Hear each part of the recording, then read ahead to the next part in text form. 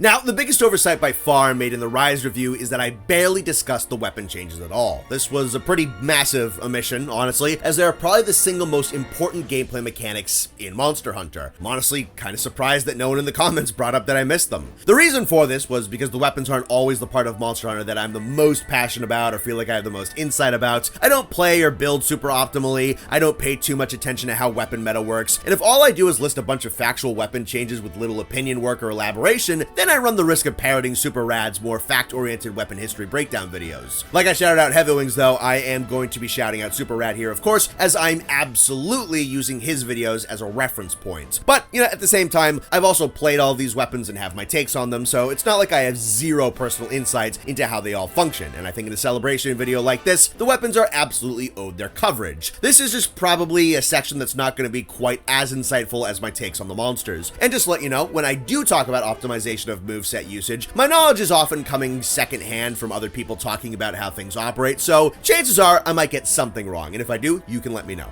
Iceborne Greatsword feels outstanding. The additions to the weapon as well as the implementation of damage numbers really sells the thing as the big meaty damage stick of the games. It's honestly weird to think that it wasn't until World that the true charge slash and the shoulder tackle were even introduced. These two moves almost define the modern Greatsword in a couple of incarnations. World's version of the weapon really wants you to be using those charged sword strikes. In fact, they're so good and so easy to execute that other attacks like the round slash and the sword slap are effectively irrelevant in the game. They've streamlined the Greatsword charge slashes into a more simplified combo where you can go directly into the strong charge slash out of the normal charge slash, while still being able to combo into other attacks if you wanted to. The charge combo now ends with the true charge slash, where you toss your sword ahead with so much force that you go cartwheeling into a gigantic sword hit. This is amongst the most satisfying moves to hit ever. It's meaty, it's heavy, it makes that big number, the thing's awesome. And Iceborne makes it even easier to pull off by allowing you to perform a slinger burst out of any charge move and follow that up into a true charge slash.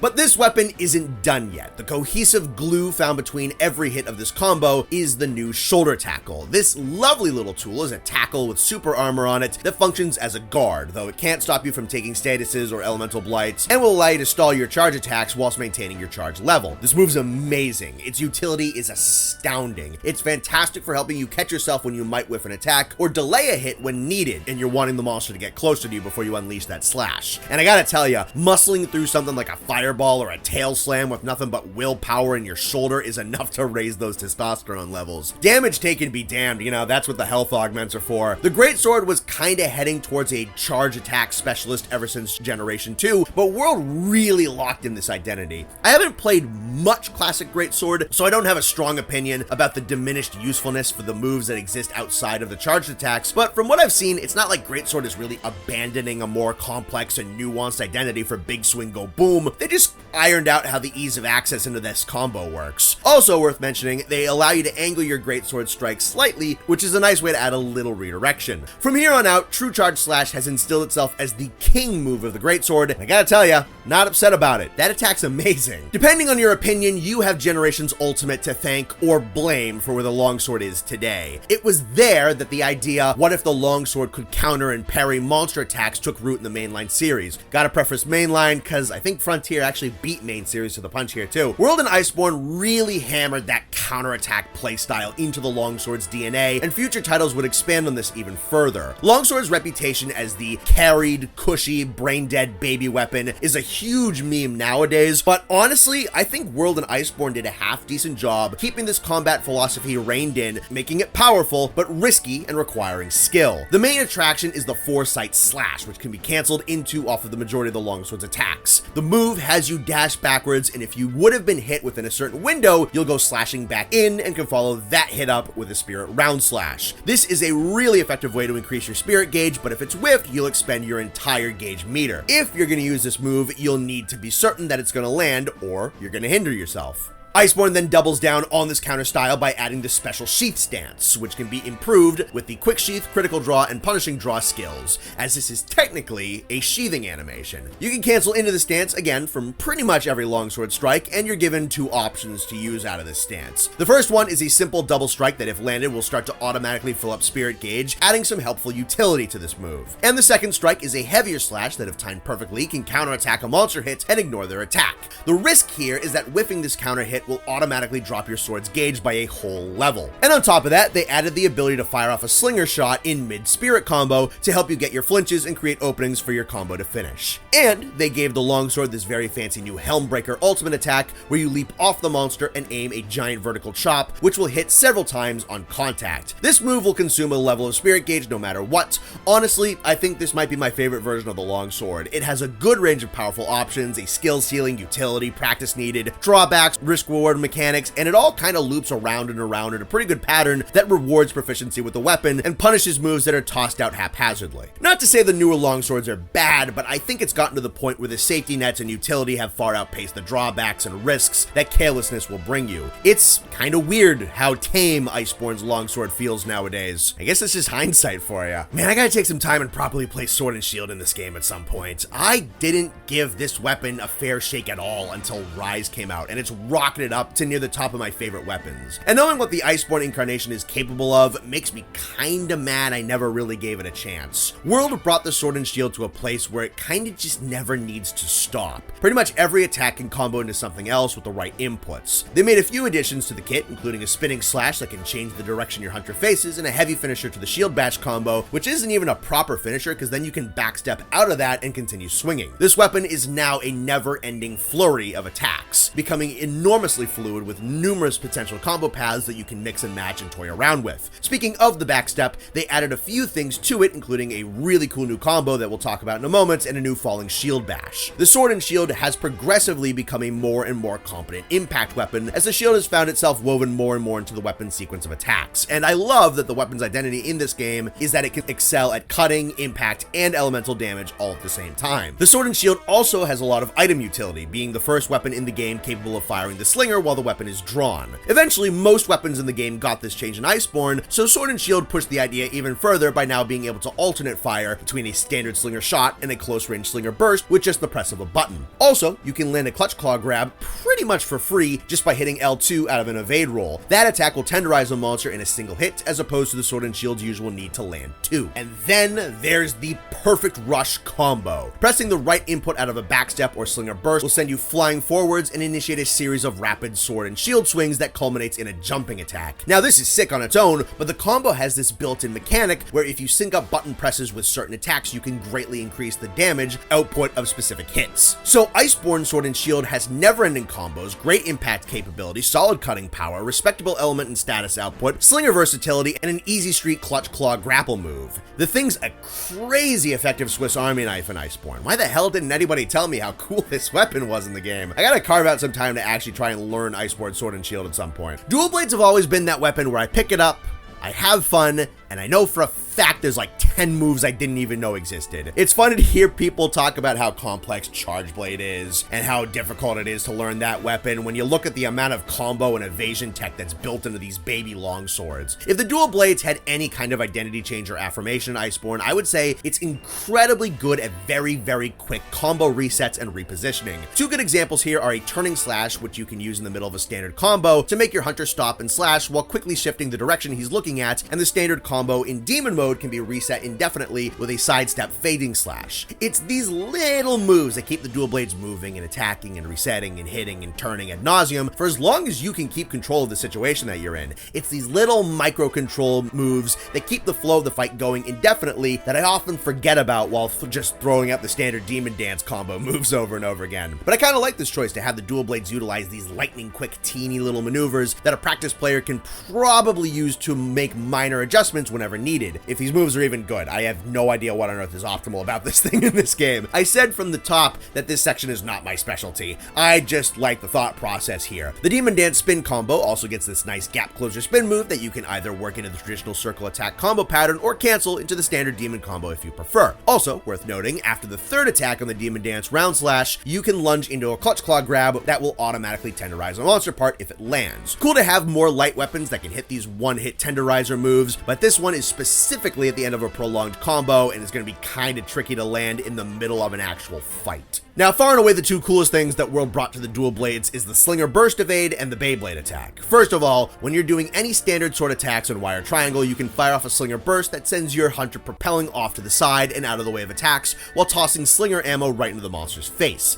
This is a really sick move in its own right. It has decent flinch chance attributed to it, and it has a huge dodging dive that can help you get out of a bad situation. On top of that, the dual blades is the only weapon where you can Slinger Burst things like Flash Pods and Sonic Pods. So you can perform these kind of drive-by flashbangs point blank in a monster's face if you want to, which is pretty fun. And then the Beyblade attack is performed during most sliding or jumping animations. While in demon mode, you can send yourself flying into the air, blades spinning around, and if you manage to connect that attack to a monster, you will go flying down their body in a spinning whirlwind of swords. I think this attack got a lot of people to try out dual blades in World. Can't blame them either. I can appreciate anyone who knows dual blades very well and remembers all the intricate ins and outs and effective combo branches that the thing allows for. Maybe one day I'll really commit myself to it, because I've always been a casual fan of the dual blades. Iceborne Hammer got 3 new things: Supercharged Bonk, Whack-A-Mole Caveman Bonk combo, and Sonic the Hedgehog.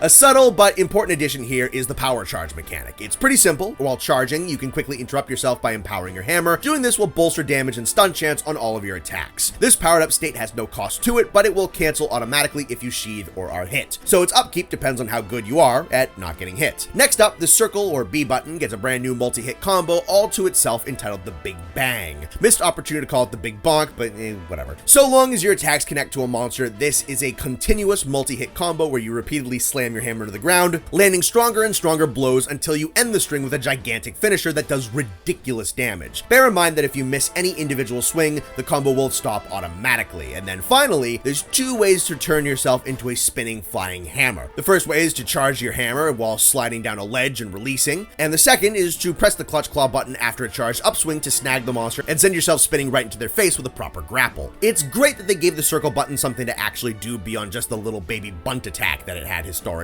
The spins will never get tiring, and getting a power boost pretty much for free is certainly not going to be argued against. Hammer doesn't get the craziest rework of all time here, but hey, what's here is kind of flashy and fun as hell, so I'm not complaining. Okay, so in terms of actual new attacks, the Hunting Horn didn't get too much in World and Iceborne, and they instead just went about making several major improvements towards song playing and resource management. I ran an entire playthrough of Hunting Horn on stream. I love it in Iceborne. Probably really bad at it, but I don't care. Loved it anyway. So I'll explain this the best that I can. When you use a string of moves that is needed to play a song, that song is stored in a queue. It used to be that you played the notes, and then whatever notes you had recently activated were notes that you could then play in recital mode, and if those notes matched a song that your Hunting Horn could play, you could get the buff off of that song. In World, any completed song is then taken and then stored automatically, and the 3 songs that you completed most recently are what will be saved in that queue for you to play whenever you want. They don't have to just be in the note screen at that time for you to actually play them. From there, by pressing R2, you can enter recital mode and begin playing the songs you have stored. You can press a slightly different input to start with a different song saved in the queue if you want. While you're playing, what you can do is press L2 to force the Hunting Horn to continue playing the other songs in the queue, meaning that you can play all 3 stored songs in one single animation if you so choose. There's also an encore mode where you can play any song you just played a second time and get a strengthened or extended extra tier to that song. This encore will apply to every song you just played, allowing you to get powered up versions of 3 songs all within the same animation. Additionally, the game doesn't toss out notes once their song is put in the queue. So, if for instance there's a song on your list that ends with 1 note and another song starts with the same note, that individual note you played can count towards both songs, meaning you don't have to input every single individual note and can instead use one song to feed into the queuing of another. All of this tech accelerates your ability to put out powerful buffs considerably. Following a proper combo path can very quickly queue up 3 songs that you can play and then amplify in one prolonged animation, making the weapon much more time efficient and able to support your team quickly. It's also worth mentioning that you can play different musical sounds depending on which song you initiate in the queue. So, that by itself is a gigantic quality of life improvement that makes the weapon a lot more approachable. In Iceborne, they added to the weapon a bit more by adding this multi-hit spin move that can deal damage while also allowing these special alternative notes to be played. These special songs have 2 functions and each horn has one of each. There are songs that leave these buff-granting bubbles on the ground that you can run into to benefit from, and there's a dragon and sonic attack song that deal damage while you're in recital mode. The cool thing about these attack songs is that they can also be stored, queued, and then stacked one on top of the other. So you can play that sonic attack song 3 times and then use the recital and encore mode to play all 3 sonic waves at the same time, giving really nice damage numbers. The hunting horn has always struggled to find popularity right up until around Rise and Wilds, and although I think this incarnation of the weapon is exceptional, this one wasn't played all that much either. Once you figure out how to combo those notes together and stockpile your songs, the weapon makes a lot more sense, is a blast to play, and is awesome to use in a team.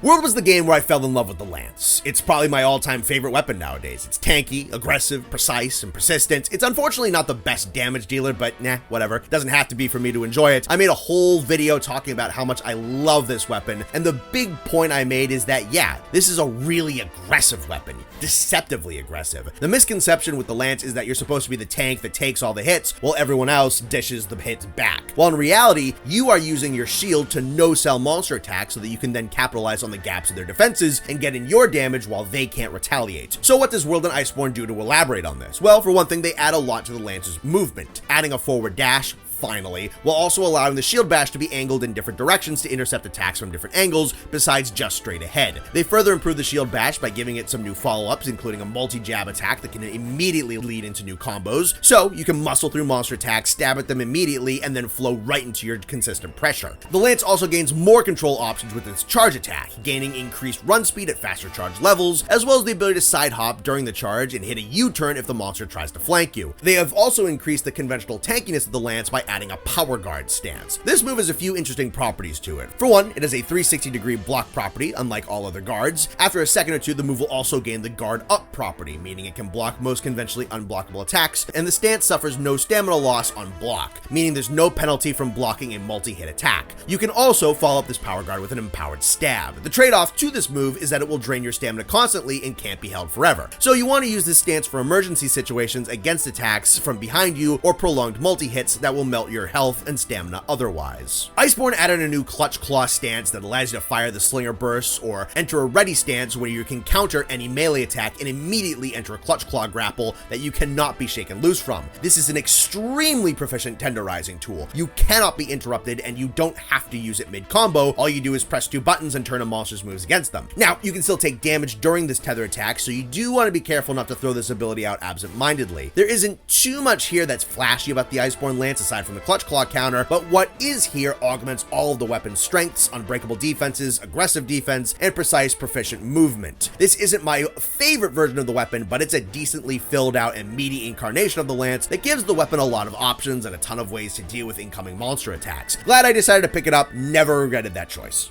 Gunlance is another weapon that, due to its long history and complex technicalities, has changed a lot over the years, and has occasionally struggled to keep its core gimmick balanced, oftentimes being overbalanced and overcomplicated. World and Iceborne Gunlance makes some solid steps in balancing the weapon, but isn't the best incarnation. In World, the Gunlance got some useful minor utility changes, including an improved quick reload by letting it fully reload all of the Gunlance's shells. It also got the Lance's moveset updates, and it axed the awful heat gauge mechanic from Generations, all of which are solid quality of life improvements.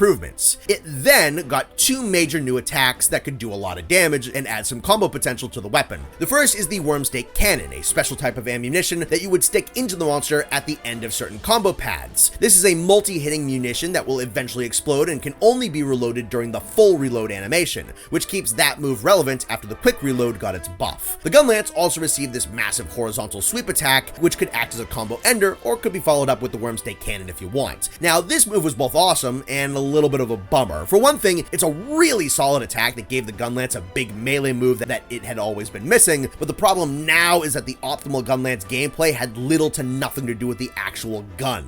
Whoops. So players of the weapon dubbed this Slap Lance, since pretty much all you were doing was slapping monsters around with a giant gun barrel. Iceborne sought to rectify this by adding the Wormstake Blast attack. By loading in slinger ammo, you could replace the Wormstake cannon with a new projectile which will lodge itself into a monster for an extended period of time. Once it's in there, it will produce these aftershock bonus explosions off of any gun lance shelling hit that connects with the targets. So basically, if you get this projectile in the body and shoot it, all of your shells will hit twice. Now this absolutely brought shelling back into prominence on the gun lance, but another issue pops up, and that now you can only fire off this attack at the end of a combo. So good luck lodging this thing into a monster in the place that you want to while it's up and moving around. You're probably going to want to force a knockdown with a flint shot or a mount to get the blast exactly where you want it. And then if you want to keep your damage consistent, you can only hit the spot that you've marked. So yeah, gun lance is far from a bad weapon in World. This is the version that got me interested in the weapon in the first place, and it can be really fun once it gets moving, but there's some design stumbles here that make the weapon's core gimmick either suboptimal or difficult to set up and keep consistent. Glad it got better and more fun from this point on. Switch Axe, on the other hand, is a weapon that's never struggled too badly. It's fast, it's strong, it's layered without being too messy, it has decent raw and elemental damage depending on which moves you use, and its mobility ain't half bad. So what did the developers even need to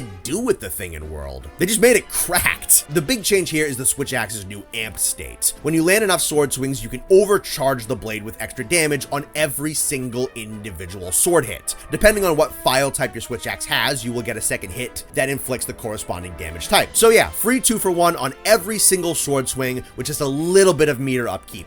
That by itself is crazy. Now what happens if your amped Switch Axe performs its elemental discharge attack? Well, if the initial thrust connects, you will grapple onto the monster, jab your Switch Axe into them, and perform the zero-sum discharge, expelling tons of energy directly into the monster, culminating in an explosion. Now Iceborne added a mechanic where if you use the discharge but don't latch onto the monster, you can press the clutch claw button to fire off a tether and potentially grapple onto the monster anyway. I guess this tool is meant to serve as a kind of like a whiff recovery, but you can also use it to get a clutch claw tenderize off if your blade isn't amped. I don't know, this is kind of a weird addition that I don't see anybody use, and I barely even touched myself. So that's some pretty crazy new changes for the sword form. What about the axe? It didn't get anything quite that useful, but it did get some notable modifications. Now, there were a couple of changes and a fade slash that were added in the base game of World, but those were pretty much completely trashed and reverted in Iceborne. Instead, they added some mechanics to the Wild Swing combo, which is a move that typically goes unused unless your sword isn't charged and the monster is knocked down. First of all, a new combo finisher was added to the swing, which can empower the axe attacks temporarily and increases their flinch chance, which is a pretty handy way to give the axe some actual utility, considering how much damage the sword form can put out when compared to the axe. Also, you can instead choose to retreat out of the wild swing by firing off a slinger burst and backstepping, which will allow you to actually use the combo when the monster's up and running around, since you now have a safe way to cancel the combo. This stuff is alright, it has its uses, but the sword form is so strong in Iceborne that the axe kind of struggles to keep up. This has always been the case, but the amp state really pushed the sword form out ahead. The lance may be my all-time favorite weapon, but the Switch Axe has been the weapon I've always played and can always come back to, and that sentiment is only reinforced with what World did to it.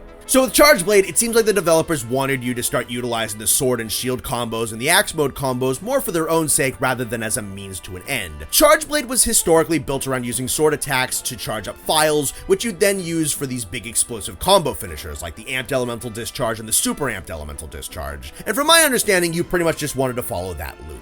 World and Iceborne essentially gave the weapon branching pathways to consume files so that you could break up that loop if you wanted. For one thing, if you had a charged shield and built up files, you could perform the condensed elemental slash, which will imbue your sword with additional file damage. So now every hit in the sword and shield form will deal an extra tick of damage based on the weapon's file type. Additionally, your sword will gain automatic Mind's Eye, which is a cool little addition.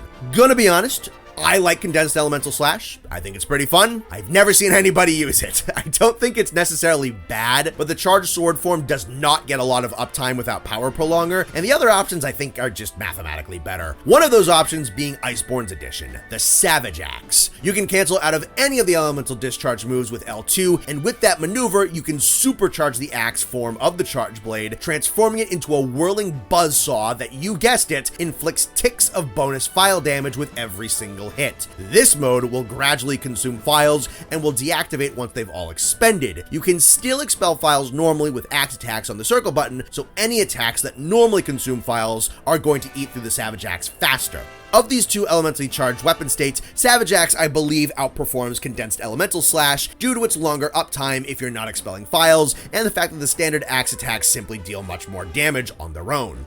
Some other things worth mentioning is that Charge Blade will no longer depower a charged shield after performing an SAED. The shield will simply remain powered up for a fixed stretch of time. This is a very nice little piece of quality of life, and it prevents the weapon from continuously resetting to 0 over and over and over. You have so much less resource management to worry about here. Also, there was a sliding slash added that you can perform in the middle of your sword and shield combos, which you can immediately follow up with more sword and shield attacks. It's a neat little maneuver that allows you to reposition and extend your combos so you can keep dodging around and attacking. However, as far as I'm aware, this is not a true evade and lacks any iframes. So even though you're still definitely going to want to be using your giant SAED combo explosions with Iceborne's Charge Blade, I appreciate that the weapon just feels like it has a little bit more to do and explore, even if some of the weapon's new options aren't exactly optimal. As someone who doesn't optimize my moveset, it makes the weapon a lot more fun for me just because I like now picking and choosing whatever route I want to use with my files, and I'll swap around all over the place during the fight. It keeps the weapon from feeling repetitive for me, and the Savage Axe is just the most max testosterone thing out there. Whipping around a giant lightning buzzsaw axe is the sickest thing in the world. I've always had a pocket Charge Blade in pretty much every Monster Hunter game, and Iceborne's version of the weapon helps solidify that.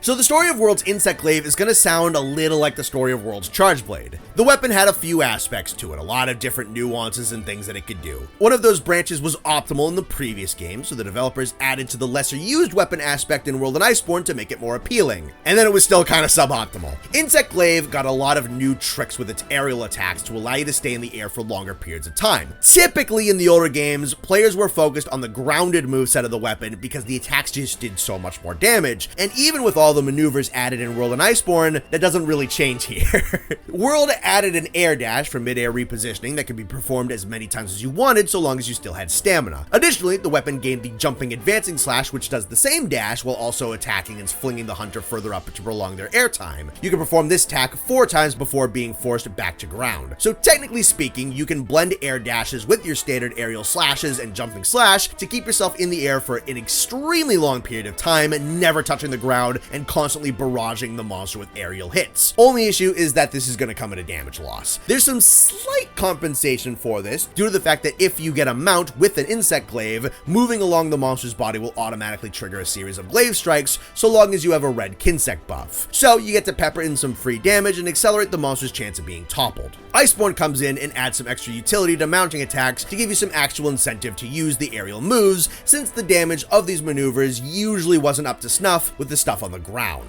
First of all, Iceborne added the Descending Thrust. This move is great for 2 reasons. 1, it's got some of the best damage that the weapon is capable of outputting in the game, especially on a single hit. And 2, when this attack lands, it will automatically mark the monster with pheromones and can deploy the Kinsect immediately to attack the marked target as well. This is awesome because now you don't have to interrupt the fight to fire off a marker. You can just do that for free off of what was already one of the best moves in the weapon's kit. Additionally, you can deploy the Clutch Claw in the middle of your aerial moves to grab a quick Tenderize if you have a good opening. It's among the faster ways to deploy the Clutch Claw, which can be kind of nice if you see the monster doing a high commitment attack. So your aerial moves certainly aren't useless, but even with all that utility, they're just a nice little add-on that you're typically going to thread in between the grounded attacks. On the other end of the weapon, the Kinsect actually gets a lot of revamps here in World and Iceborne. For one thing, feeding slinger ammo to the glaive can empower the Kinsect and allow it to gather 2 buffs off of a monster simultaneously before returning to you, reducing the amount of times you need to send it out. Additionally, if a monster is marked and you deploy your Kinsect and leave it out on the battlefield instead of recalling it, it will attack the monster, dealing extra damage and leaving these clouds behind that you can attack to trigger certain effects. There's high damage blast clouds, a healing cloud, and clouds that cause poison and paralysis buildup. So once your Kinsect has given you the buffs you need, you can keep the little guy out in the fight to maximize your damage output, weaving him more and more into the kit and making him more than just a buff extractor.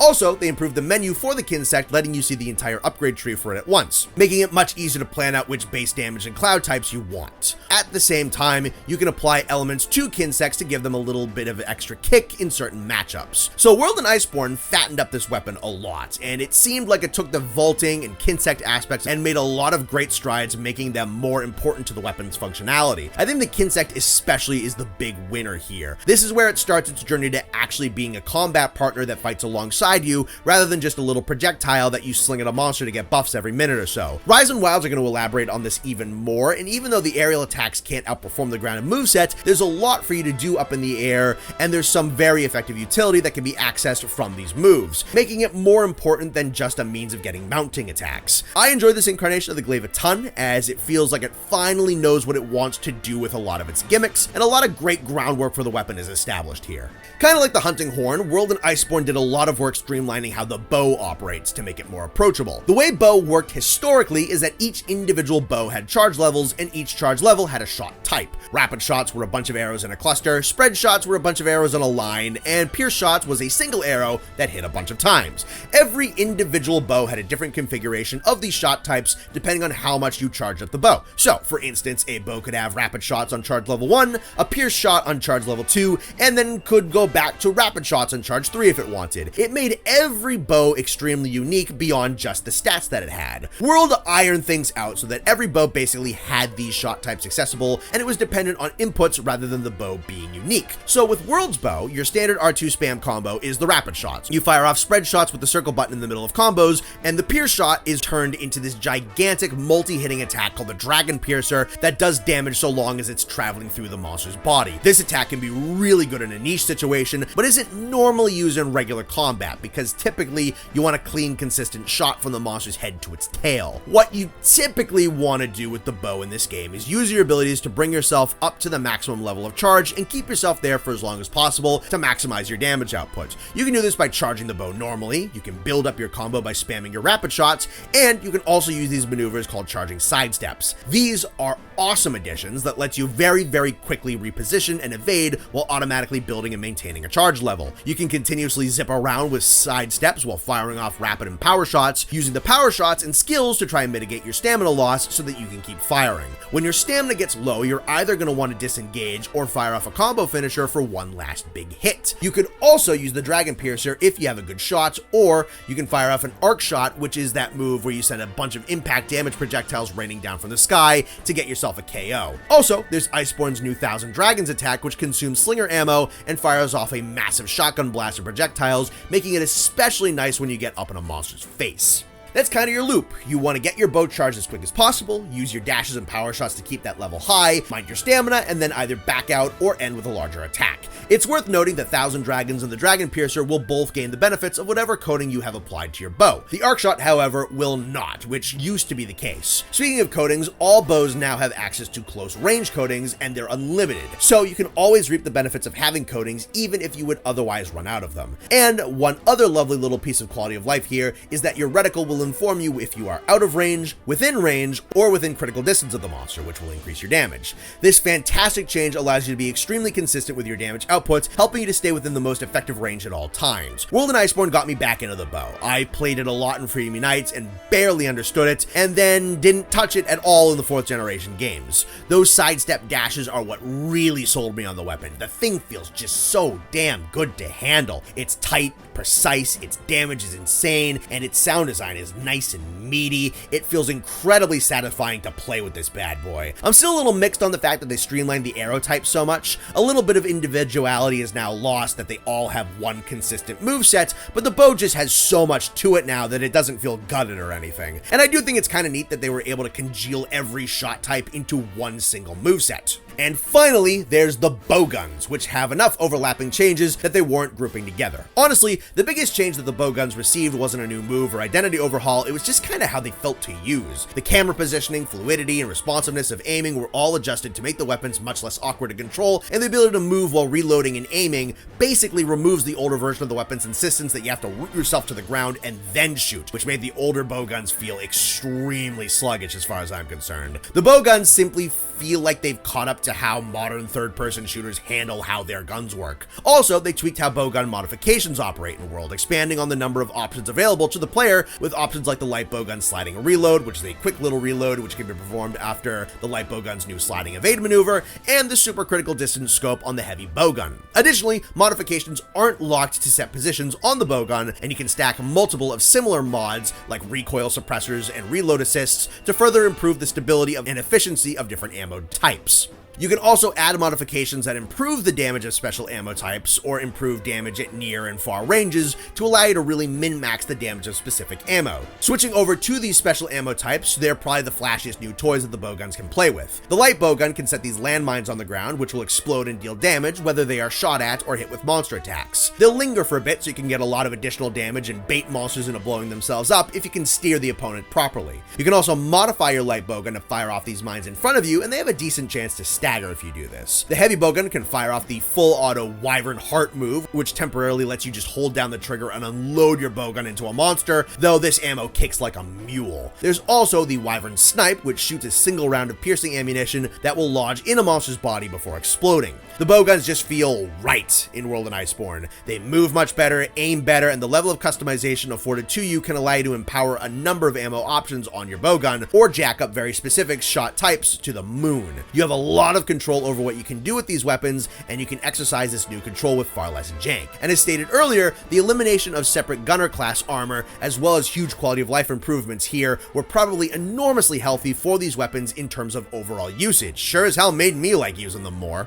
And that's what World Iceborne brought to their 14 weapons. Glad I rectified what was probably my biggest mistake in the Rise review. I think this game was overall pretty nice to its weapons in every category aside from the Clutch Claw and how some weapons did and didn't implement it. Weapons like the Hunting Horn and the bow didn't have their complexity stripped, but they got properly ironed out into weapons that are far more approachable and easy to wrap one's head around. Weapons like Charge Blade were simply granted more versatility to their entire kit, making them a lot more fun to explore the full extent of. Some weapons like the Sword and Shield and Dual Blades were given some cool expansions, as well as lots of little fun tricks that worked with the Slinger and the Clutch Claw, properly actualizing those tools as components of the natural flow of combat. Some massive iconic attacks like the True Charge Slash and the Zero Sum Discharge made their first appearances here. There's something substantive for pretty much every weapon, even if some got more love than others. I will say though, the lopsided inclusion of the Slinger and Clutch Claw tool into the kits of all of these weapons is a bit of an odd blemish for the combat in this game. In that instance, it sometimes feels like the developers ran out of ideas. World is the first game that got me to eventually try every weapon, and I don't think there's a single one in here that I don't like playing. Once again, if I got any of my facts wrong, let me know. I'm not an expert at moveset optimization or weapon meta, and though I did some research, I'm sure I got something backwards or interpreted wrong. So just let me know. And now we can move on to the maps. Took us a little while to get here, but let's now actually talk about those big fancy new seamless maps that World and Iceborne featured. Generally speaking, I would say that we have a very solid selection here, and that some of the best locales can be found in World and Iceborne. We start off with what is maybe the most contentious map in the game, that being the Ancient Forest. It's kind of fitting that both the original title and the first game of the new era begin with a map centered around forests and hills and changing elevations while having some high highs and some low lows in the map design. The Ancient Forest is massive, winding, claustrophobic, scenic, and a tad confusing at times. I think I remember it being stated in an interview that the Ancient Forest was responsible for the 3D map that we now have in Wilds because people were getting lost. Granted, I don't really like World's map layout in general, and I don't think it helped make the Ancient Forest any easier to wade through. More so towards the bottom of the tree, the sheer amount of pathways and caverns can sometimes have me popping in and out of zones that I wasn't even really trying to get to, and I can occasionally forget the fastest path between one area and the next. But, you know, I'd be lying if I said this place was difficult to navigate. Honestly, I think the autopilot nature of the scout flies discourages memorization, and I'd have the layout down a little bit better without them. Also, I think the Ancient Forest's camp alignment could be a little bit better. What this place is missing is a camp for the mid layer of the tree branches. There's 3 camps at the bottom layer, and the ones at areas 7 and 11 are weirdly close for how huge this map can be.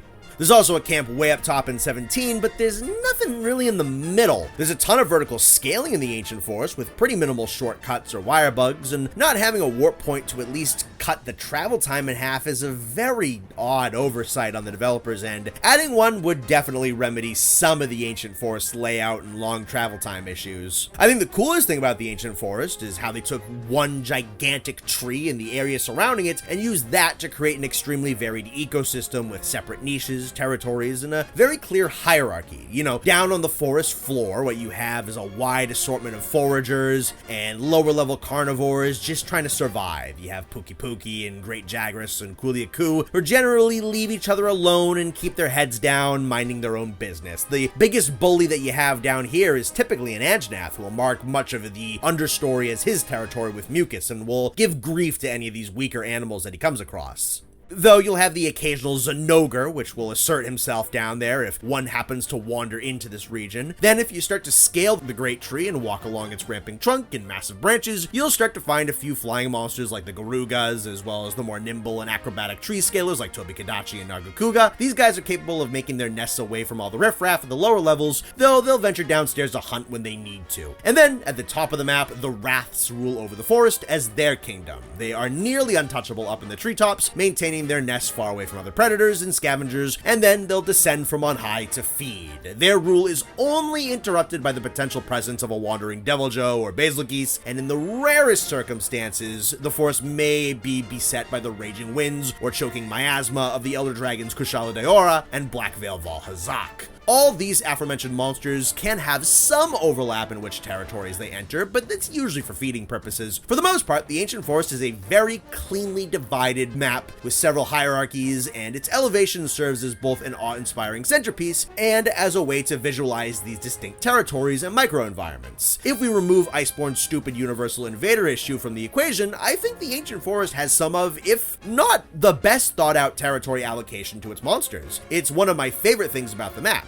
Yeah, monsters in the old games had their own distinct range of battle zones that they could and couldn't enter, but the Ancient Forest very much feels like an ecosystem that can and does function without human interference. The place sorted itself out on its own. The monsters stick to their regions that best serve their biological adaptations, the rulers run the place unchallenged from lofty positions, the weak slink around unseen in the undergrowth, sticking to caves and dense foliage to survive, and those of proficient to middling strength stay in their lane and take what advantages they can find. I think the map nails the immersive world building that the game really wanted to show off. When it comes down to the art of the map, the Ancient Forest excels in its scale and its form, but not so much in its diversity or colors. I would say that it's a little lacking in originality, as it's not one of the most remarkable big, lush, verdant forest maps, but I think the concept of using the trunk, branches, and interior of a gigantic tree to make a large variety of battle zones is a unique take on your typical jungle map. And they get really good mileage out of this idea too. I love all of the winding, gnarled paths made out of enormous, sturdy branches, as well as smashed together sticks and vines that have been ground down into makeshift paths. You also get all of these offshoots coming out of the Great Tree that are large enough to be their own trees. I think these mid-sections are my personal favorite part of the Ancient Forest. It highlights what I was talking about much earlier, with the maps not being able to hide all of the in-between details anymore. Being able to walk along the massive branches and hike up and down them really sells how colossal the Great Tree is and how small you are by comparison. The old maps can do a really good job of showing off scale by having vast sweeping backgrounds, but a modern map like the Ancient Forest shows scale by making you feel small against the enormity of nature and compelling you to go endure all of that enormity on foot. Another thing I think the forest is good at is subtle mood changes. The areas right under the tree often can be pretty tight and have a lot of foliage coverage, which helps to create the illusion of a dense and smothering jungle, even though realistically you'll never be that far away from a zone that'll be exposed to sunlight. This is a design choice that I find complements the multiple choice pathways that snake throughout the lower levels of the forest, and contributes to a sense of being lost in the jungle in an artistic way. There's also some really nice landscape shots when the Ancient Forest does decide to open up, which makes for some solid contrast to the impenetrable foliage in other sections. It helps that world has some really gorgeous skyboxes, so when you're up nice and high and looking out at the sunset, the game will show you just how beautiful it can be.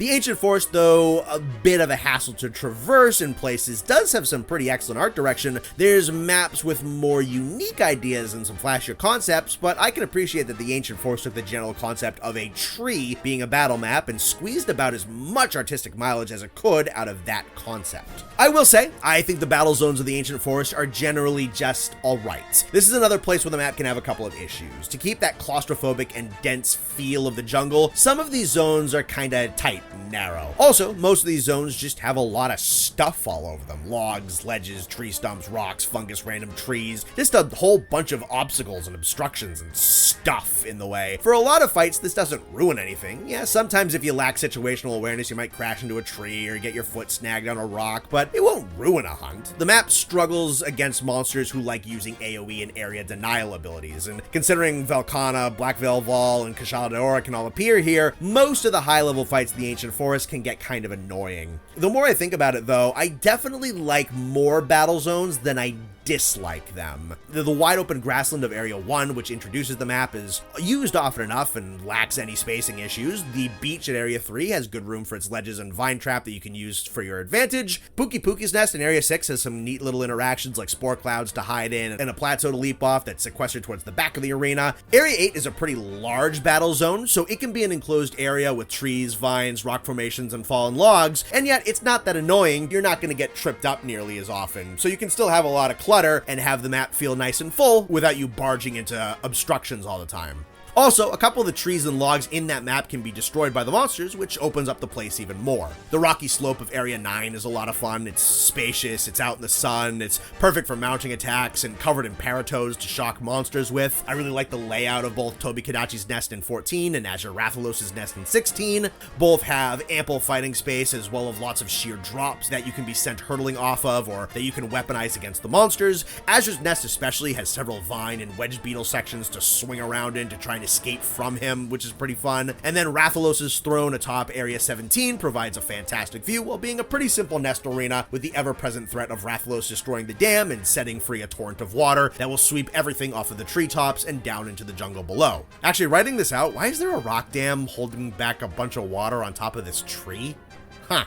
Anyway, the Ancient Forest is a map that I think has a lot of strengths and some notable flaws. I think it sells worlds want to have big, striking, larger-than-life maps very well. I think it's able to do a ton with the concept of a hunting ground built into and around a giant tree, and I think it has an extremely well-thought-out ecosystem. At the same time, I think its layout of camps could be improved, some more wedge beetles would be appreciated, a few of its zones are obnoxious to fight in, Elder Dragon battles are especially unfun here, and the physical map layout of World does not lend itself well to a map with this much verticality. It's a solid start, but not World's strongest offering.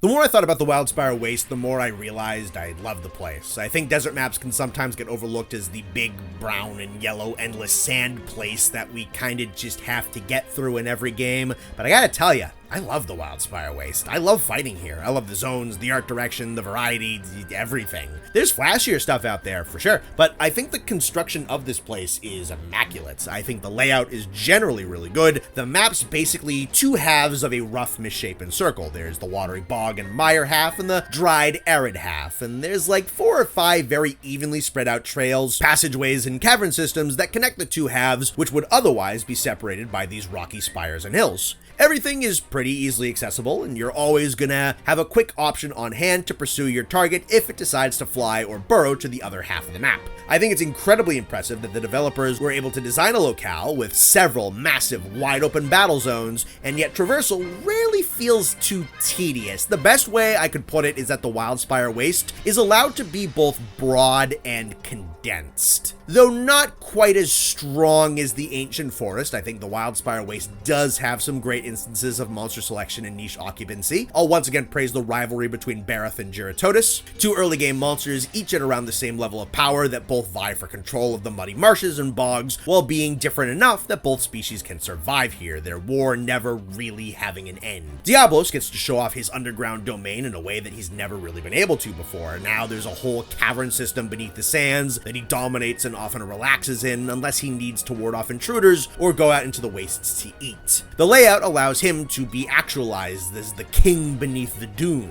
trails. And the small forested sections serve as hunting grounds and as daytime shade for things like Rathian and Nightshade Palumu. Then you get your big confident super predators like Glavenus, who just wanders around and does as he pleases, as there's very little in this region that would be stupid enough to ever attack him. Every region of the Waste has at least a few monsters who make the varied microbiomes their own, allowing the Waste to host a fairly diverse array of life. And the art direction here is what I think absolutely makes the Wildspire Waste stellar for me. This is the best representation of the strengths and challenges world faces by having seamless maps. The Wildspire Waste has to simultaneously be a large sprawling desert and diverse enough to be interesting. So they do something really sick. There's a river flowing into the Waste from the ancient forest, creating a link between these two locales, or at least their broader ecosystems. This river feeds more than half of the Wastes, making it a place teeming with life and varied zones. You can manually follow every inch of the path of the river as it flows down, pools, creates a small forest, then cuts through the rock and the hills, and spills out into a great muddy marsh that is populated with wildflowers and flows out as far as the eye can see. It's the relationship with the ancient forest and the river that flows from it that allows the Wildspire Waste to be so much more than a lot of the other desert maps could ever be. Every change and aspect of the journey is sensible and trackable. You can tell precisely how this region came to be the way that it is simply by observing it. I don't think you can do that as well with a map that has separate loading zones and immeasurable distances between those zones. None of the development feels rushed or inexplicable here, and then once you pass the rocky hills and crags which cut the water off, you still have your big arid sandy desert. I think the contrast here actually helps the more conventional desert sections, as those bits get to feel more harsh and more hostile due to the fact that the wastes are less artistically homogeneous than pretty much any other desert map in the series. It might seem silly to geek out about a river, but I think the craftsmanship and the little bits of visual storytelling here are nothing short of excellent and worth noting. And on top of that, I enjoy fighting pretty much everywhere here. I think the corridor of Area 7 is a tad narrow, and Area 3 feels a little small to be the nest of Glavenus, but that's really the only places that feel cramped or unfun. Area 6 may be one of my favorite battle arenas ever. It is perfectly massive to accommodate all the stuff on it. There's ledges all over the place and large elevated plateaus, a bridge made out of rock, broad open battle arenas, and a few tight little alleys to get stuck in. There's even a tiny hideaway for Kuliaku to sneak off to. This place is like 3 zones in one, and it's perfect for opponents like Diablos and Deviljho, Glavenus, and Lunastra to throw around all of their size and their power while giving you plenty of room to engage with these massive opponents and also allowing you several interactables to assist you. Then you have areas 5 and 8, which are your other 2 gigantic arenas, these being the giant wide open marshy bog and the dune-swept desert. They also allow the large bosses of this region to have a lot of breathing room, and though they lack the more intricate verticality, they do have lots of ledges and dunes to keep the terrain uneven and grant you aerial attack opportunities. The caverns beneath the desert, the forested Area 2 and the wyvern nest in Area 12, allow some tighter enclosed spaces to add a little bit of variety and grant you some more intimate battle settings to contrast the several massive open battlefields found here. This is a locale that has only gotten better with age as far as I'm concerned.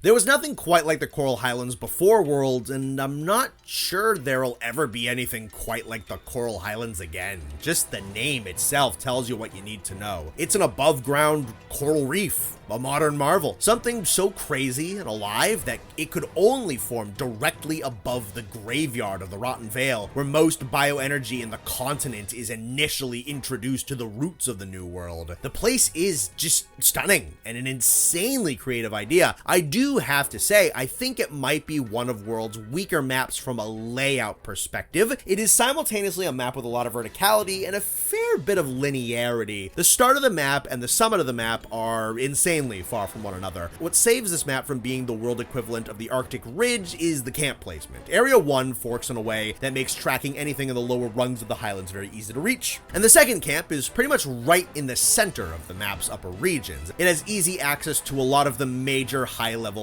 zones in the Highlands, so you can pursue any of the map's flyers pretty easily. There will be times when a flying monster on this map elects to travel over several zones at once, and when that happens, you may find yourself having to run and climb quite a bit, as there's only 2 camps and not a ton of interconnectivity. It's a mildly tedious map to traverse in certain circumstances. They do try to remedy this with a zip line that runs between areas 3 and 8 and another that runs between areas 5 and 11, but I'll be honest, I've never touched these. They're a little out of the way, and they connect areas that are more conveniently reached by warping to camp. There's also the idea to have wind currents that you can snag onto with the glider mantle, but there's only one of those that leads up to the top of the mountain, and conventional travel up there is generally pretty decent already considering the wedge beetle traversal path that you can take to get up there instead. Iceborne helps out the Coral Highlands by bringing in monsters like Nargacuga, Zinogre, Ebony Odogaron, and Coral Puki, giving the lower levels of this region some large terrestrial carnivores and a new mid-tier omnivore to fatten out the lacking roster and give some of these areas consistent usage. For a good long while, the only Coral Highlands natives that would ever really bother with the forest floor were Tzitzi-Yaku and Paolumu, which you're not going to fight too often. So most use of the Coral Highlands was relegated to the upper reaches where flying wyverns often battle for dominance. Pink Rathian and Legiana constantly fight for control of the skies near the mountaintop, and occasionally you'd get the odd Kirin wandering about. Iceborne also brought a proper ruler to the Coral Highlands, that being Namielle. She is a perfectly crafted creature for this environment, a draconic chimera of deep sea life presiding over an above water coral reef. Multiple flying monsters can nest atop the mountain, but Namielle is the undisputed ruler here. The strength of the Coral Highlands monster roster is how fitting they feel for their environment. The animals are vibrant and varied, sporting all different shades and colors, which only adds to the beauty of the place. And then the art direction here is magnificent. You don't need me to tell you that. I mean, just look at the place. And the idea of a coral reef forest that's above water may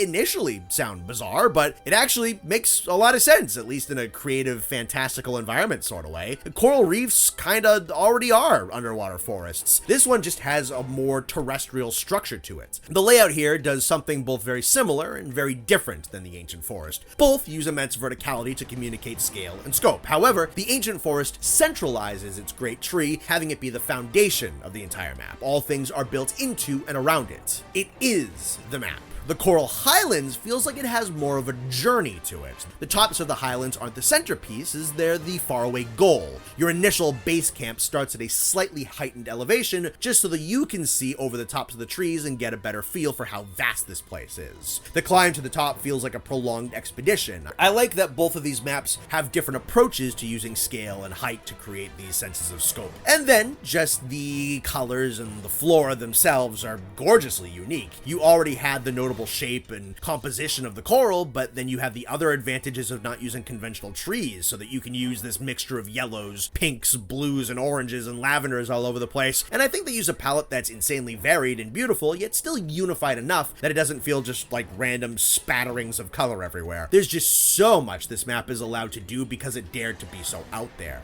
And then, I'd say that the Coral Highlands generally has some very solid battle zones. You can occasionally bump into an ancient forest issue, where you have narrow, enclosed spaces with a lot of stuff in them, but that only really happens a tiny bit in, say, areas like 1 and 2, and more predominantly in Area 7. Areas 3 and 4 are more fun zones to fight in for the lower Highlands, having decent spacing, some ramps, and these coral traps to snag monsters in. You're gonna be in Area 8 a lot. Area 8 is the Thunderdome of the Coral Highlands. Pretty much every monster that can go to the Coral Highlands can go here, and it's right in the middle of everything, and time after time you're going to be in the middle of a pitched battle, only to be interrupted by Legiana, Pink Rathian, one of the Odogarons, a Deviljho, Basil, an Elder, anything. They can all show up here and just throw the place into chaos. Now, this isn't really an issue because Area 8 is nice and open with a ton of room and doesn't become a mess. It's kind of fun to have the area that's just the resident fight club. A lot of other maps have battle zones like this that get congested, but a lot of those are kind of travel zones and don't have a ton of room, and you can get traffic jams in them pretty easily, which isn't the case here, which is awesome.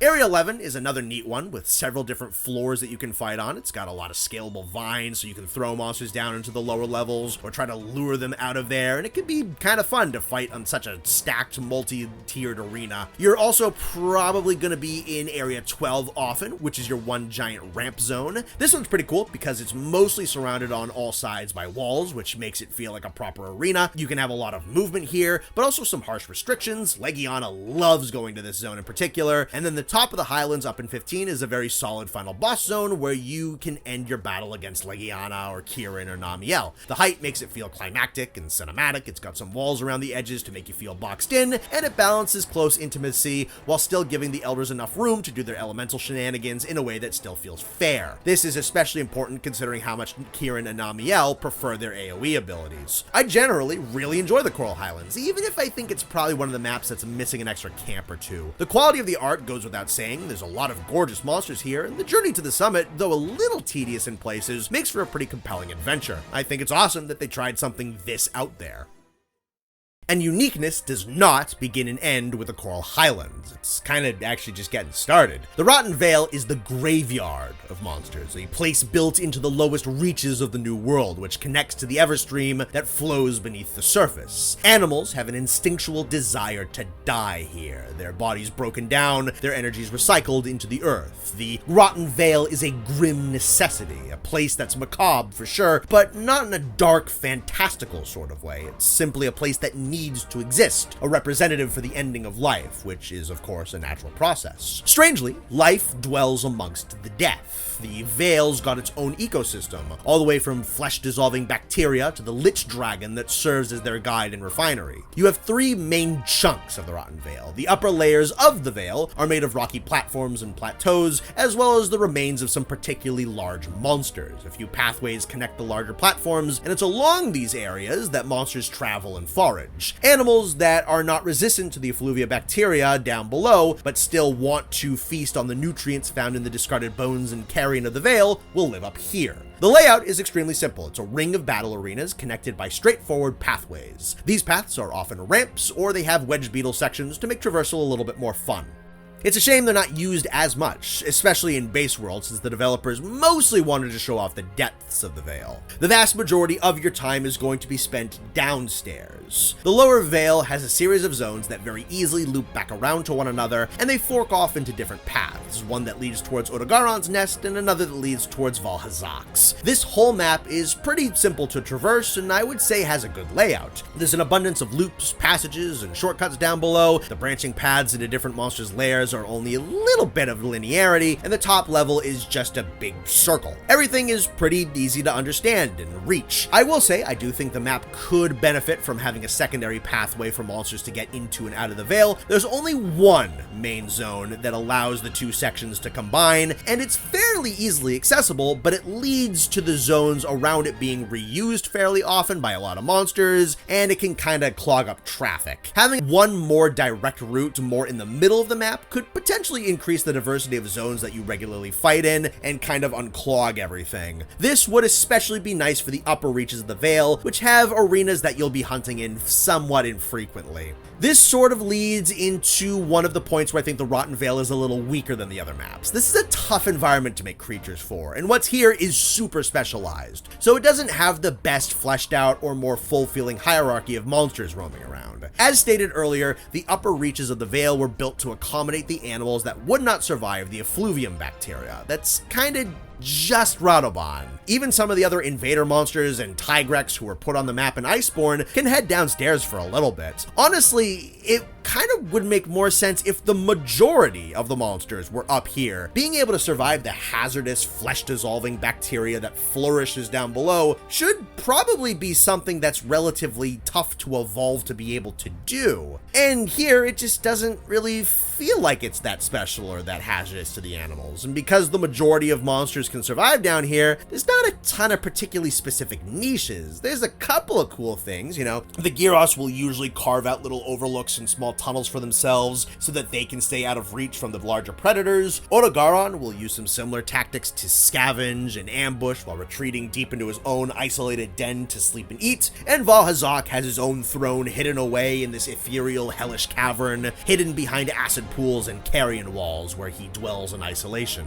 Tigrex and acidic Glavenus don't really have that much of anything interesting to do down here, and since that's pretty much it for unique residents, the Rotten Vale, I'd say, suffers the worst when it comes to invader spam problems. I haven't talked about these much, but the place also lacks small monsters, especially in the upper Vale. I think this is the locale that struggles the most to feel like a complete ecosystem. Granted, that's hard, this is a monster graveyard map, but I think some extra dichotomy between these two regions and a little more unique life would have helped this place out. Artistically though, the place is really cool. What I think is the strongest aspect of the Vale's art direction isn't just how unorthodox it is, with the bones and the carrion lying around all over the place and the brown and red, harsh, kinda dingy colors, but more so, it's how they're able to change up the tone and the atmosphere of this unique biome with just lighting and openness. So you have the upper Vale, and it's not that intimidating. Yeah, there's bones all over the place, but the sun still shines through. You can see open sky in pretty much every direction. The place is somber and quiet, but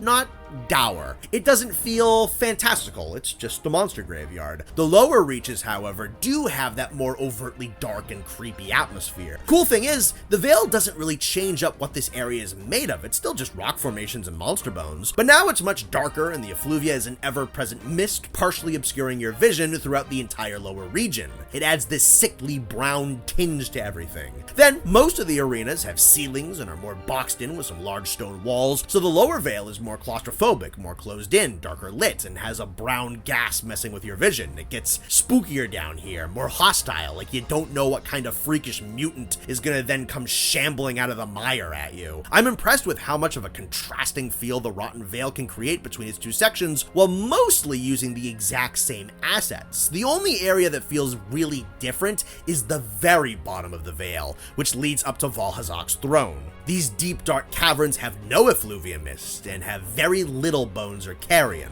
The dark, haunting atmosphere is replaced with a more ethereal feel. These glowing pools of flesh-rending acid light up the caverns and create a different kind of eeriness. These were created from acid found in the stomach of dead Dalamador, and they've devoured and dissolved much of the corpses you would expect to find in the Vale. These hazards both create an otherworldly mood and serve as protection for Valhazak, keeping would-be intruders away from his cavern where he slumbers. Val's lair, then, is brilliantly lit up with a deep, foreboding orange glow, a bit of a teaser for the Elder's Recess, I believe. This deep, menacing lighting illuminates the mountain of corpses that Val rules the Vale from. It's among the coolest Elder Dragon lairs ever made. The art for the Rotten Vale gets a lot of props as far as I'm concerned. It's not super varied in terms of assets, but those limitations make a map that's unlike any other locale out there. And then, creative layering and lighting allows the map to do a lot with a little. And the part that does deviate from the design is made all the more cool and haunting because of it. And then when it comes to the battle zones, I don't have many complaints. Again, the way things are set up means that the closer a zone is to the ramp leading between the upper and lower reaches, the more that zone's gonna get used, and hunting here can feel a tad lopsided because of that fact. That being said, the majority of the combat zones in the Rotten Vale are quality. The loose bones, vines, and acid pools make for a lot of different hazards for yourself and the monsters, and the Rotten Vale has a unique ever-present hazard with the effluvia in the lower Vale. You need to use torch pods to burn away the bacteria and keep yourself in the area of protection the fire creates to negate the damage over time effects of the gas. It's a neat little mechanic that you need to keep present in your mind and is one of the cooler environment interactions that the Slinger has. I like pretty much all the battle zones up top. Area 1 is a big open field, which is great for Tigrex and Radobon. There's a good amount of slopes and ledges here to utilize, which keeps things nice and varied. Area 2 is a little bit more condensed, but has a vine netting section that the monsters can use to make tremors, and you can use that to get topples if you can knock monsters into it. Area 4 is awesome merely for the novelty that you're fighting in the jaws of a Dalamador skull, and Area 3 is the hub zone for the top and bottom of the Vale, and has some climbable surfaces to create a boxed-in arena feel that you can climb into and out of. Area 6, which is the main hub of the lower Vale, is also pretty neat because it has ledges and raised areas on both sides that are out of the reach of the effluvium, so you can evade the environmental hazard if you don't mind losing a little bit of space. This is the most traffic-jammed section on the map, though. Area 8 is basically the main battlefield of the lower Vale. It doesn't have many distinct interactions besides some long grass that you can hide in, but it does its role well enough as the big open simple space where you can fight mostly unimpeded. Then Area 9 is the cool corpse slide. Not much else to say there. Every map has the giant ramp zone, and this one is made out of monster bodies. It's kind of cool. I don't adore Odogaron's nest because it's this narrow donut-shaped zone, but Area 10, right outside of his lair, is a way cooler donut-shaped zone. It's a little bit more spacious, so you have more room for Odo to jump around in, and it's broken up in the middle by a pit instead of a pillar so you can actually see what's going on. There's also paratoads all over and plenty of walls for Odo to lunge off of at ya, so his fight specifically in this zone is a lot of fun. Then Area 12 and 14, which are the acid pool zones, are pretty cool. The acid itself is mostly on the edges of the map, so it's a threat, but not an ever-present one. And the small puddle of it in Area 12 is kind of neat, since it's got these ledges around it, so you can risk doing jumping attacks over the acid. A lot of really cool stuff here. The main issues with the Vale are a couple of traffic jams, some lacking ecological potential, but for how crazy of a concept this place is, I think it was pulled off pretty damn well for the most part, and it's generally a blast to hunt here. The final map in Base Game World is the Elder's Recess, a crystalline wonder built from the solidified excess of bioenergy that is subject to volcanic activity. About 90% of the recess is down at its lower level, and there's just a sliver of territory that serves as roosts for the flying wyverns and some dragons. It's honestly kind of funny that the Elder's Recess has way less space for its upper level in the Rotten Vale, but has way more direct passages down to its lower reaches, which is nice for clearing up traffic jams. The layout for the recess is mostly two parallel lines with a couple of straggler zones used for nests and monster lairs. Despite being a huge map, traversal is pretty simple because just about every zone down here is going to connect to at least like 3 others. Like the Rotten Vale, the Elder's Recess is not the best constructed top-to-bottom ecosystem with all kinds across a very dynamic food chain. Unlike the Rotten Vale, the Recess kinda isn't trying to be that. This locale is a battleground for powerful monsters and a place of dwelling for volcanic creatures. Beasts with heightened sensitivity to bioenergy will make their way into the recess, and this, of course, includes elder dragons. And as a result, many of the strongest creatures on the continent will clash here. I do think the Elder's Recess takes a few steps to make this make sense and not just feel like a monster dumping ground. Volcanic maps have historically been the final map in each game's progression, so they often have the tougher monsters on there, and the recess does have a number of returning monsters within it. Also, making your map be a place with a lot of bioenergy, have an excuse to place many stronger creatures competing for territory here, as they all have that sensitivity to that kind of energy. There's not a ton of intricate separation of monsters into different territories. Most beasts just kind of wander around as they please. Flying monsters will go to the upper cliffs more often, but others will make their way up the vines as well. However, there are quite a few arenas that are built for specific monsters in a gameplay and in an artistic way. We'll talk about that in a second. I think this map would look stellar if a different game and maybe had a different skybox and was constructed a little differently. World absolutely has a desaturation issue. It hits some maps harder than others, and I think this is the most affected. Some of the concept art of the Elder's Recess is extremely striking, very bold and gorgeous. There's areas where this peeks through, but so much of the map is insanely washed out. The crystals here are mostly just transparent, and often what they'll be reflecting is the grays and dull shades of purple and lavender, both found in the rock formations and in the skybox. So the rocks, the crystals, and the sky all have some mix of varying shades of gray and really soft purples. And it all just kind of blends into a mushy, homogeneous block of unremarkable color. The lava sections are alright. They're mostly enclosed, so the warm colors of the lava can contrast well with the darker rocks. And another bummer is that the crystalline and lava sections feel very separate. When you're going into the lava part of the map, the crystals just start showing up less and less, and the walls kind of just transition into full rock. I think this would have been better if this was a full-on volcano map that was blended with a crystal cavern. The light reflecting structures all lit up from the molten rock. Instead, what we get here is a unique idea for a bioenergy deposit map, and then it has a volcano section tacked on the left. I think the art of this map is really disappointing. As for the combat and battle zones, that's definitely the strength of the locale. They built the map around the monsters on it and gave them a lot of neat things to do based on their gimmicks. This obviously doesn't cross over to Iceborne, but most of the monsters brought in for Iceborne are just fun on their own, and not having dedicated zones isn't a detriment. So for some examples, Uragon gets areas 2 and 6 dedicated to him. These zones both have these half-pipe areas carved into the walls by Uragon historically rolling through these regions a bunch. 2 is the locale's dedicated ramp area and has plenty plenty of space and it's a lot of fun, and Area 6 is a more closed-in cave with Uragon tracks all over every wall. Also, there's an elevated plateau for you to do jumping attacks of your own against him. Then you have Areas 11, 10, and 7, which are kind of made for Lavasioth. They each have some component of open lava for him to swim around in. Area 10 is clearly supposed to be his zone. It's a flat battle arena with 3 cutouts, each of those cutouts being over pools of lava that Lavasioth can jump into and between. In Area 11, he just has this tiny little straight sliver of lava that he might go into if he wants. This arena's alright, where you have these 2 different ramps that point downwards and in towards the middle, where lava will then cut through the zone, and you have like these little rock platforms that you can hop between and stand on. This arena probably should have been bigger. Combined, it has a lot of space, but each ramp and then the flattened out chunk in the middle all individually are a little small and awkward to move around on, and this zone also can get traffic jammed with other monsters semi-regularly. And then Area 7 just has a little bit of lava on the edges. It's mostly just a battle arena. It's got a cool lava geyser that can inflict damage on monsters though. Azure Rathalos and Basil Geese get a little bit of priority up in Area 3, as that's an elevated cliff face where they can nest, but a lot of other monsters can pass through here as well. The real highlights are the 3 Elder Dragon nests, each with their own unique interactions and effects. Kushala takes up Area 4 atop the highest peak in the recess. The air up here can amplify his tornadoes and wrap the zone in a wall of deadly wind currents. Neat spectacle, kind of annoying in practice. Nergigante's nest in 15 has these destructible walls which he can slam into out of his dive bomb to open up the map a little bit more during the fight, and you get to see his silhouette looming in the clouds of debris for a moment, which looks really cool.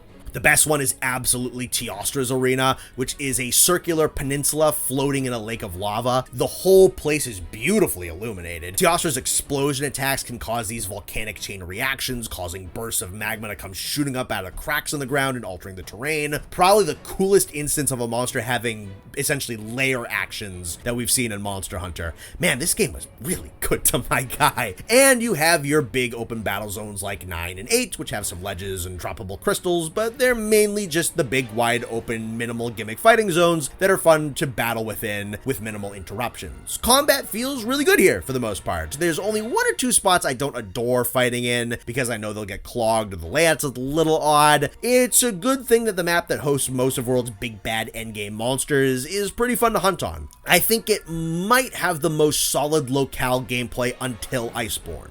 Speaking of which, with Sunbreak and Wilds taken into consideration, I still think that the Hoarfrost Reach is the single best locale in Monster Hunter. It is enormous, and not even all that artistically varied, and yet it does a lot with that little variance. Has great ecology, tons of excellent battle zones, and is an absolute blast to be on. As stated, the Hoarfrost Reach is gargantuan and has a rectangular shape to it. Even though there are many interconnected zones and some tunnel systems to help with travel, the base camp is pretty far away from the very back of the map. To compensate for this, the Hoarfrost Reach has the largest amount of camps in the game and does an excellent job spreading them out. Just about every zone is going to have a camp, probably within 1 or 2 areas of each other, so when you're spawning in, good awareness of monster placement should get you close to your targets, and when you faint, you shouldn't be too far away from your quarry despite the immense size of the place. The map also has fairly limited alternate traversal, with only a few scalable vine walls and a handful of wedge beetle interactions, so it's just a bunch of on-foot travel over minor inclines. Excellent camp placement is what prevents the Reach from being a tedious slog and allows it to be a locale with a solid layout because it adequately compensates for the potential weaknesses of a map being this size, something maps like the Ancient Forest can struggle to do.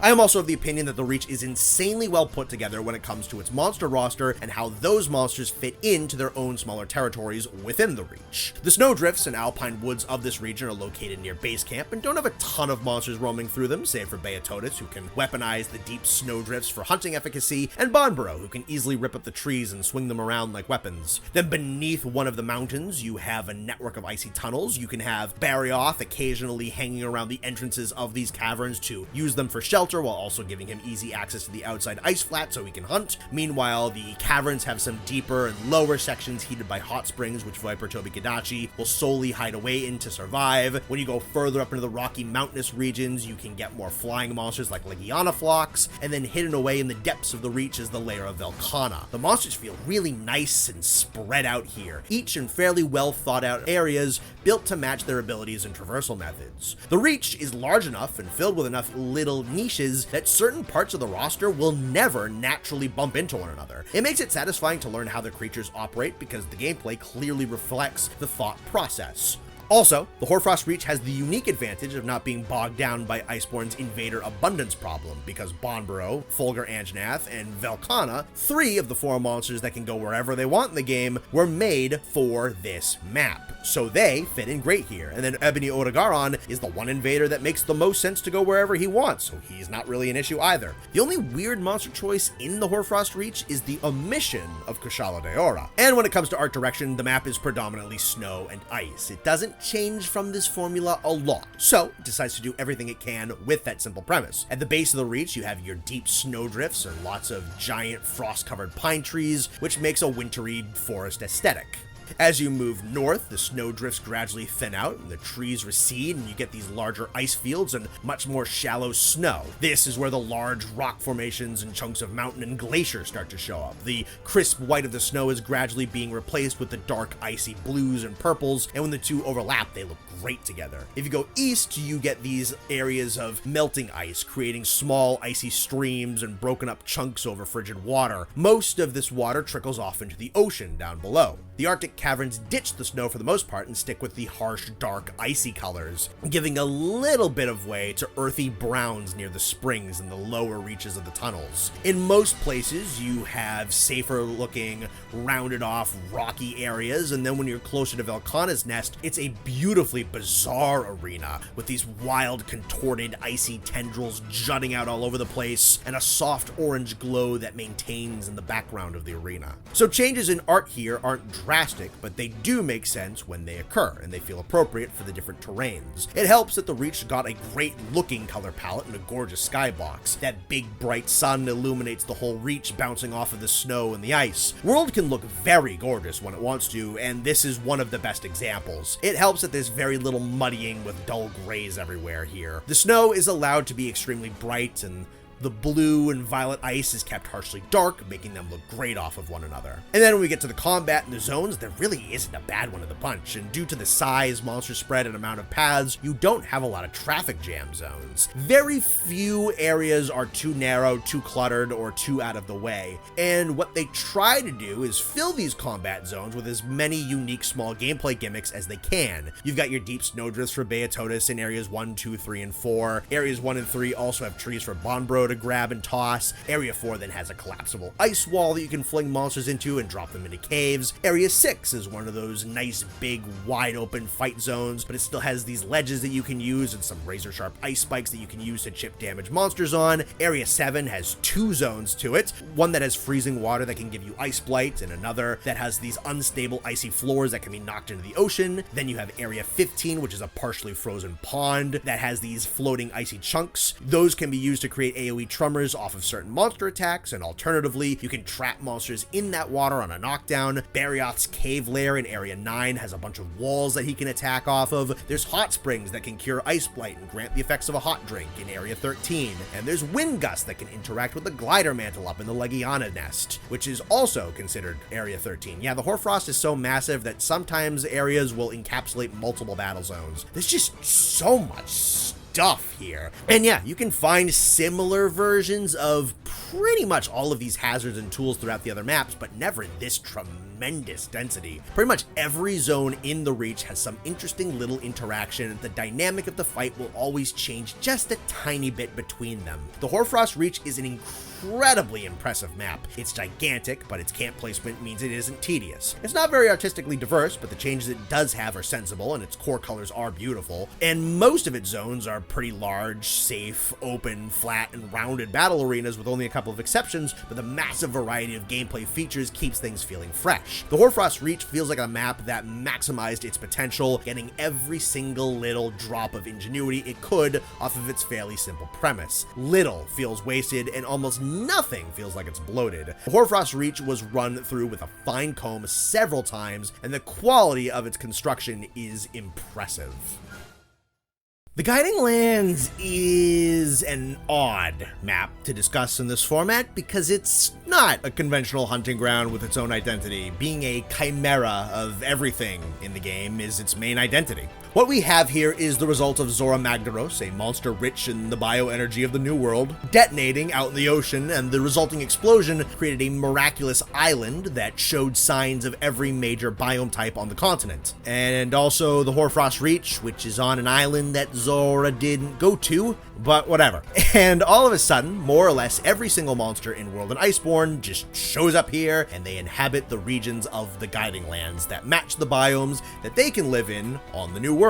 This does not include some big boss elder dragons and also Beatotus and Giratotus because they don't have any mud or snow to swim in. How all these monsters got here, God only knows. The map doesn't really make a lick of sense, but it's a super cool idea for an endgame where you theoretically want to just stay out on a forever hunt, slaying as you please and collecting a mountain of resources without having to deal with these pesky quest timers and loading screens. But how does it actually function in terms of gameplay? The layout is alright, a little maze-like, but pretty easy to get the hang of. Basically, every region of the Guiding Lands is connected by these forest sections and pathways. These forested areas more or less make up the central hub and travel routes for yourselves and the monsters while you're trying to reach these major biomes. Each biome has its own 2 battle zones dedicated to itself. This includes an actual forest environment, which is its own thing that's separate from the forested pathways and the battle hub arenas, despite having the same exact art direction. The Rotten Vale and the Elder's Recess chunks are downstairs and right next to each other. The Hoarfrost section is up on the top floor and all the way at the back.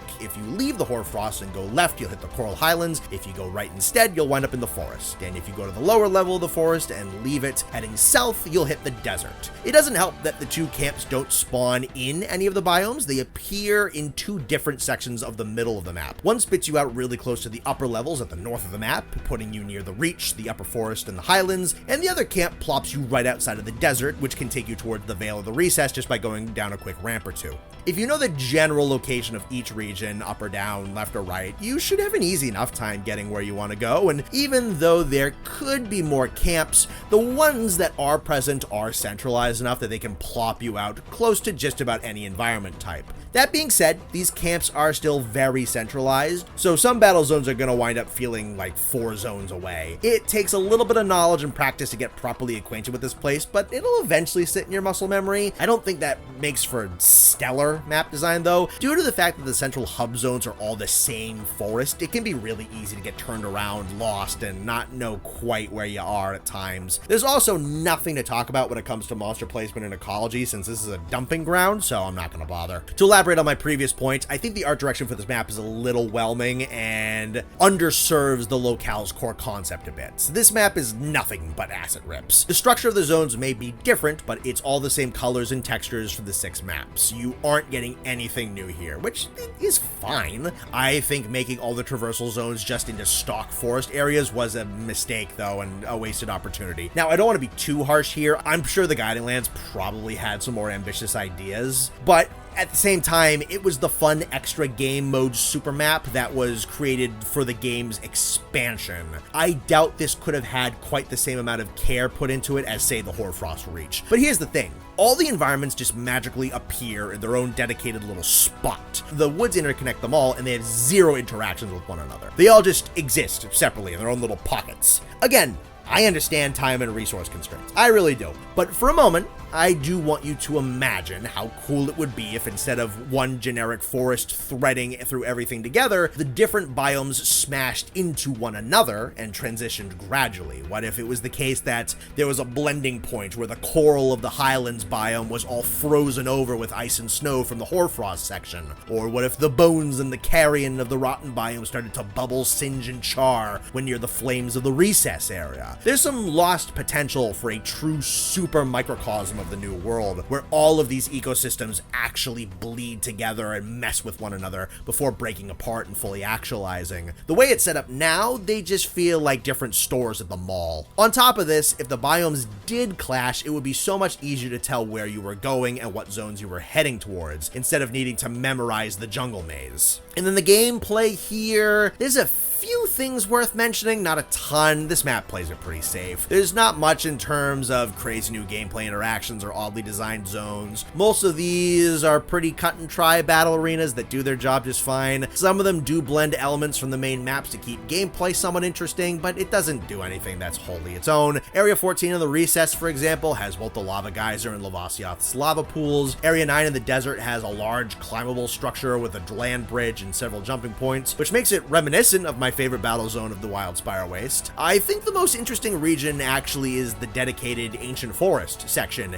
Its two zones are stacked directly on top of one another, and instead of running along a path to chase after monsters, you have to scale up and down vines to traverse between the 2 points. That's kind of cool. The Guiding Lands is a really neat, very ambitious idea with some fun novelty and decent gameplay, but at the same time, it clearly could not receive the time it deserved. Between its mechanics and overall art design, I think this place could have been a lot more.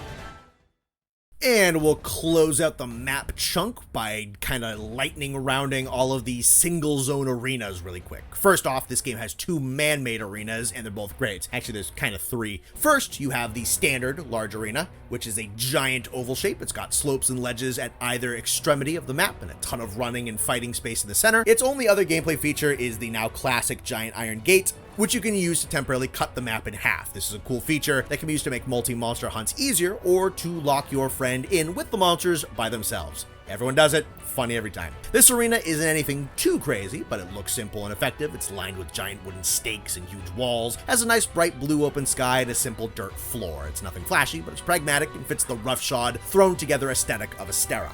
The second arena is even cooler. It's a 2-tiered circle. The main area is a nice simple flat circle, and then there's an elevated wooden ring around that main area that you need to climb cargo nets to ascend to. This second ring is also lined with cannons and ballista. Additionally, there's a droppable rock in the center of the arena and a Dragonator that you can fire after it's fully charged. This place is extremely simple, while also having a ton of tools you can use to decimate a monster with. It's an awesome place for very quick and to the point hunts with next to no filler. Just about every monster that can be captured can be fought here if you capture them at least once. It's also got a cool secluded vibe to it. It's sequestered away in this rock formation that's only accessible via zipline, and the entire area is walled off by towering stone. There's kind of a third man-made arena. Like I said, it's criminally underused. There's the Seliana Fortress Defense Arena where you fight Velkhana in the story. It's an awesome setup with tons of weapons and again that rough military outpost look, only now it's in the hinterland snow aesthetic. They wisely brought this map back later with some Tempered Elder event quests.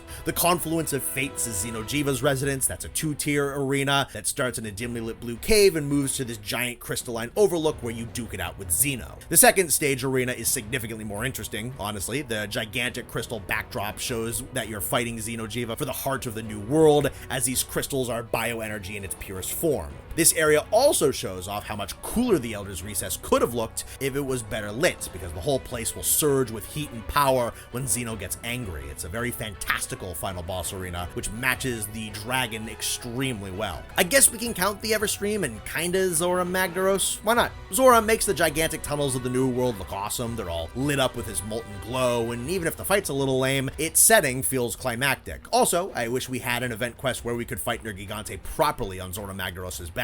It's a really fun idea to fight a monster on a monster, and I wish they just did more with it. There's also the Great Ravine, which is just the Zora fight again, but on a brown canyon instead of a cool fire tunnel.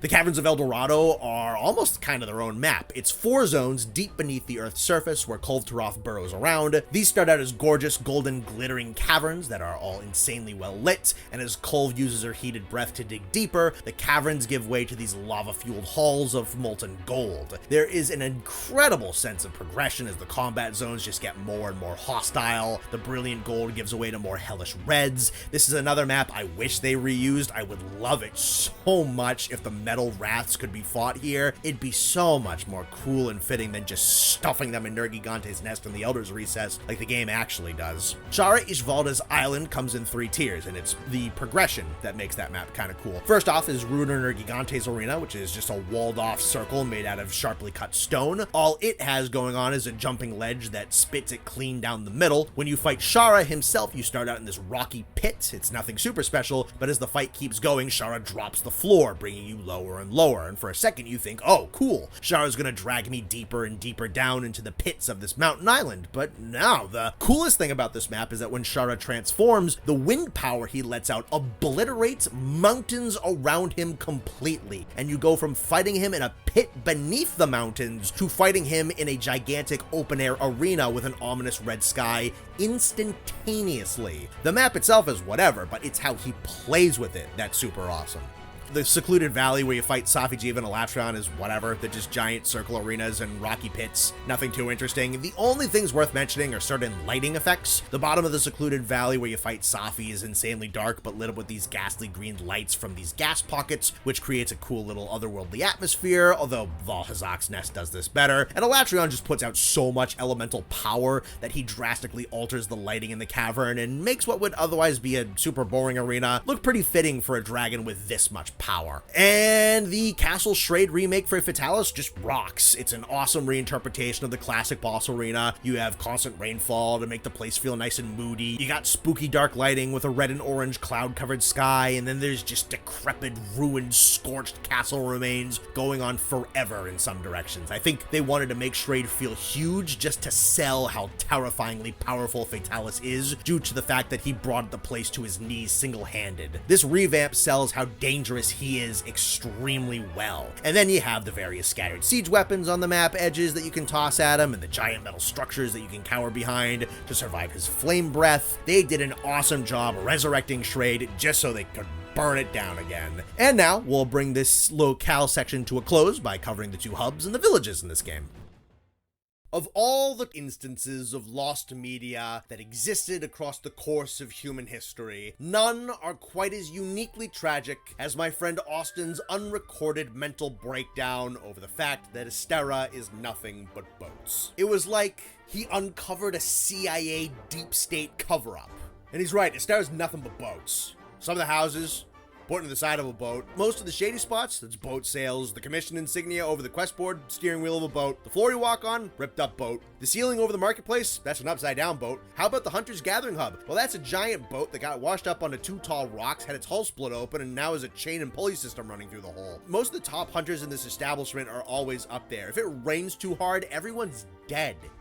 Does the Hunters Guild not have OSHA regulations? Where am I going with this? Nowhere. It's just funny. When they settled Astera, a lot of these guys figured that they were either never going home or weren't leaving for a while, so they chopped up excess ships and used the wood to create a base. And now that the 5th Fleet has arrived, we have a fresh supply of new boats ripe for the slaughter. Okay, I'll stop. I like Astera artistically. It's creative, tells a little bit of a story, and there's nothing quite like it. With a bigger and bolder game, I think the developers wanted to make a village that actually felt like it could house a lot of people. Old school Monster Hunter villages have like 2 houses and 4 people in them. No more than necessary for a video game, but noticeably empty. Astera dedicates a lot of room to showcasing all of its facilities, gives space for random NPCs to walk around in, and is large enough to feel like you're wandering around in what could actually be a functioning base. It's kind of the issue though. Astera's massive.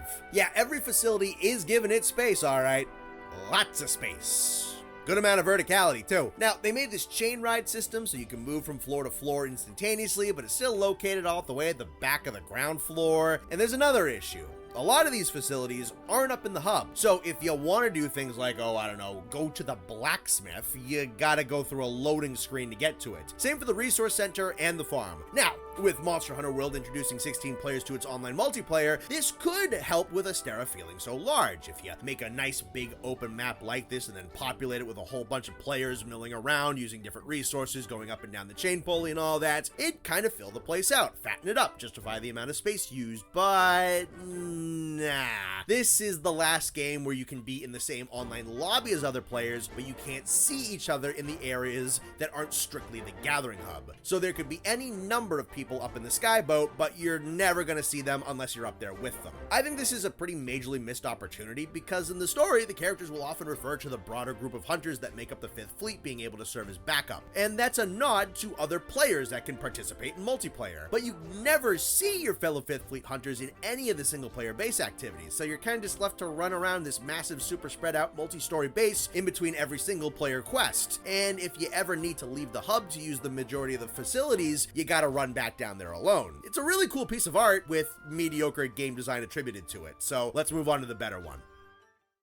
Astera wishes that it was Seliana. Seliana's got size to it, it's got artistic beauty, it's got more to do, it's got an extremely cozy feeling, and its layout isn't butt cheeks. Granted, there's like 2 facilities outside of the Gathering Hub, but it's nothing that you're gonna use between every single quest. Now, the farm, the blacksmith, the resource center, the quest, the canteen, and other little activities are all located within one singular loading zone. So you can do pretty much all of your in-between work while your friends are still around. The only thing outside is the Melder and the Meow scenarios, which are in your house. By the way, this hub comes with a customizable house that you can invite your friends into. Neat little addition. And even if you're outside for most of the single-player oriented content, the majority of your resources and facilities are right up front and center in this little semicircle, or just a few steps off to the side from those areas. The only distant elements are buildings with the NPCs and the Gathering Hub itself. Seliana is a small, wintry settlement built right over a hot spring, so it has that kind of warm and fuzzy aesthetic, where they have a lot of oranges, yellows, and browns for the interiors to contrast the frigid white and blue of the ice and snow outside. It absolutely captures that, like, Santa's village type of feel. It's just pleasant to be here. Seliana, I think, also manages to have ample space while not being larger than necessary. Part of the reason is that it's a much more recently made outpost. And another thing is because they downsize some of the facilities by saying that the in-game supplies are being delivered from Astera. Thus, they don't need to give every mechanic its own individual area. The aforementioned front loading of all your major tools very close together also helps here. The Seliana Gathering Hub is amongst the best they've ever made. It's spacious, it again has warmth within the winter aesthetic, it has a lot of interactions, and it's just great to waste time in. You're gonna spend a lot of hours not doing anything but goofing off with friends in this Gathering Hub, and that's a wonderful feeling. The hall is built right on top of the hot spring, meaning there's a whole section of the place just dedicated to laying around and relaxing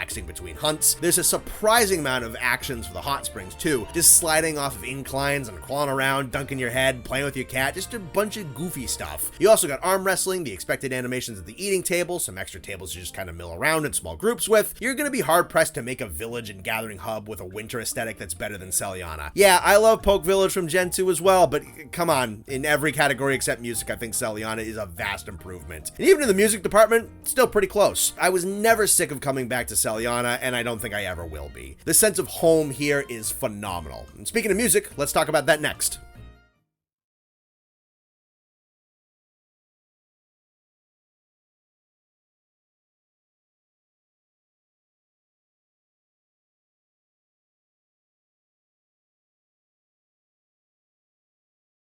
Okay, so if you remember from the Rise video, this is the part of the script where I just kind of want an excuse to play the music from the game and have everyone in the audience nod along to how good the tracks are. And, you know, in the middle, I'll try and attempt to vocalize what makes them good, even though my music literacy ain't that great. This is definitely the most I do it because I want to put it in the video chunk, but I think for the most part, everyone kind of just likes enjoying the soundtrack with me. Won't cover every single individual piece, but a lot of the important ones. Okay, so how about village music first? 2 really good ones in World as far as I'm concerned. Honestly, I think Astera's track is excellent for what it wants to communicate about the base. The whole thing starts with this cheery little flute fanfare that kind of feels like maybe the start of the morning, and then it moves into the main melody.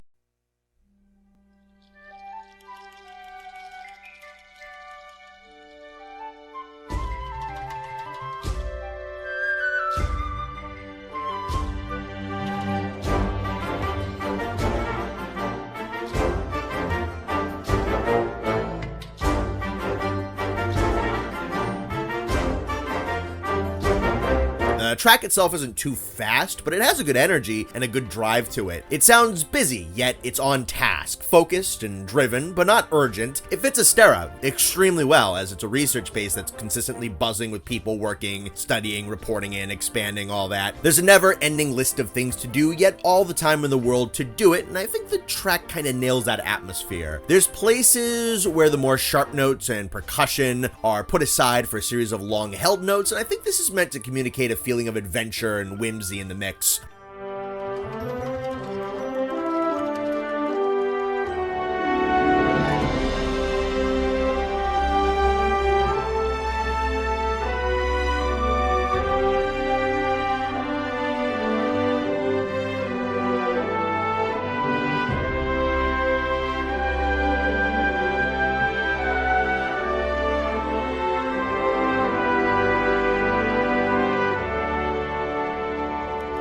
I believe that it's there less as a theme of Astera, but more as an awareness of settling somewhere on a new continent. There's some sense of scope and adventure in this part, and I think it's supposed to remind you of how vast this whole journey is supposed to be. And then the track blends that back in with the percussion and the staccato horns, and then the track will loop. I really like using Astera as background music for videos because it's got that kind of calm energetics to it, and I find that it accentuates what's being said over it and adds a little bit of authority to it. It's also pretty hummable, a little bit of an earworm of a track that I never found annoying or grating. I like this one a lot. I have a little less to say about Seliana's theme, but that's not for lack of quality on the music's part. I think it's very beautiful. A flute is used for the headliner with some light percussion and violins to add a little extra drive to the place.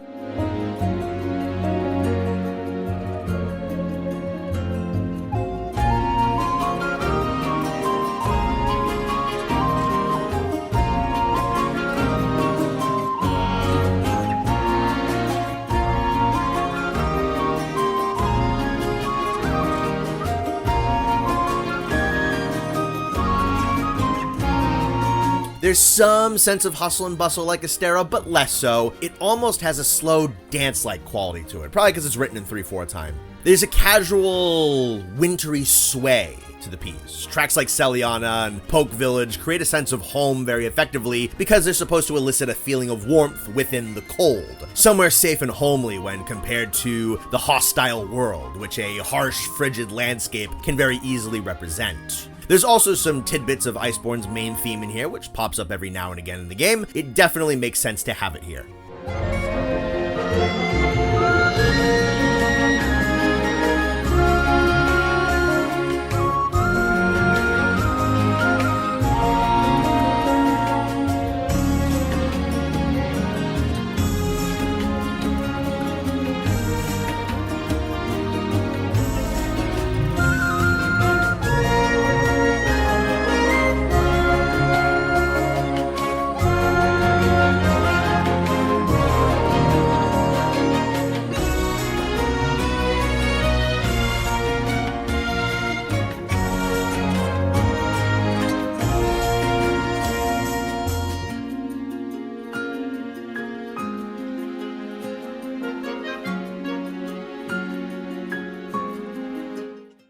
So let's do map themes next, yeah? Now, right before we talk about the tracks themselves, I want to talk about what Monster Hunter World decided to do with how it handled its fight music in general. Programmed in dynamic music shifts that change depend on what you're doing in the game is a brilliant idea. Monster Hunter World does this and brings so much variety to the table with its music. Each map gets 3 levels of intensity for their combat themes. Each one progressively gets more full, faster, and more intense. There's a track for you fighting small monsters on the map. This will be the most stripped down and bare bones version, of course.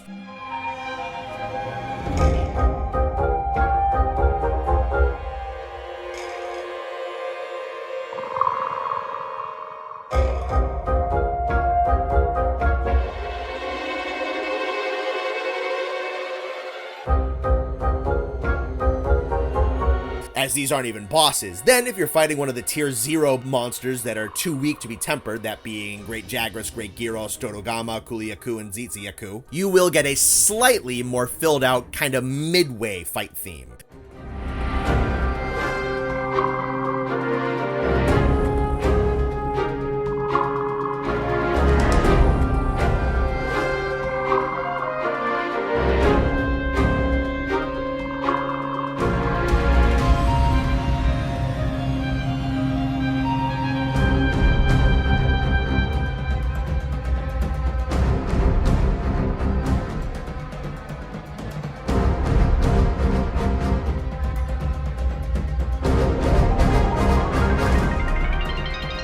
This will indicate that there's a minor potential of threat here. And then if one of the big bosses rolls in, you'll get the full battle track that we're mostly going to be talking about.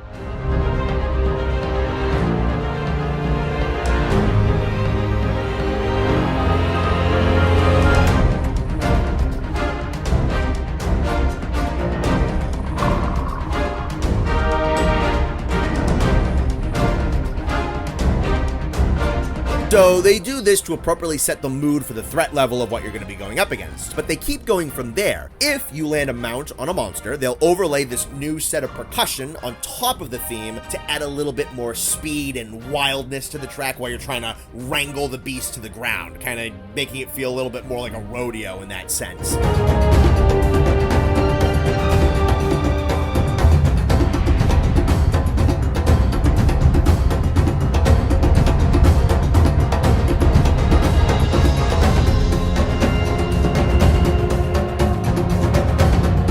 Then what they'll do is, if a monster flees the area, the game will play what we call a chase theme. This will usually kind of simplify the track's melody down considerably, and then bring in a persistent percussion rhythm into the mix to insinuate momentum and pursuit. This will be a completely different orchestration, whereas a lot of the other music changes just overlay percussion on top of it.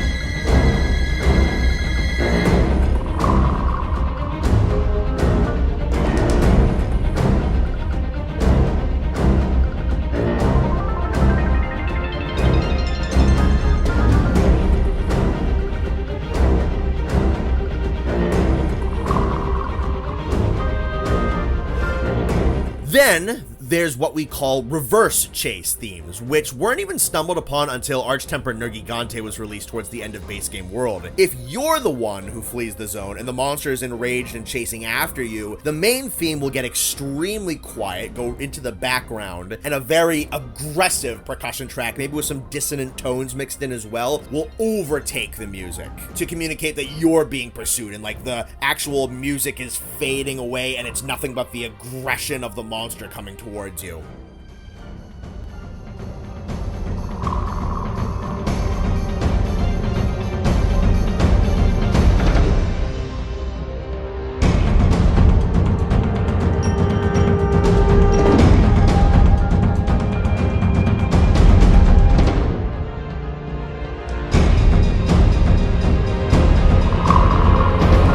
I realize now that a ton of this dynamic music has to do with the addition of percussion and how that changes things around, so it sounds a little repetitive to describe, but in execution, it's super cool. So long as the monster hasn't fully broken aggro with you, the music will keep playing, and it'll match the tone and danger levels of whatever stage of the fight you're in very well. It's a fantastic addition to the games. Alright, now this one comes out nice and strong.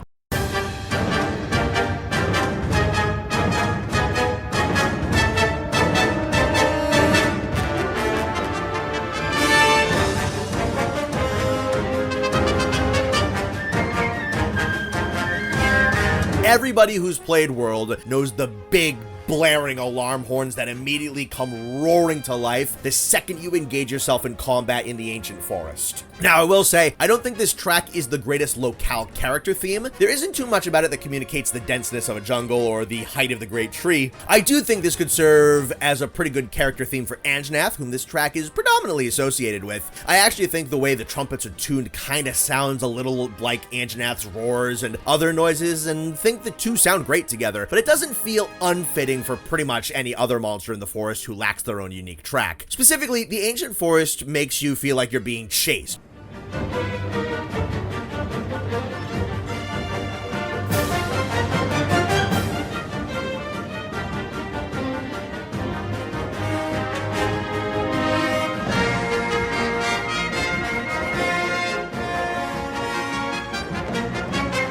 For most of the track, you have drums hitting a nice steady even rhythm, very rarely overtaking the other instruments, but just kind of keeping going and going. All the while, the trumpets and the other brass instruments will keep that really quick-paced tempo, while occasionally blasting loudly with a sense of alarm and warning. At the same time, it's not a particularly dark or frightening piece. The instruments do have a sense of warning, but they're also kind of high up energy and a little bouncy sounding. It's almost kind of lighthearted, like you're in danger, but you're not in danger. It sounds like the first threat you would fight in the game. The Ancient Forest theme is the first big obstacle in the adventure, which is what Anjanath is supposed to be in the story. I think this is an incredibly effective JRPG boss track that would fit into other similar games. Doesn't mean this piece is generic or unoriginal, I just think there's some better specified character pieces out there. This is a really fun one that maintains a solid energy top to bottom. For some reason, the Wildspire Waste track never sticks in my head, but every time I deliberately listen to it, I'm like, oh yeah, this one's pretty good. I think it's funny that I was just talking about the Seliana theme and how that one's carried through with a strong flute soloist, because if a flute soloist can do two things very well, it's a wintry Christmas aesthetic and a lone gunman out in the Wild West kind of vibe.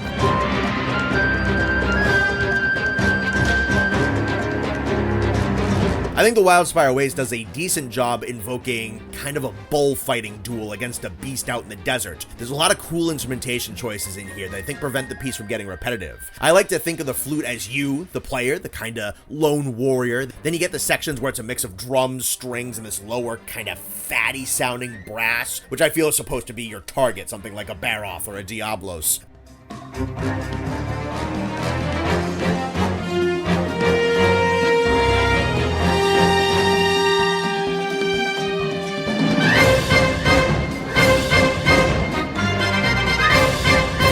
These two choices of instrumentation will duel back and forth, going in and out of prominence, and then on some occasions, the instruments will all surge together as if there's this large clash and impact in the fight. I like that they then break down the tension with an acoustic guitar there, kind of creating this quiet moment between the fighting, where both parties take a breather before everything then will ramp back up to a second large climactic moment that has a really nice heroic sound before the lower horns regain their footing.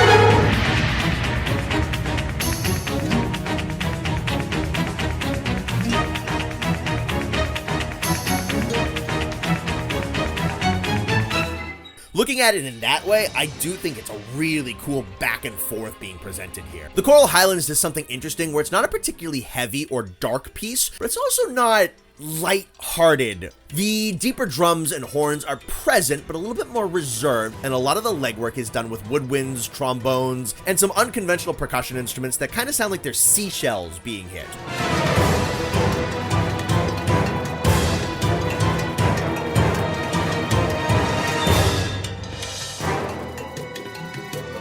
Whatever those instruments are specifically, I think they're used to create that underwater choral aesthetic for the map, and it sounds great, which makes this one unique and stand out. What I believe the heavier emphasis on trombones, woodwinds, is to sell a monster attacking you from above, a very precise, dangerous, and graceful aerial predator.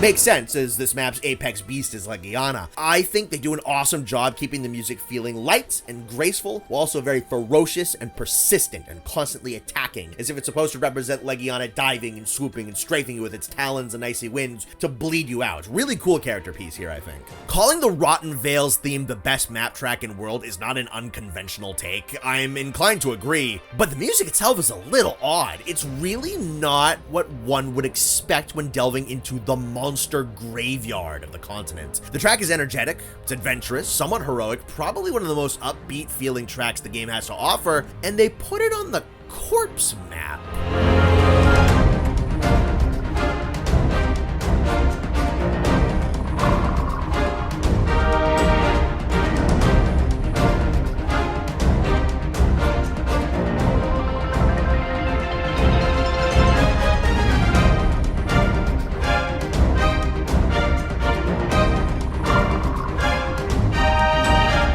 Yeah, there's some heavy drums and tubas and the like here to put a little heft and weight behind the track, but they're not really the focus. They kind of operate as this lower bit of groundwork that the bigger, bolder, more triumphant mix of horns and strings are going to then gradually build on top of.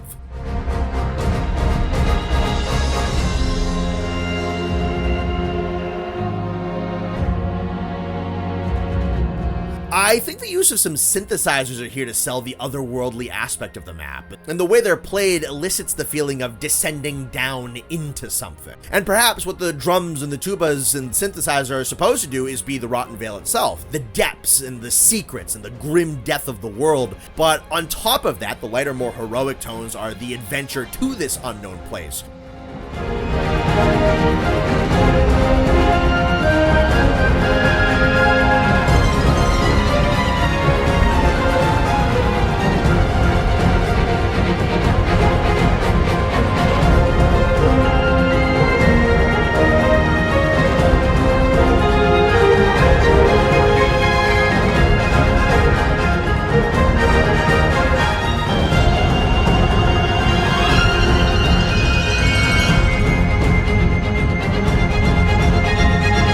The new world itself sitting atop this darker corner. It's tough to tell, but there's definitely a strong sense of adventure and discovery here, which is what I think it's mostly going for. Yeah, this has always been a weird one to me. I love the track, and it doesn't feel wrong to be here, but it's a very odd piece of characterization for the Rotten Vale. Elder's Recess probably has the weakest locale theme in the game. I don't know, man. It's just not that interesting to me personally. It loops its main melody a ton, and that melody is okay. It's a memorable enough bit of music that I can recall easier than some other pieces I like more.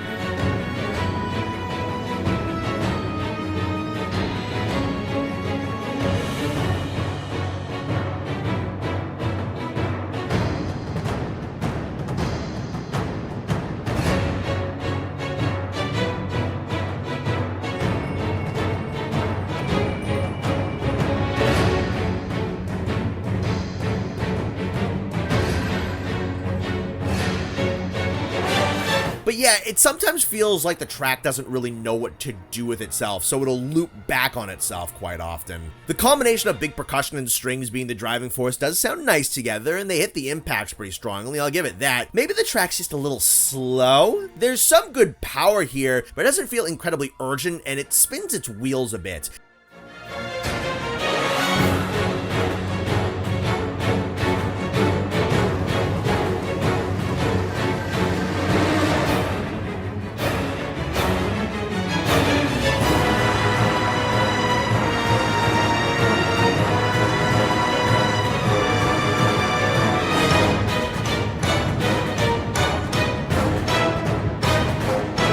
I do like the use of chimes in some of the quieter sections, and I think that plays off the crystalline aspects of the Recess.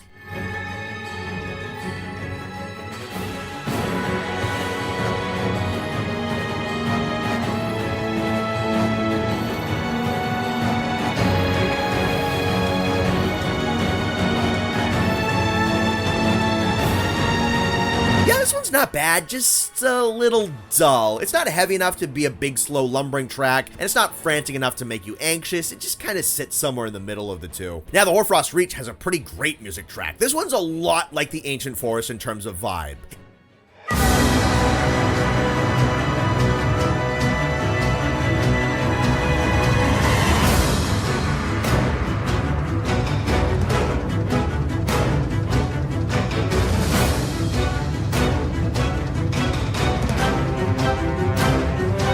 Big, and it's loud, and it's fun with a really good pace and lots of loud horns, a constant drum rhythm, and a feel that's tense but not really harrowing. It's got a similar playful feel to it that I felt listening to the Ancient Forest track. With the Hoarfrost Reach, they take that similar emotional core and use some specific instrumentation to put a wintry coat of paint on here.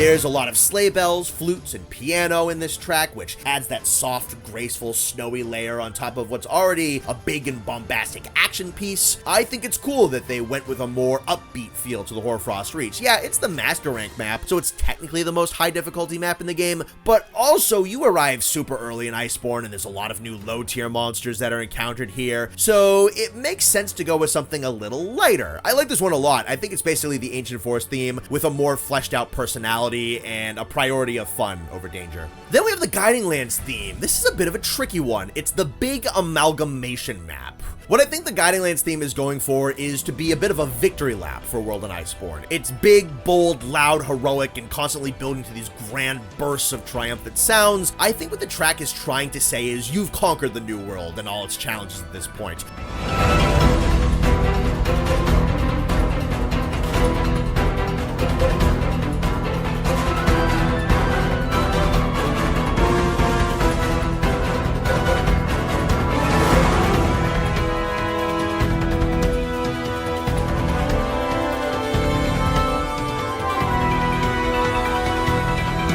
You've already proven yourself, now go back in and have your fun. Have at it, fight to your heart's content. It especially hits when the guitar riff rings out before the whole orchestra swells together.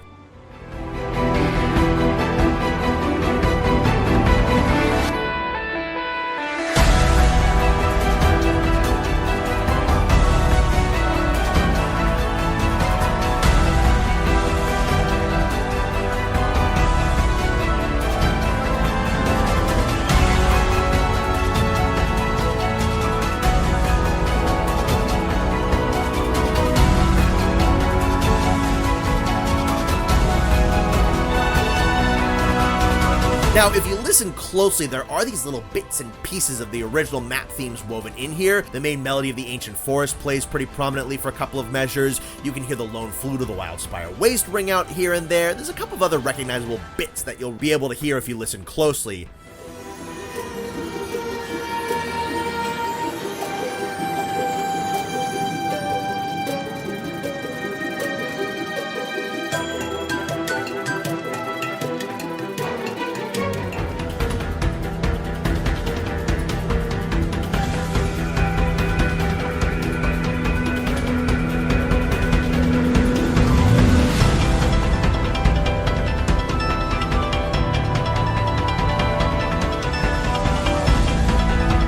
Job of weaving these in as well, matching the style of the Guiding Lands instrument speed and rhythm so that these references still feel like they belong. The track feels congratulatory, and I think it's very fitting for this bonus endgame endless hunt mode that Iceborne offers you.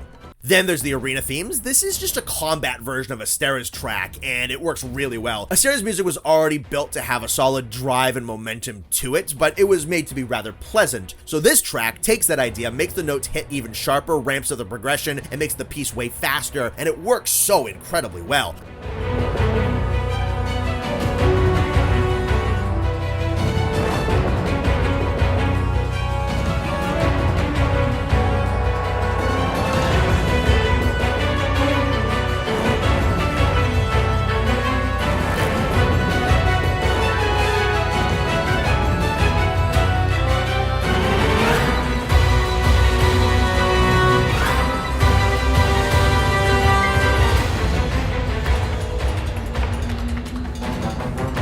The core Astera track lends itself to a combat theme just with these couple of adjustments made. The prolonged horn sections in the main Astera piece are axed for the most part or reined in heavily for these quiet sections that are driven mostly by the drums and a little extra horn and string work.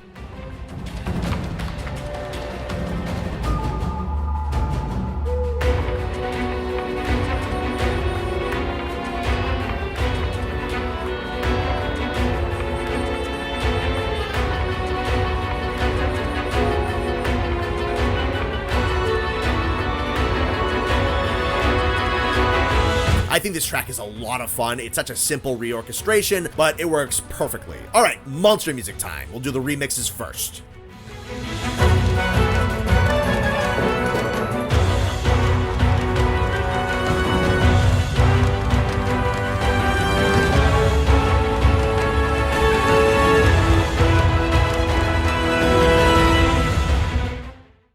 going to try and be a little quick here since there's a lot of these in this game. World Iceborne have a bunch of returning Elder Dragons and flagships, and those are the ones that have their own music, so let's go over whether or not they got some neat improvements or just don't hit as hard as the classic themes. Unfortunately, we're starting with what I consider a pretty weak entry here. I don't really like World Deviljho's theme. The bite's kind of just gone for me, and I don't like how this version's arranged. It feels like they took Deviljho's theme, pulled it apart in a couple of places, and put it back together in a different assortment, killed a lot of the punchiness of the original track, and made the instruments just feel like they have so much less energy.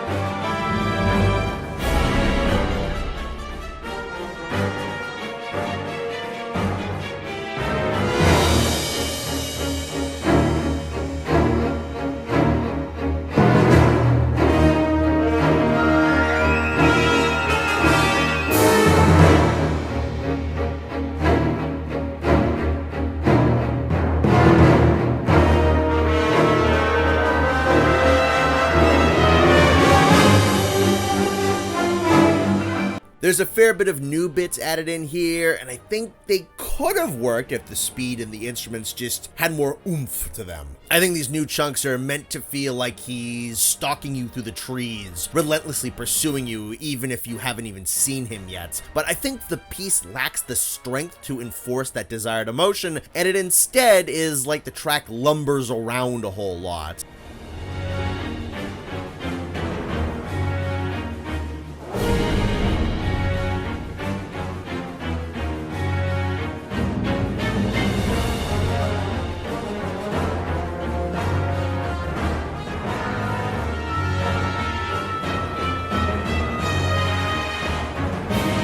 The big climactic sting just doesn't land nearly as hard.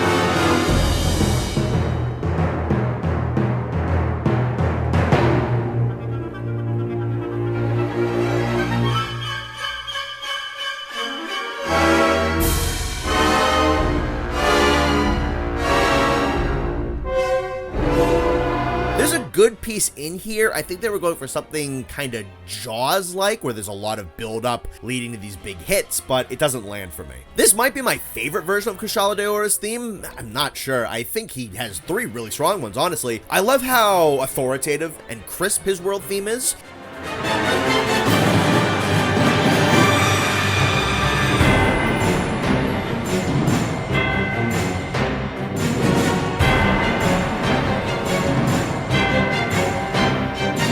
Drums and the trumpets have some really good sharp bite to them and hit their impacts nice and strong, yet at the same time they're not too heavy. There's a lot of great little flute trills in here to maintain the element of wind in his music. I also love how this track ends with a really strong blasting declaration of the main melody.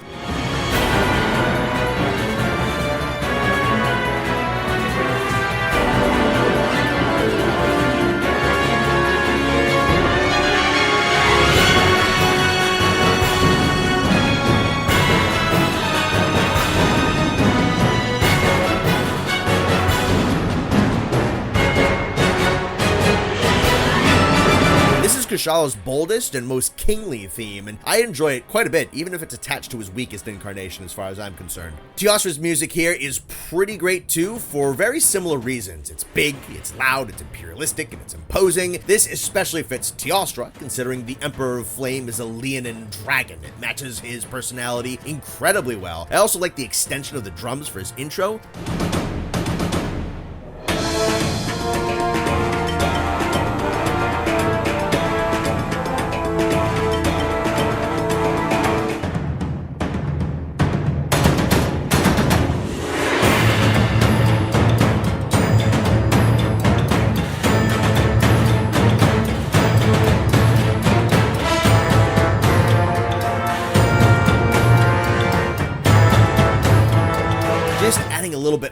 ramp up there, and the drums remain really strong throughout. There's a couple of sections that are a little bit more whimsical, which I think is a bit of an odd choice. They don't sound bad, but they go more into like woodwinds and chimes.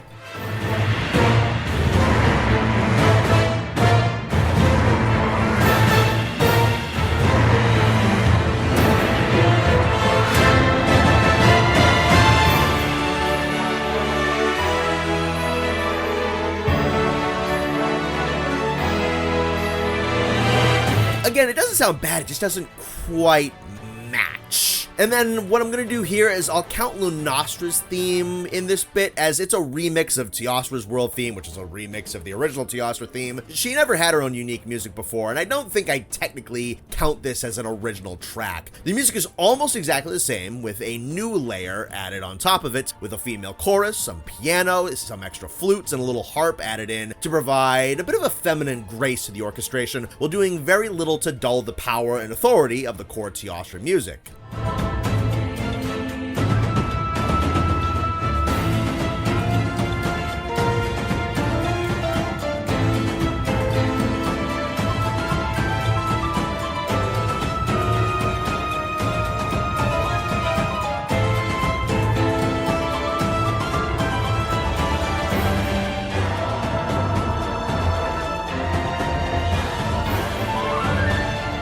I think this was generally a really cool idea to add to the music, and they blended them into the mix very well. They're nice and strong and come out loud, but they don't overpower the original music too much. These new instruments also serve to augment those sections in Teostra's themes that were a little bit lighter and rely less strong on the drums, so these sections sound better now.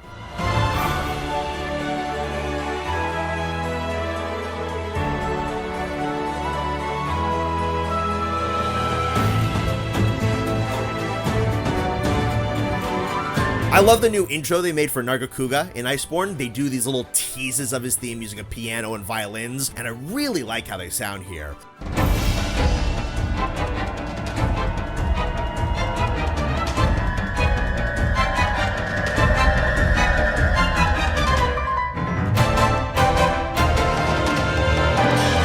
Overall, this is a very solid new theme for Nargacuga. Not quite as snappy as the original, but the bigger drums make it a tad more bassy.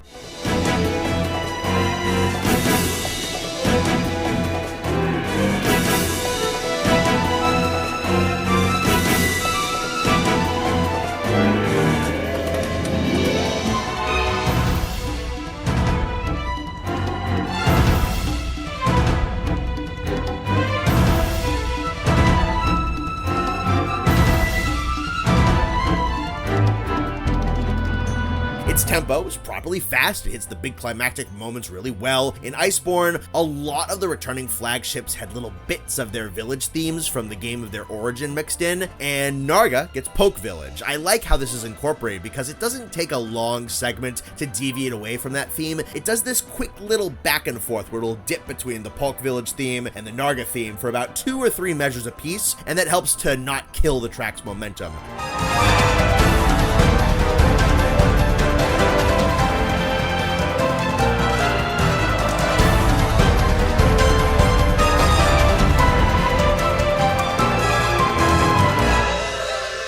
The original might still be my all-time favorite just for how incredibly quick and punchy it is, but this one's worthy enough for Nargacuga. Glavenus' theme is pretty cool. Tough to pick a favorite between the two because I think they do different things very well. Iceborne's Glavenus theme excels at having a dichotomy between low-tension building segments and explosive impacts. On a lot of the larger hits, they have these shrill flute notes to incite a feeling of fear, adding a lethality to the tail sword chops that these impacts are meant to represent. They hit especially hard in the intro.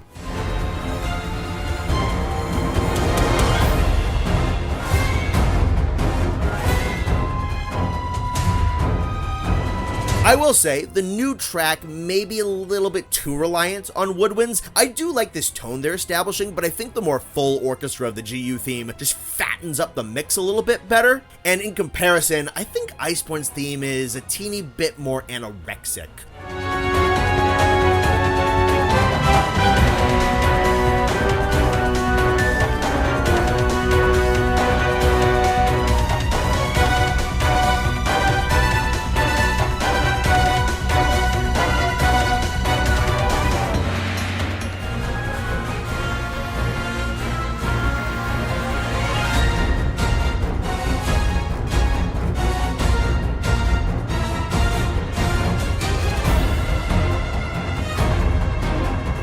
I do adore is how they change up the climax of the piece. The original is cool for sure, the orchestra sounds great, but it's just the exact same 4 measures being played 4 times in a row with a little bit of an ending thrown on. Iceborne's kind of drags things out and revs itself up, extending the lead into the climax, and it lets the track just stockpile tension. Then the main riff comes in with thunderous drums, but the horns are kind of held back. They repeat, pull back a little bit more, and hold that tension while they overlay a soft reference to the Burna village theme from Generations. And then as that bit is starting to fade out, the main riff starts to, in response, rise up louder and louder, and that final repeat smacks the hardest with these really punchy, slowed down notes right at the end.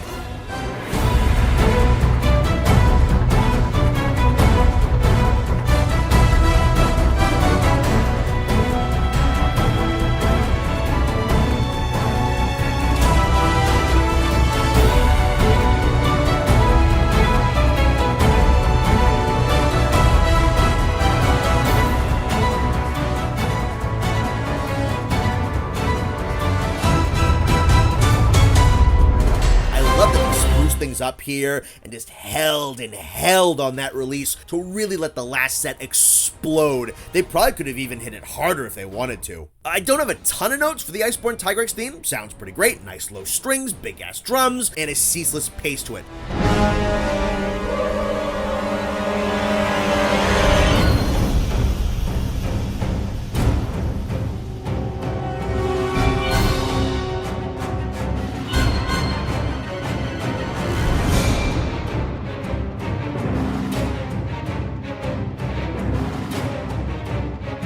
Couple of cool things worth mentioning though, like Iceborne's Glavenus theme. This Tigrex music loves to use nice, sharp, piercing bits, mostly with strings this time to create a sense of fear. There's one particularly great part that leads into the slower section of this theme, where the music calms down a tad before rapidly and frantically getting louder and louder and more shrill, as if Tigrex turned on a dime, and the music itself is panicking as he charges.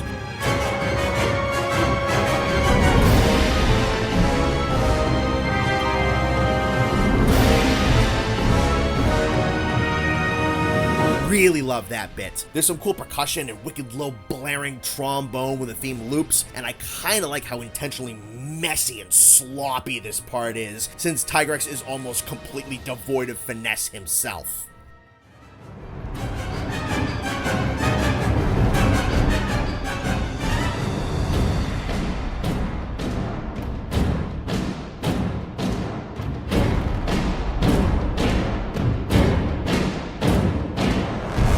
With most of these remixes, it's at least close whether I like the world version or the original more, and Rise has some competition in here too. The new Brachydios theme obliterates the original, like it's not close. I don't care. The weight of each major impact is so good.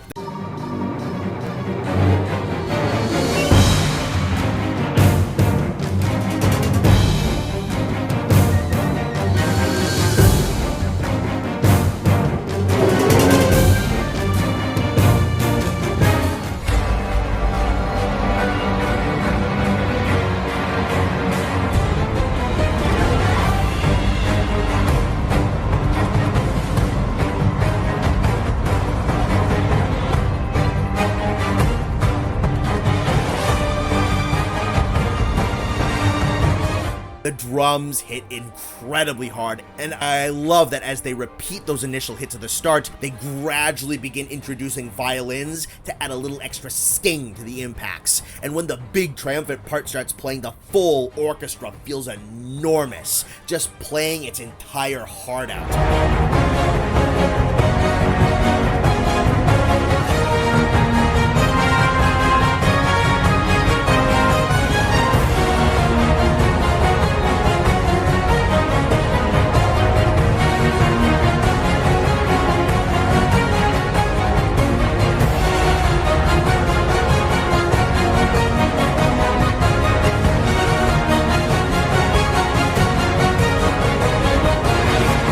Drive force and hype into this track so insanely well. I think it's up there as one of the best parts of World's soundtrack, and we'll talk about the other Brecky theme in a bit. Alternatively, I think this might be the weakest Zinogre theme, and that's crazy, because this version isn't bad at all. The other two are just more special. The Zinogre's theme's cool, because one, it's just written really well, and then two, it balances a regular orchestra with a lot of electric guitar and some traditional Japanese instruments. The original still does the guitar the best, and the Rise version bolsters up the Japanese angle while also adding in a pretty great sounding male chorus. The Iceborne Zinogre track is pretty much just 90% strict traditional orchestra.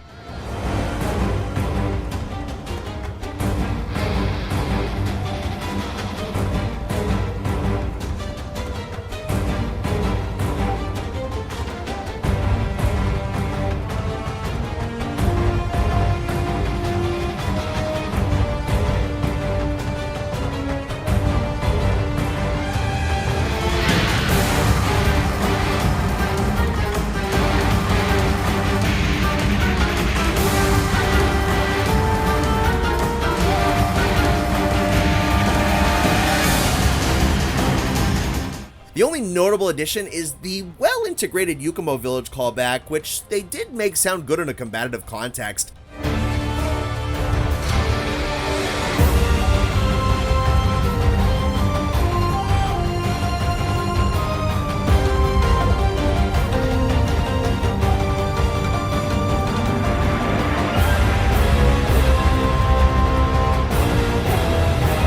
Other than that, yeah, it sounds cool. It's just not as much of a standout as the other two Zinogre themes, and it doesn't do anything much better than the other two aside from, I don't know, maybe the percussion, but the drums in World and Iceborne were already really good anyway, so that's not that much of an achievement. There's not too much to say about the updated Young Garuka theme that hasn't been said about some of the others. The arrangement itself isn't too different, with maybe just one or two small sections added. It gets the same benefits I've been talking about. Nice, sharp, punchy sound design with some shrill woodwind hits for some intensity strengthening. We'll say the improved percussion does strengthen the bongos quite a bit for the track. That sounds nice. They sound great here, and they come through the mix a lot better than in the classical version.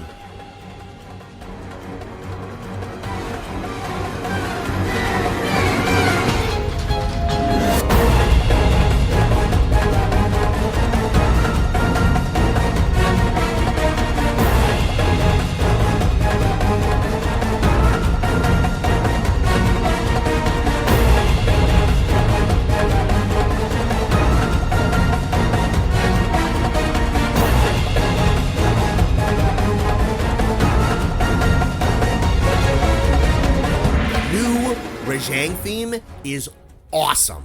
The original's really cool and has a lot of kind of noble savagery feel to it. But in Iceborne, they somehow made Rajang sound like more of a maniac through the power of a jazz saxophone.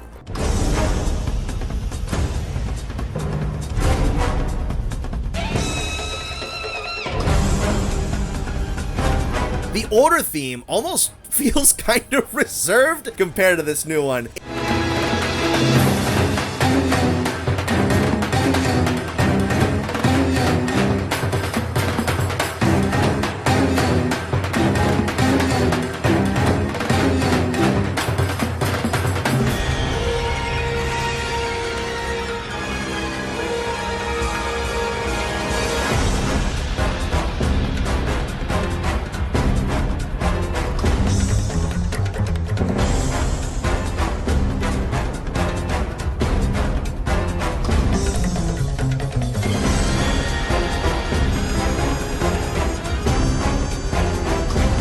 An odd choice, but it works so insanely well. The Iceborne Rajang theme kind of has some snazziness and style on it with the jazz added, but at the same time, it's also more unhinged and wild. And then of course, you got those giant world drums, so I love that a lot. The track's got a nice strong backbone because of it. I just love this piece, dude. It's nuts. It's sporadic, it's violent, it's jazzy, it's bestial, it's kind of scary. It hypes you up while also making you feel like you're gonna get driven into the dirt. This is one of the most inspired musical updates, and I think they did an amazing job here. Elatrion's new theme suffers pretty much the same exact issue I covered with Zinogre. It's super orchestral. It sounds very nice, it's got a lot of power, but the instrumentation is just so much less interesting than the original. The older one had this weird sounding demented organ and this sinister crawling piano sound here and there. And then when the track revs up in the second half, they just kick in this electric guitar, and they mixed all that in with your big, spooky, imposing, strong sounding orchestra. It was meant to communicate how unstable and all over the place Alatrion's powers are.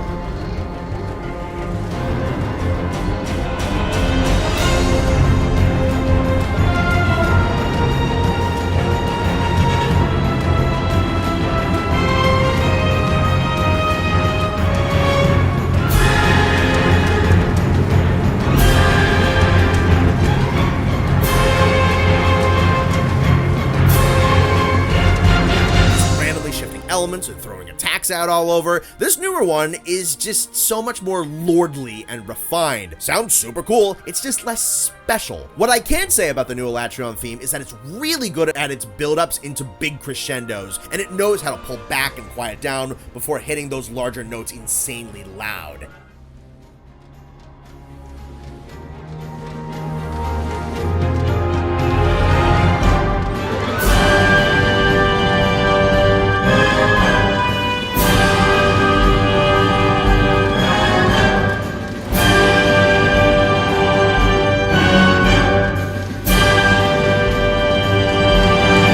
This is an in-control Dark Lord version of Alatrion, which works okay on its own, but it's missing the best parts of the original theme's core identity. And there's absolutely no contest which Fatalis theme is better. The old one stunk. It was just the Forest and Hills theme, which was already ultra repetitive and kind of just whatever.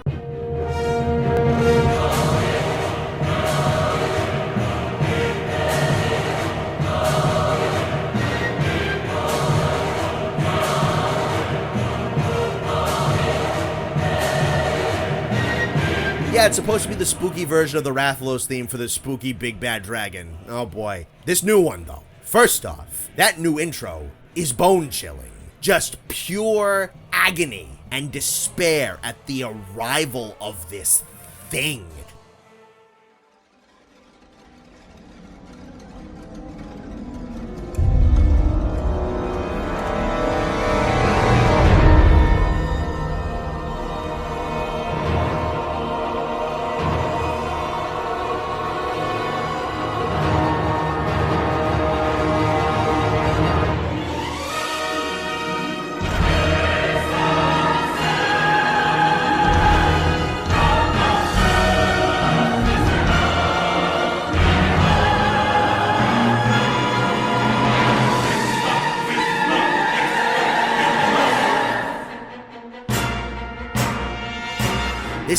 insanely dramatized remix of the Kokoto Village theme from Monster Hunter 1, which will be used again later in this track. And then, yeah, we do go into the Doom chorus version of Forest and Hills, but they spread things out and they add in some new lulls for different instruments. There's a heightened sense of fear and urgency. The track sounds much more panicked, using those shrill strings and choir again, and the track will sometimes push forward the more menacing male chorus sections and the more desperate female parts, blending them in and out of one another to keep the track feeling varied but never letting the fear factor go away.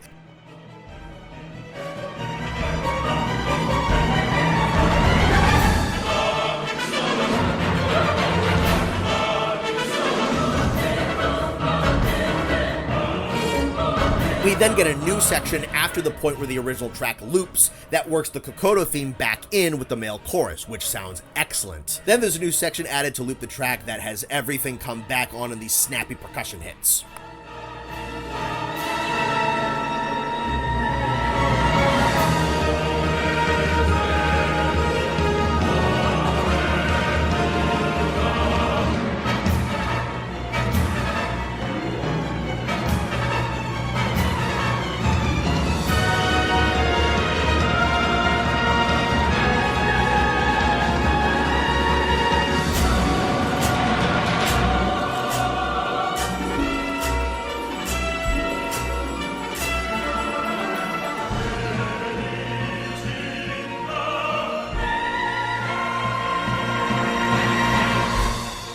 I'm not going to cut the Fatalis music section in two, so let's actually talk about this new Phase 2 theme that he gets before we move on. Now, this is sort of still a remix of the old Fatalis theme, but it's structurally arranged way differently and altered tonally. The melody is shuffled into the background much more, and played more sharply and a lot quicker, more so now on snare drum to give a sort of militant angle on how it's played. It's relegated more so to the role of a backing rhythm, with a chorus, now mostly male and female put together, will take the center stage.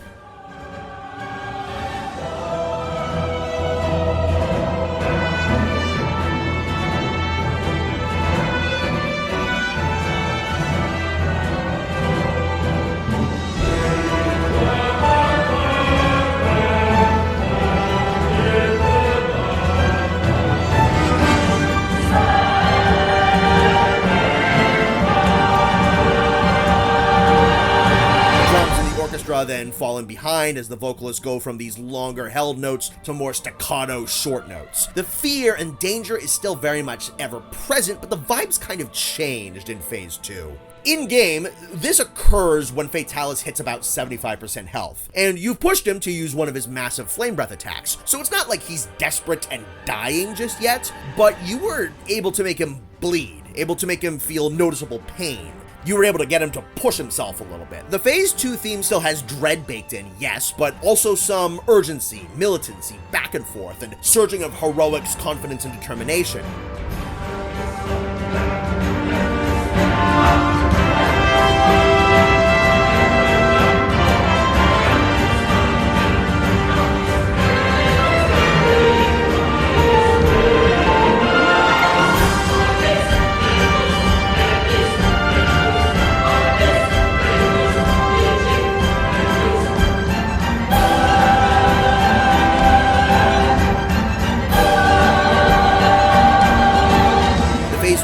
Tries to illustrate that, yes, Fatalis is extraordinarily dangerous, but he is mortal. He can get angry, he can get hurt, so maybe he can die. Phase 1 is meant to inspire apocalyptic dread. It dehumanizes Fatalis, makes him appear unflappable, incontestable, so much more than you could ever be. You arrived here only to die. Phase 2 tells you that that's not exactly true. There's a very slim chance of victory here, but it exists. I think this is a wonderful subversion of expectations, as Phase 2 music in bosses like this usually go into overdrive. The foe gets more powerful, more erratic, and the music reflects that aspect of the gameplay, but I think the approach to Fatalis theme is a little bit more realistic. Usually your enemy doesn't get stronger when you kick the crap out of it for a bit. The piece here is motivating for both parties, honestly. The mood goes from an overconfident assurance of absolute destruction to a mutual recognition that this is a proper battle on more even footing than either party initially realized. This is some excellent music writing, and now we're gonna hit the new monster themes.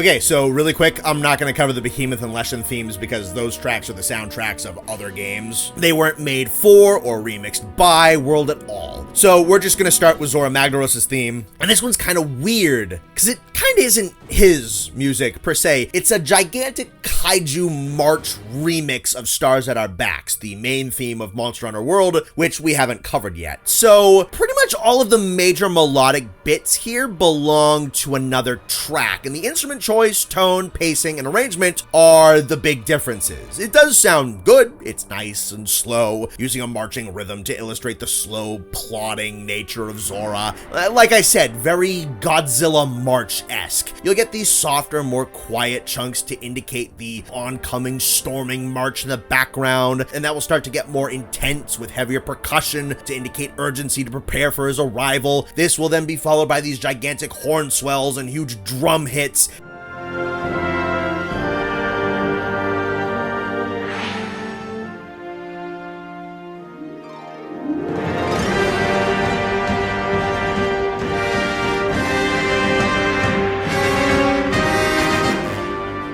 It's kinda arranged more like a movie score. The softer sections are from the human perspective of everybody scrambling around, panicking, and then the camera will zoom out, and there's Godzilla or Zora trampling through the buildings and crashing through the canyon as all of the instruments come up together into these big, loud, blaring blasts.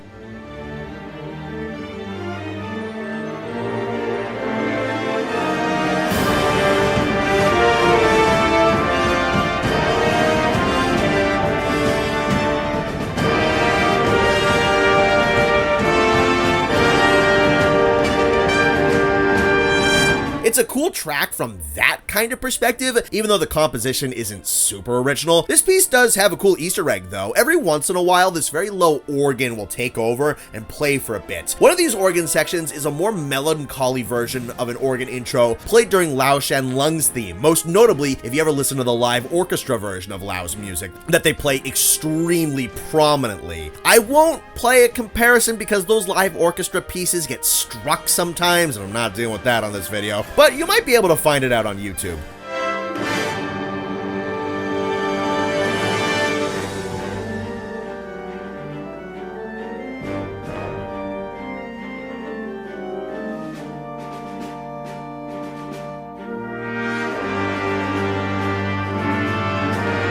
Now, let's talk about a track everyone loves. You all know how it goes. You're out hunting in higher rank, minding your own business, and then whatever music you were listening to starts to fade out, and this whining, screeching set of strings comes ringing in like blaring alarms, and then it hits.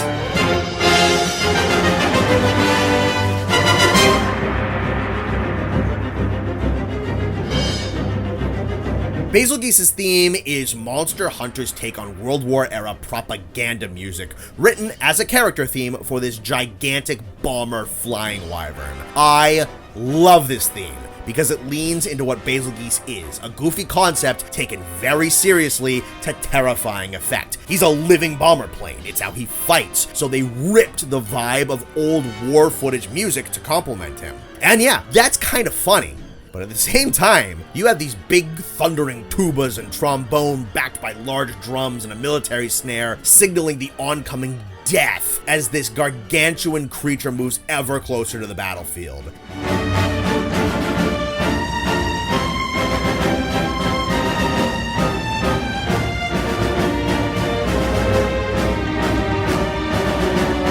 Then you've got violins and lighter horns giving some sense of height and loftiness to the piece to simulate the feel of flying and communicating that this is an aerial fortress attacking from above. Then after the warning signal sounds off again, the horns and drums sync up, and this is where the bombs start dropping on your position.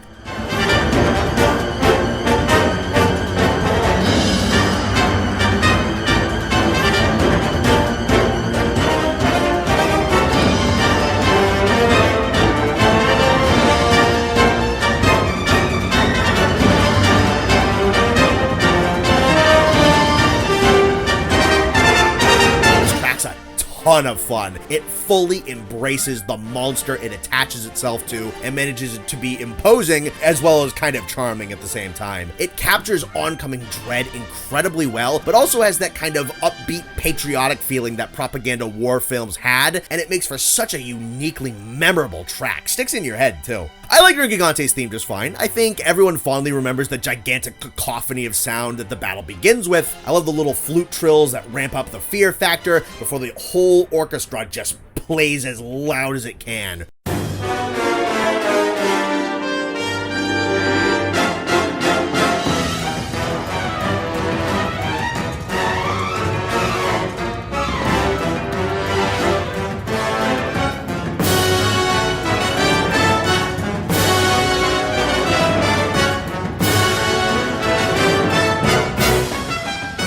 Really good intro that I think sells how in-your-face, extremely bold, violent, and confident Nergigante is. There's no cunning or elements to hide behind. He is just built for violence. I will say that sense of gigantic violence definitely hits the hardest right out of the gate. A lot of the rest of the track is a bit more pulled back, using a pretty simple yet effective driving rhythm on some incredibly deep-sounding drums, while the horns and woodwinds keep lower to the ground with a persistent sense of menace.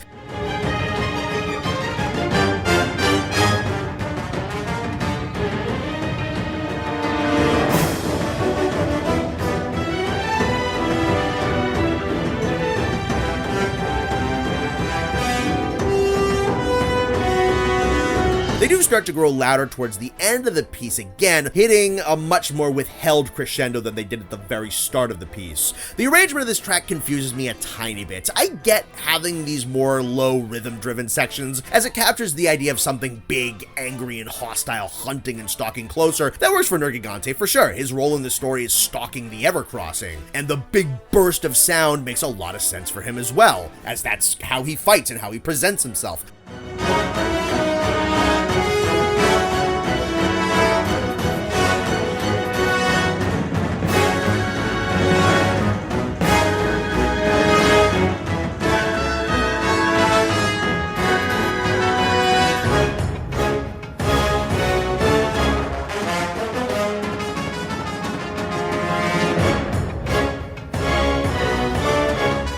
Too sure why the track opens really strongly with overwhelming aggression and then goes in the more reserved hunting and battling sections and then never really goes back up to that height again until the track loops. Especially with Nergigante having the ability to regenerate, I kind of think that it makes sense back up as harshly as it started. Part of what makes him dangerous is that he can outlast most other elders, and yet this track puts all its power right at the very start. I think that's an odd choice for a character piece. On top of that, there's little in the way of super eye-catching instrumentation, very standard good sounding orchestra stuff. This may be my least favorite of the Generation 5 flagship themes, but it's still good. I'll touch on the Arch-Tempered theme really quickly. The original Nergigante theme may be the better character piece for strictly Nergigante, but the Arch-Tempered, I think, is the more enjoyable piece of music. AT Nergi, I think, is also less trying to be a theme for Nergigante, the boss fight in World's narrative, and more so the music for Nergigante, the final challenge in World's life cycle as a video game. The big moment at the start of the track is less of a violent explosion and more of an intense fanfare of battle.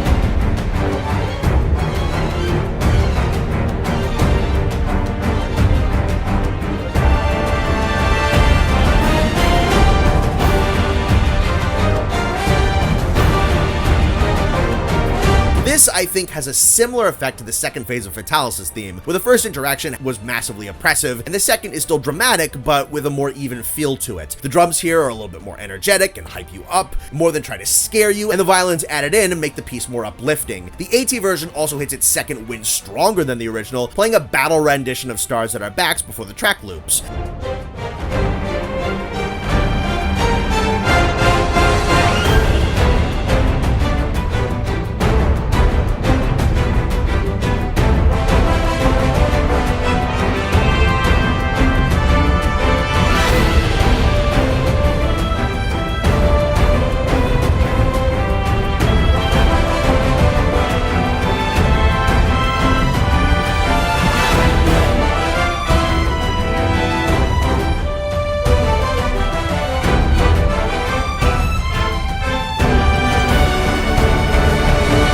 really like this piece a lot for what it's supposed to represent. It's celebratory, very high energy, and driven while still keeping Nergigante's intensity. Now, Xeno'jiiva's theme, I think, is kinda underrated. It's off-kilter, lurching, staggering, disoriented right off the bat. It's great for the story, as Xeno has hatched prematurely to defend himself, and at the same time, we have stumbled into him not expecting to find whatever the hell this is, and both parties are kinda taken aback and confused before they start fighting one another. My absolute favorite part is near the beginning, where the brass syncs up with a very soft female chorus, and the two sounds together, I think, perfectly capture this feeling of finding something unexplainable in some deep, dark corner of the world.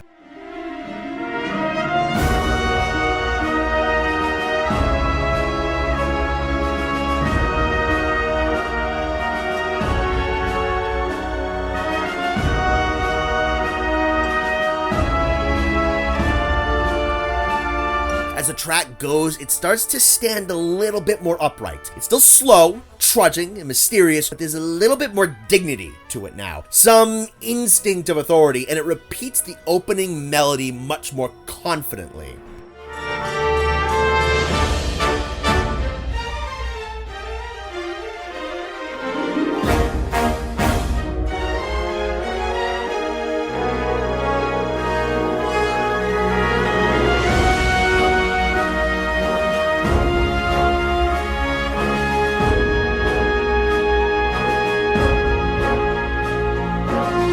Phase 1 of Xeno'jiiva is supposed to be the theme of this newly awakened horror, stumbling and confused and slowly gathering its bearings, and I think that's done very well. Phase 2 is also great. Xeno is now fully conscious, has himself together, and has a feel for what he can do. He uses his main motif once more, but now it's backed even stronger with a marching drum line and a more full orchestra and a fanfare of flutes and woodwinds with him.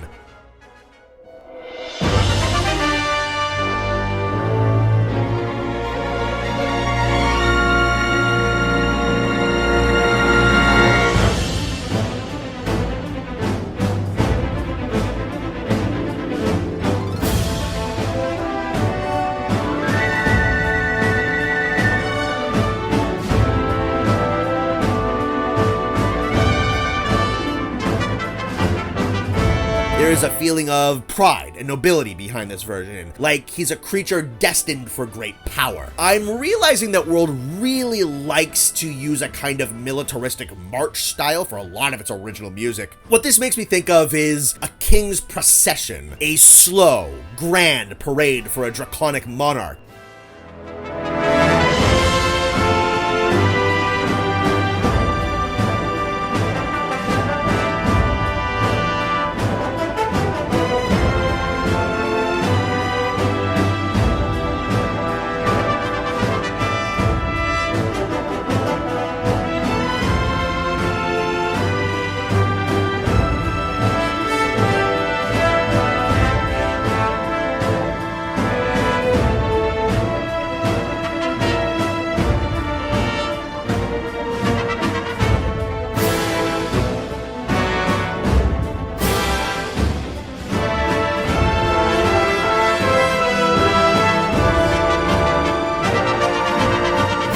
A shame that these two pieces don't get talked about as much, as I think they're very well written. I may have to speedrun a couple of Kulftaroth's music bits because this chick has like 5 tracks. Granted, 2 of those are the Arch-Tempered remixes, but there's a ton of music here, and it's some of the best the game has to offer. There's some stuff in Iceborne that's a little bit more talked about, but I don't know. I think Kulf has a legitimate argument for having the best music in the game. First off, her Initial Pursuit theme gives you a taste of what you're going to be hearing. There's 2 versions, one for her standard form and one for her Arch-Tempered form. They're kind of like the Siege versions for those more low-key themes you get when fighting small monsters and lesser bosses for the map battle themes. And yet, even when they're more reserved, Kulftaroth's music is meant to instill a sense of grandeur.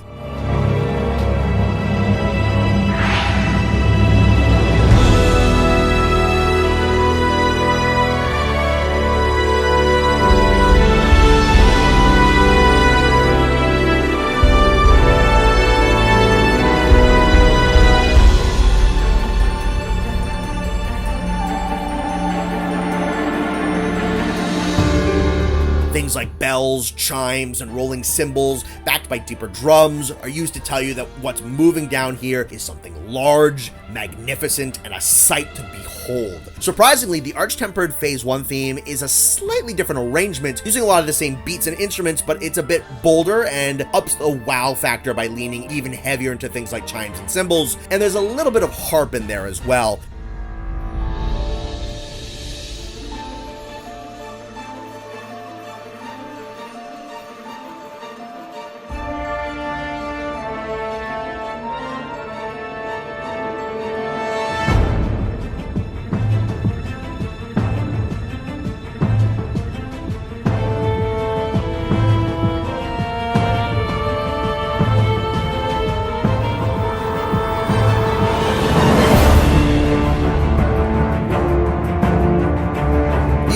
Get lost in the whimsy of the place. There's big sections, but a lot of long-held notes that make the track more atmospheric in tone. So Phase 2 tightens everything up and takes the encounter more seriously. The drums kick into gear and back the main melody with these much larger hits. The main motif is still played in Phase 2 that you heard in Phase 1, but the notes are dragged out much less, not making the piece too quick, but focusing it up. And then they start weaving an organ into the mix, which I love. It can have some concussive power to it while being able to hit the gorgeous notes at the same time. It's one of my favorite instruments out there, and I love when Monster Hunter uses it.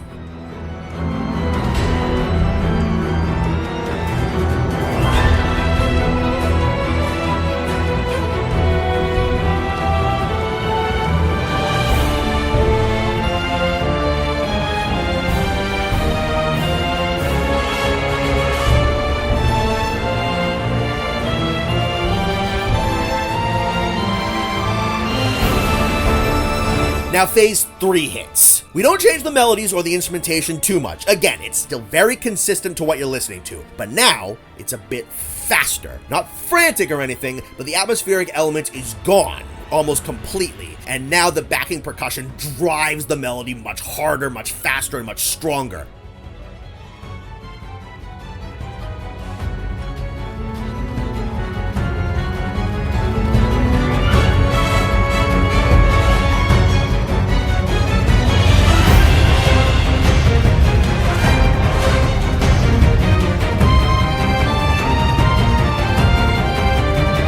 That all sounds great, but you're here for the Arch-Tempered theme, where we take all of that and then we just put a chorus on top of it.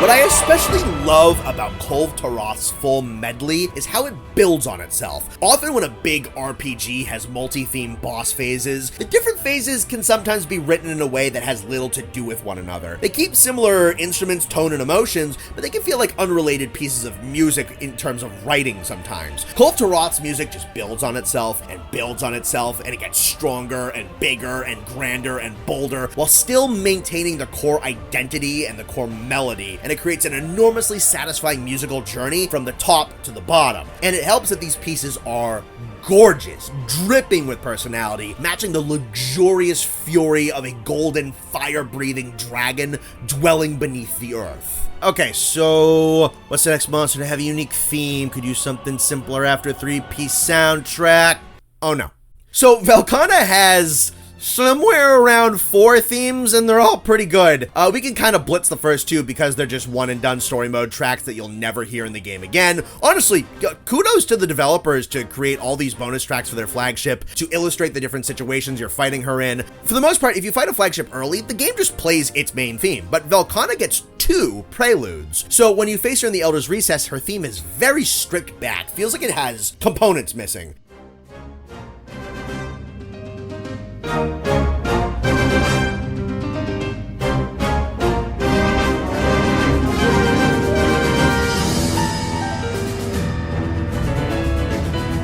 which makes sense. She's not at full power yet. She's in the recess to charge herself up. And so you get these little tastes of the main motif in these short staccato notes. This part is used a couple of times here before going into a quieter chunk driven by a strong presence of piano, some harp, and a fair bit of horns with lighter percussion in there. The track feels like it's building, but it's not going anywhere yet. Then you get to your second fight with her, and she's attacking the base at Seliana. This comes in strong with a heightened sense of urgency and alarm, as the notes are played much faster, and they pretty much ditch the piano and harp or shove them into the back to make room for things like trombones to create a harsher sound.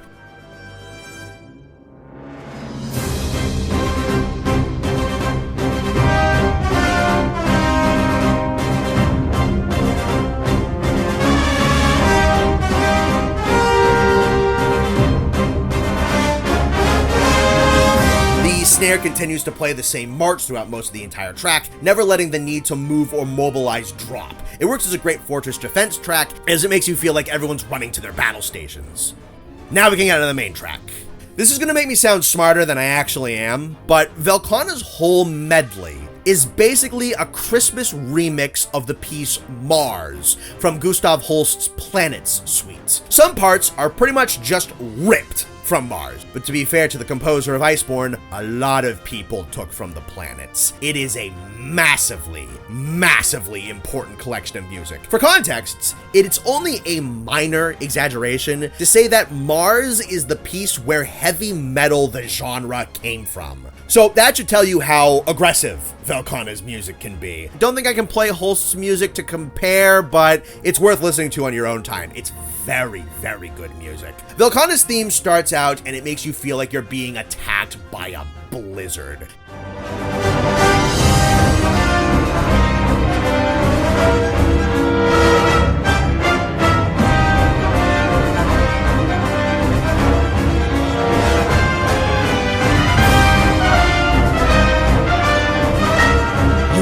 Big marching drums, the lower blaring brass, the sharper, more shrill trumpets and horns, all matching up for this oppressive initial assault of music before the track winds down and lets the piano take center stage a moment, reminding you of Velkhana's grace.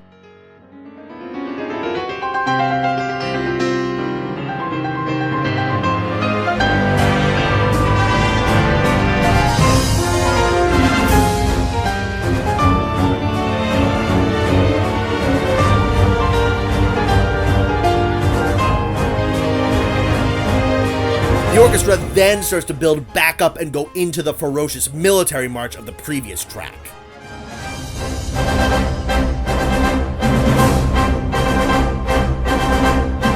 Then we kind of go into a balancing act, where Velkhana's theme can shift between piano-focused sections and larger ensemble chunks, which keeps the violence and elegance balanced and working alongside one another. There's an endless harshness and fury found here, but also incredibly beautiful and graceful sections here too. This matches Velkhana's characterization and fighting style as very well as far as I'm concerned. Then there's the arch-tempered Velkhana theme. This isn't like Nurg's AT theme, where it's a bit uplifting and kind of a celebratory piece. Nah, this one's mean. It starts with a pretty big fanfare, but then it gets right into the hostility. Even the piano sounds more violent now.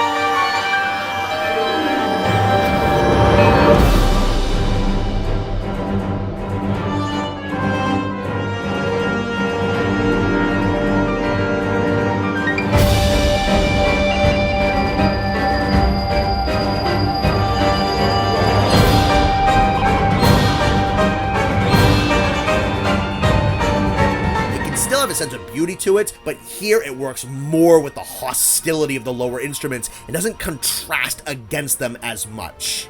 There is this more quiet and reflective part that I like, where everything slows and a lone piano echoes alone against the marching drums, and the orchestra then starts to swell up with it, and then it all crashes into crescendo.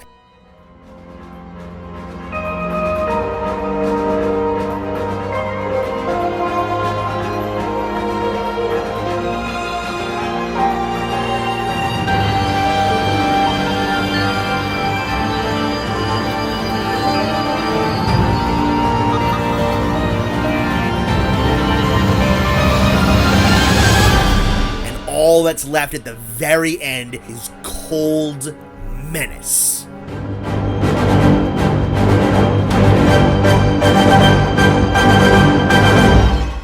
Velkhana's medley is very much supposed to be the wrath of winter personified. It is a harsh, gorgeous onslaught. It's unyielding with its constant marching percussion and oppressive with its sharp blaring horns, yet also beautiful with its focus on the piano and harp. I think Velkhana is wonderfully characterized. Okay, thank God Namielle only has one phase for her music. There's so many long pieces here. This is a kind of a curious one. For an all-powerful Elder Dragon, Namielle's theme is not terribly intimidating or violent. It's sneaky, sly, cool, and collected. I've heard it compared to James Bond music before.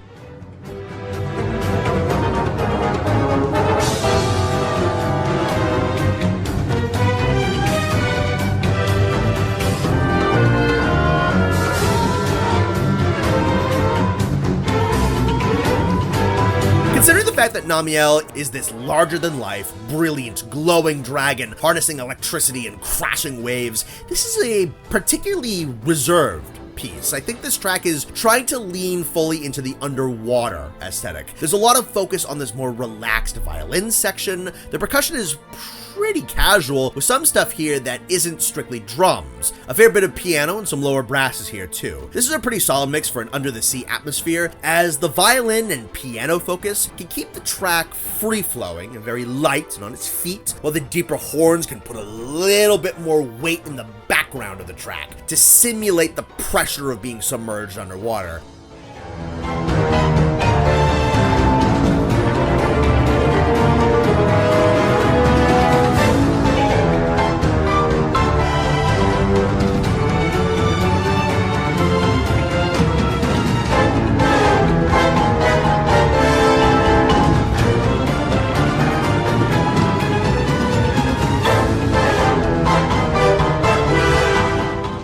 Yeah, I don't know. I feel like this would be a really cool alternative theme for the Coral Highlands itself, but for Namielle, it's just missing some things. It does capture her underwater aesthetic and her grace, but not her powerful waves, her electricity, or the brilliance of her spectacle. It's a good track, but I think a character piece for Namielle deserves something a little grander. Now for Shara Ishvalda's two themes. These are all about massive weights with a twinge of divinity blended in. Phase 1 is a slow, lumbering, pounding track that complements the gigantic scope of the rock golem monster you're facing off with.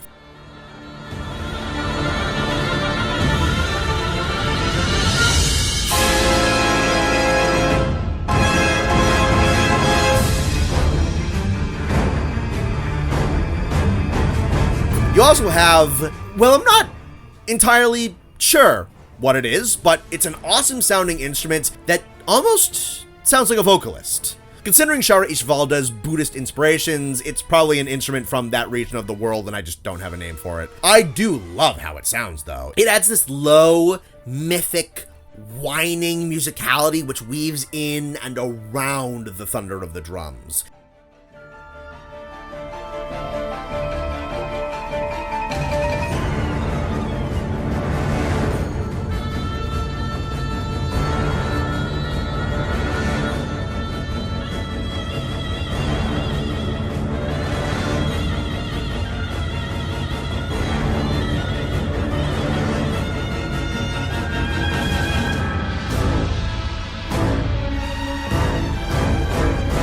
They also use some quieter parts here with strings and piano to maintain some air of mystery here. I mean, what else in the world looks quite like Shara Ishvalda's first form? It looks like it's made of living stone. What in the world is this thing? And then, with fury, Phase 2 shows us what he is.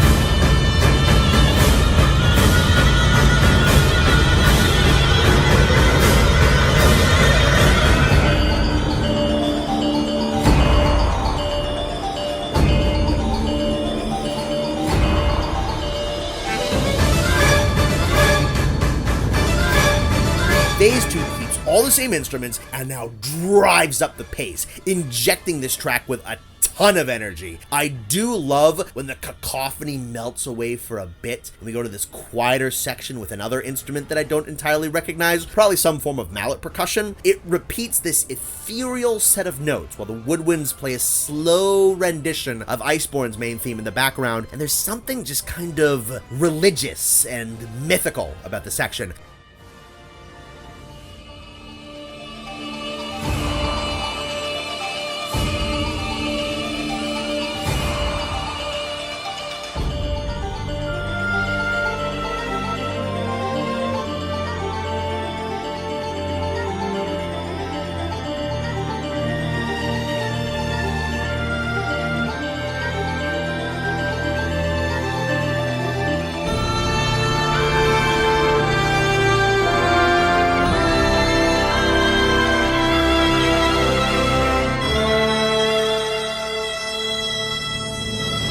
Dichotomy between Shara's unbridled elemental strength and his bizarre, unexplainable, uncanny valley godliness that this track absolutely nails. Calling Raging Brachydios' theme new is kinda cheating a little. This is a remix of Brachy's theme, but it's substantial enough to cover, I think.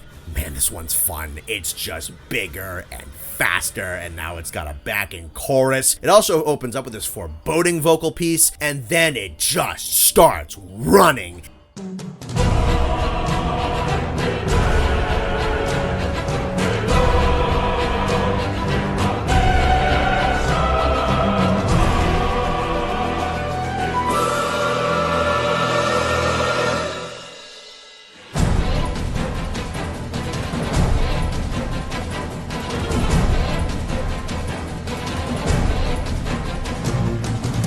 It's funny that the bigger, slower Brachy has the faster, more hectic theme, but this one is supposed to be distressing, whereas the original is more heroic. They work the chorus in gradually, playing it over a couple of notes here and there, and keeping them kinda scattered at first. I think that's a smart decision on the composer's part.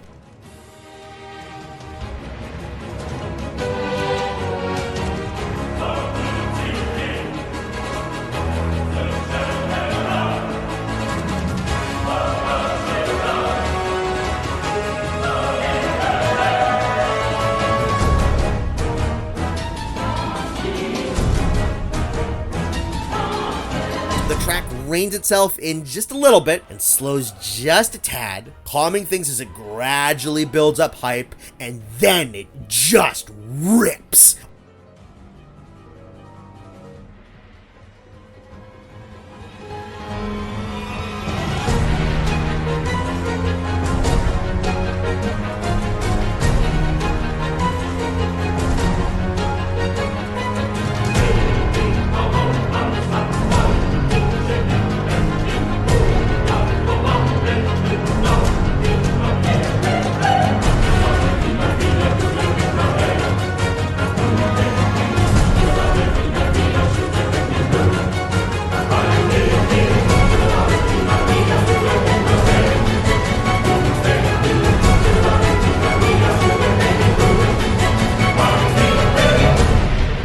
Oh, it's so good. You take the craziest, nuttiest, heroic part of Brachydios' theme and have the chorus sing over it. It's awesome. It just is. Man, this sure has been a lot of monster music. You guys want to end this section with one of the best monster tracks they've ever made? Yeah, I'd like to do that too. Let's hope Iceborne did that.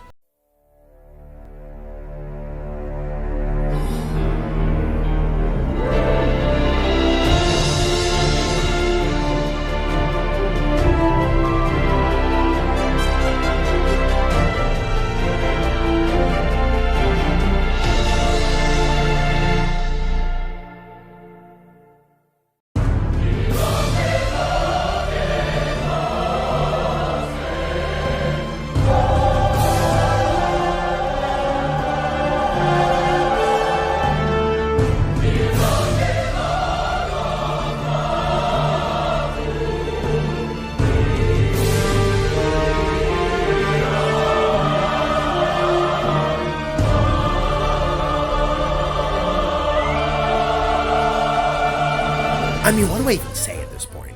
Anybody who listens to this franchise's music probably likes Safi'jiiva's theme. And yeah, I know, sometimes the big orchestra with the big choir can get a little overplayed and a tad repetitive, but Monster Hunter is usually a little bit more selective with it, so when they do pull out the full chorus piece, the track feels enormous. Safi'jiiva brings back Xeno's main theme and iterates on it again tremendously. This takes the melody from a royal procession to a prayer towards a god.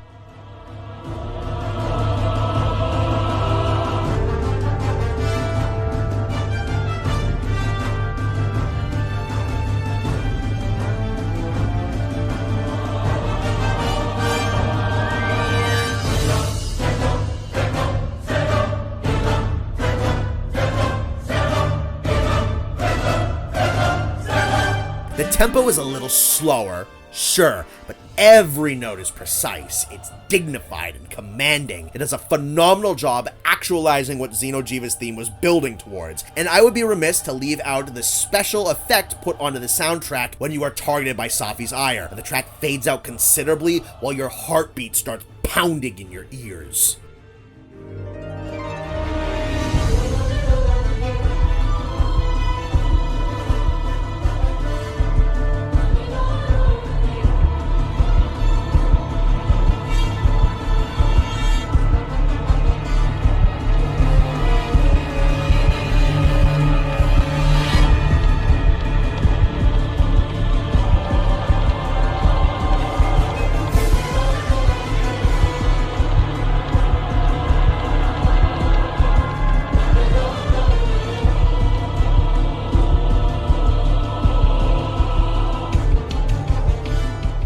Then, in the final encounter, this isn't an evolution of Xeno'jiiva's theme. There's traces of it in there, but it's not what it's going for. And this also isn't a remix of World or Iceborne's main themes, like a lot of the other big bosses like to incorporate into their final boss, or flagship music. Now, this is the biggest, the boldest, the loudest, and the grandest incarnation of Proof of a Hero that they've ever made.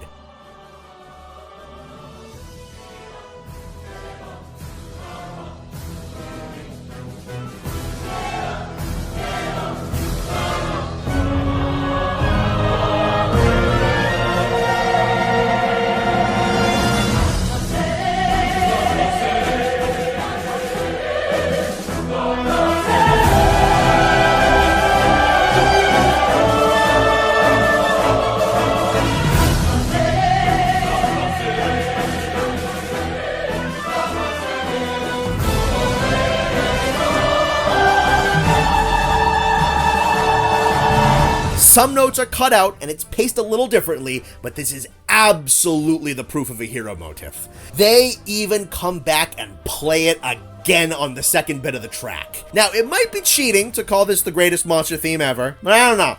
Capping off World and Iceborne's narrative by facing down the full power version of the high-ranked final boss and following up on the concept of a fully actualized Xeno'jiiva theme with such a dramatic and empowering version of the overarching series' main theme is such a great direction to go with Safi's music. So let's wrap everything up now with the main themes of World and Iceborne.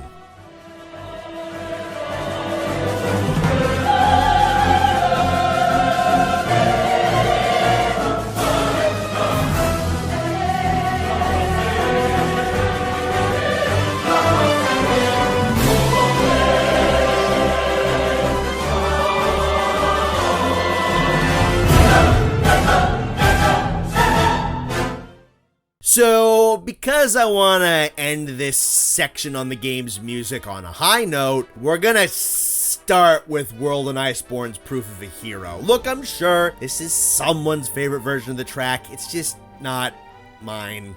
I think it's the weakest version of Proof of a Hero, but that's not because it's bad, it's just because, well, there does eventually need to be a weakest. Allow me to ruin this piece for you. The horns of this Proof of a Hero sound like they belong to an NFL pep band.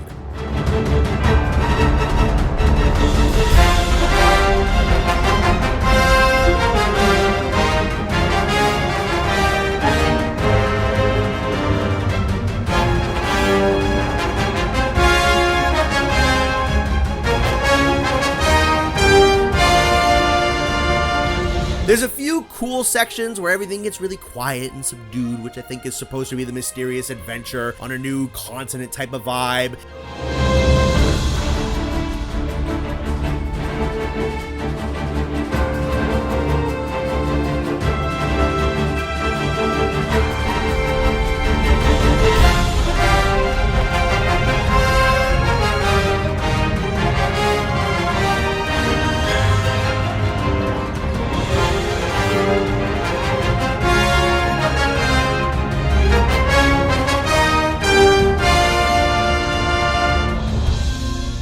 Then that mysterious jungle sensation opens up into the big sweeping sound of horns blaring. It's got some cool call to action and some adventure to it. It's very unabashedly heroic, but for some reason, maybe in how the horns are tuned or somewhere in the tempo, it just doesn't quite have the same sense of overwhelming triumph or heroism as a few other versions of the track, and there's others that go in more unique directions. This one's fine.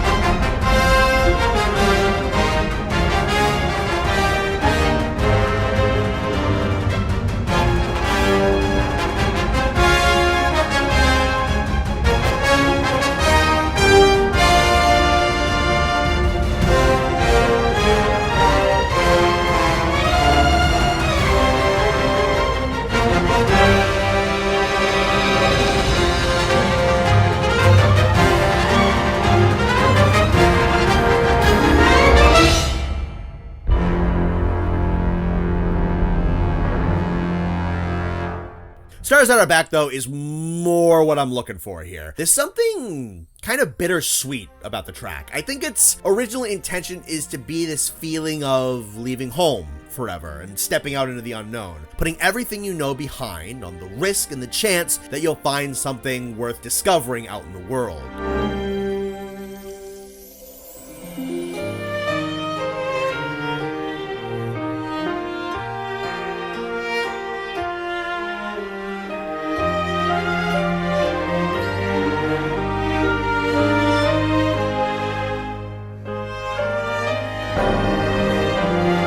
Because once the melancholy of the opening fades away, then you have your big surge of energy and wonder.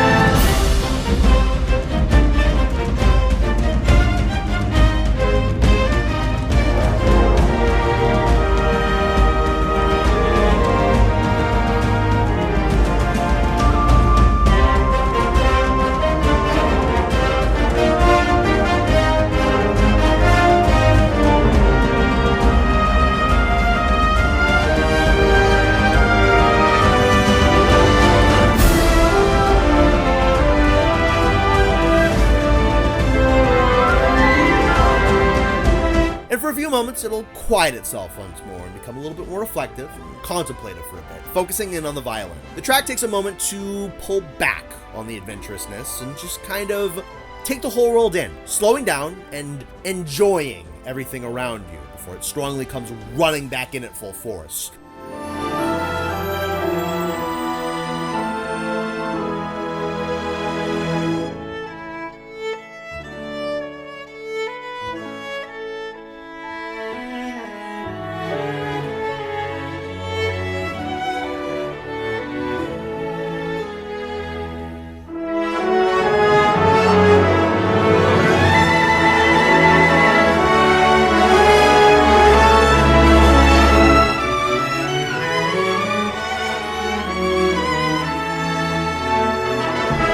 The track hit extra hard when the game ended. There's something inherently nostalgic about how Stars at Our Backs was composed, and listening to it by itself is enough to conjure memories of the game. There's something a little sad about it, but also really exciting. It works well for the main theme of a game that changed the trajectory of Monster Hunter forever.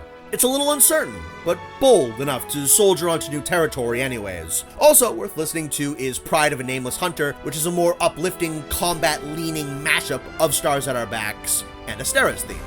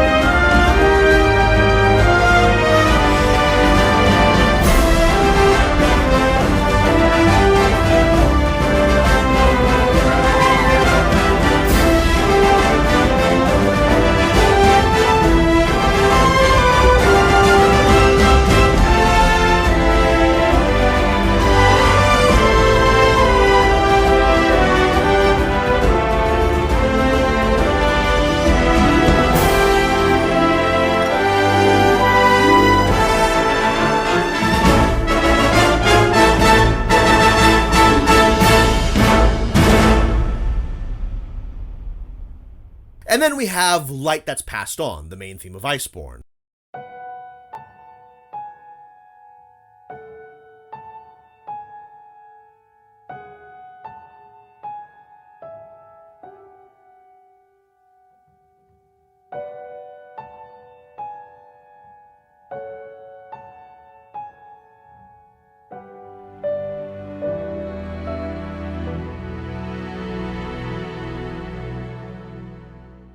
This is another beautiful piece, much more quiet, and has its own sense of somberness to it. But more than sadness, it's peaceful, starting with the soft lull of a piano, with the flute finding its way in as well. A small-scale orchestra joins in, and they play this soft, contemplative song that makes you feel like you're just standing out still in the snow.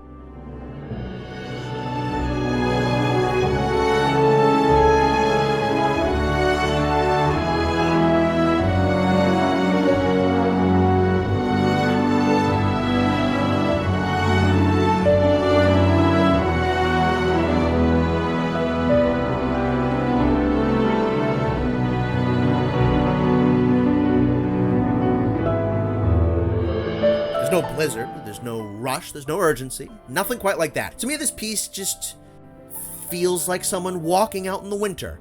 Nice and simple. There's adventure and a sweeping sense of grandeur for sure, but this one takes its time, soaks in. You feel like you're in for the long haul here. There's no rush to go anywhere. You're just in it for the journey.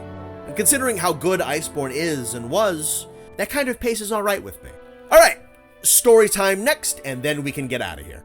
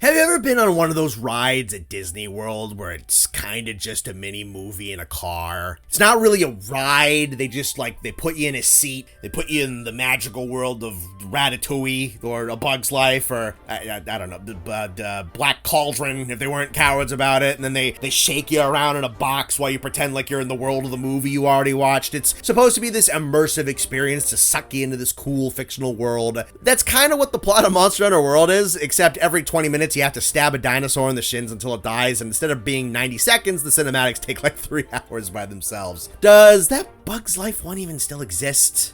I kind of doubt it. Point is, the story of Monster Hunter World is basically that the developers thought up a pretty cool new location in the world of Monster Hunter, put a lot of effort into mapping it all out and planning it out, and we're very excited to show it off. Now, whether or not they did a good job telling a narrative around that, I'm betting some of you are kind of rooting for me to trash on the story of Monster Hunter World, and I'm going to in a couple of respects, but honestly, I don't think the actual plot is all that bad. The storytelling, on the other hand, is not that great. So let's kind of lay this out. The Hunters Guild noticed that elder dragons have been crossing the sea and going west.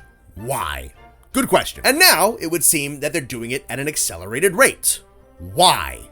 Good question. Let's hop on some boats and find out. Every 10 years or so, an elder dragon goes out west, and a new fleet dispatches after it, landing on a newly discovered continent that has been dubbed the New World. The research team built themselves a village and home base out of the ships that they would not be sending home, called the place Astera, and for the last 40 years, Astera has grown. The facilities for the base have expanded, some things have gone wrong, and the expedition is at a bit of a dead end. There's a lot of facts known about the New World, but no good guesses as to what it all means and how things operate here. There's no solid conclusions. That is, until a giant fire turtle the size of this stupid script emerges from the ocean and leads Fleet Number 5 across the world. And Fleet Number 5 is you. The 5th Fleet brings with it 2 things: a giant dragon strong enough to smash its way through the New World and uncover some secrets that were left dormant, and you, a natural prodigy monster hunter capable of bringing down the threats that this event will unearth. The stagnation issues that the Research Commission has been struggling with are about to resolve themselves. So let's talk about the multi-story flaming turtle elephant in the room.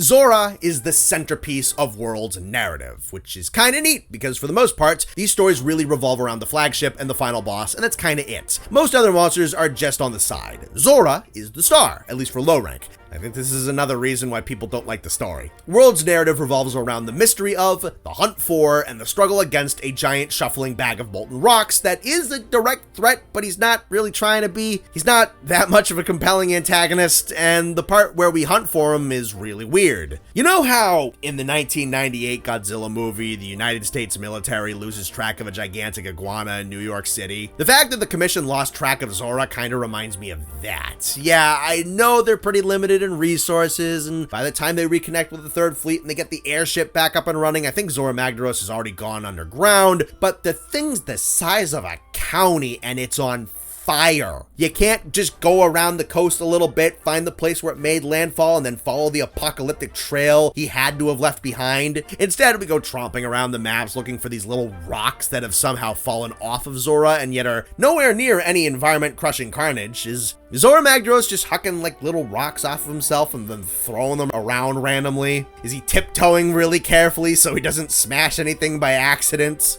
Is Zora Magdaros secretly me sneaking downstairs quietly at 2 a.m. to steal food out of the fridge without waking anyone up?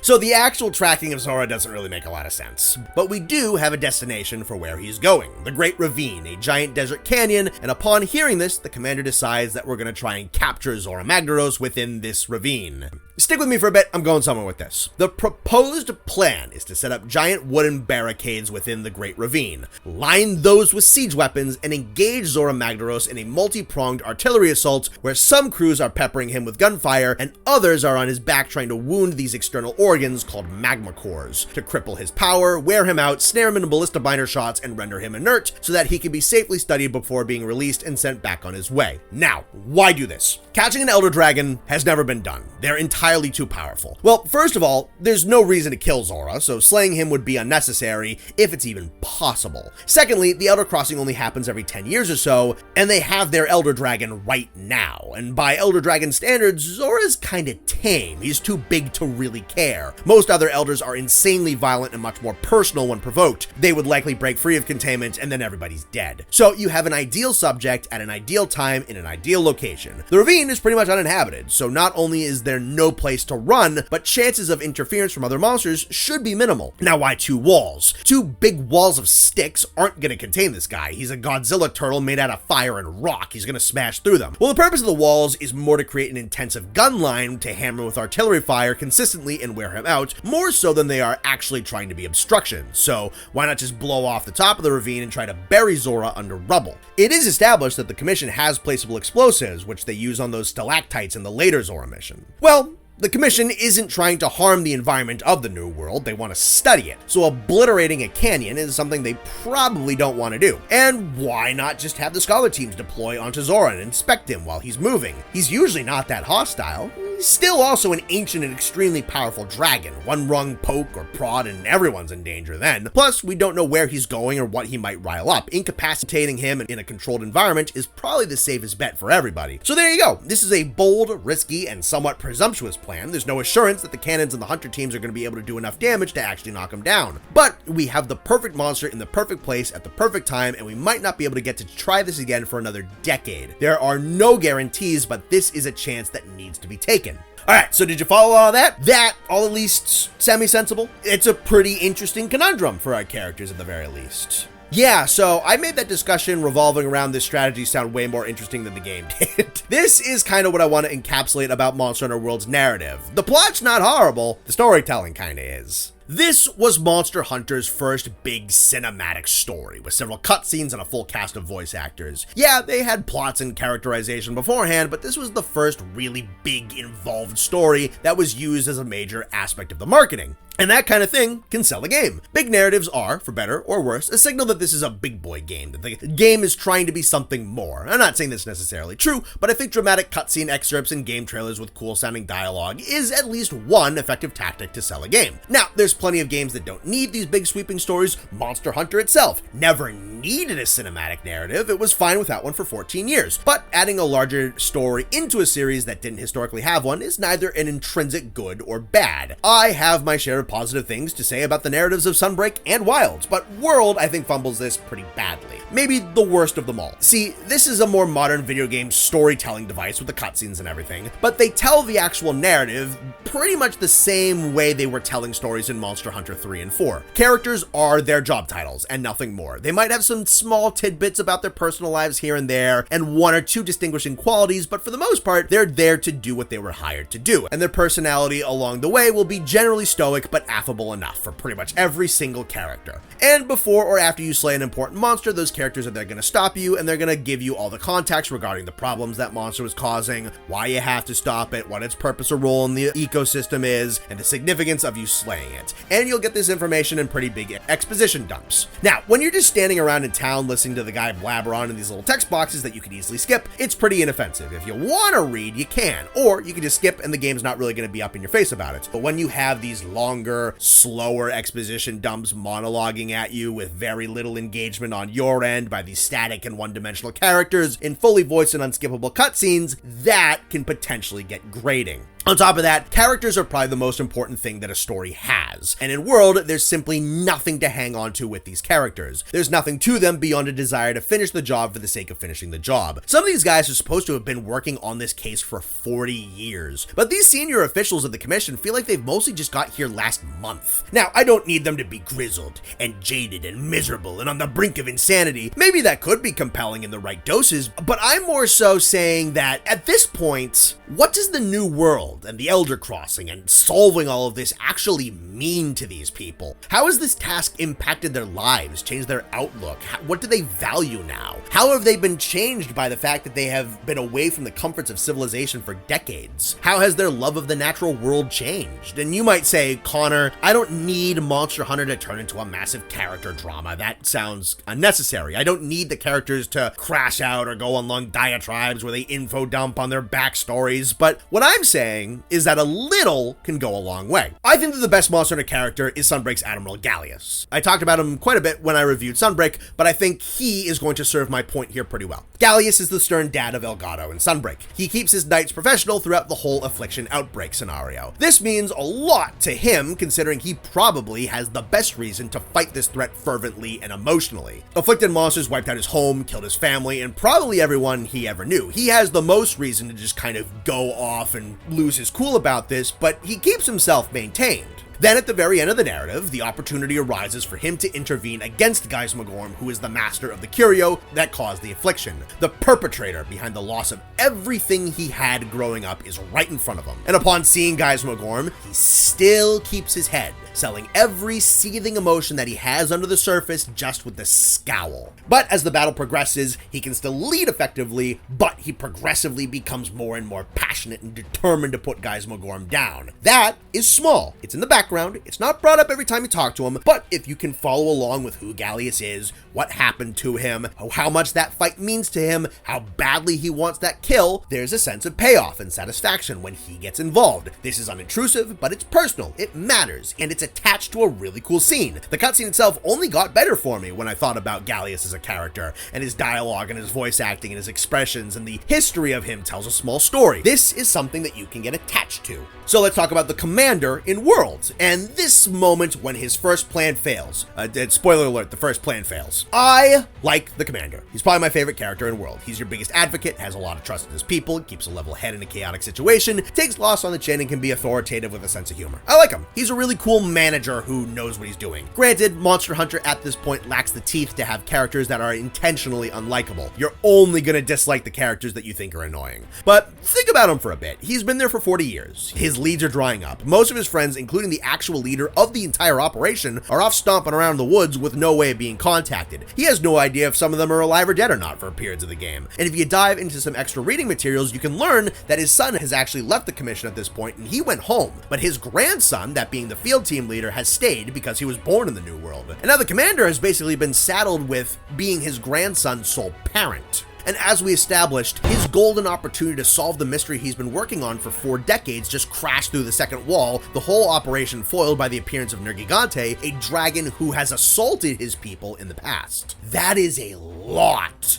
of weight to put on one person. That is a mountain of responsibility to shoulder. And I'm not complaining that he doesn't crumble under the pressure and have a breakdown. It's just that none of it seems to mean anything to him. Yeah, it's admirable that he can keep a cool head after such a major loss and assess the situation and move on to the next opportunity, but something like a flinch, some anger to be reined in, some exasperation, some lament before he pulls everything back in would just add a depth that is worth connecting to. It would just make the whole situation feel human. For all intents and purposes, the defeat at the ravine is a pretty major loss, but none of the characters treat it like one. The characters of Monster Hunter World are their job titles, and though they may have 1 or 2 traits that make them discernible from one another, just about everybody in the cast is a tough, competent go-getter who cares enough about doing a good job and are accommodating to the new guys. This does not communicate a 40-year-long going around and around, stretched to its limit expedition in a hostile environment. This feels like the world's healthiest 9 to 5.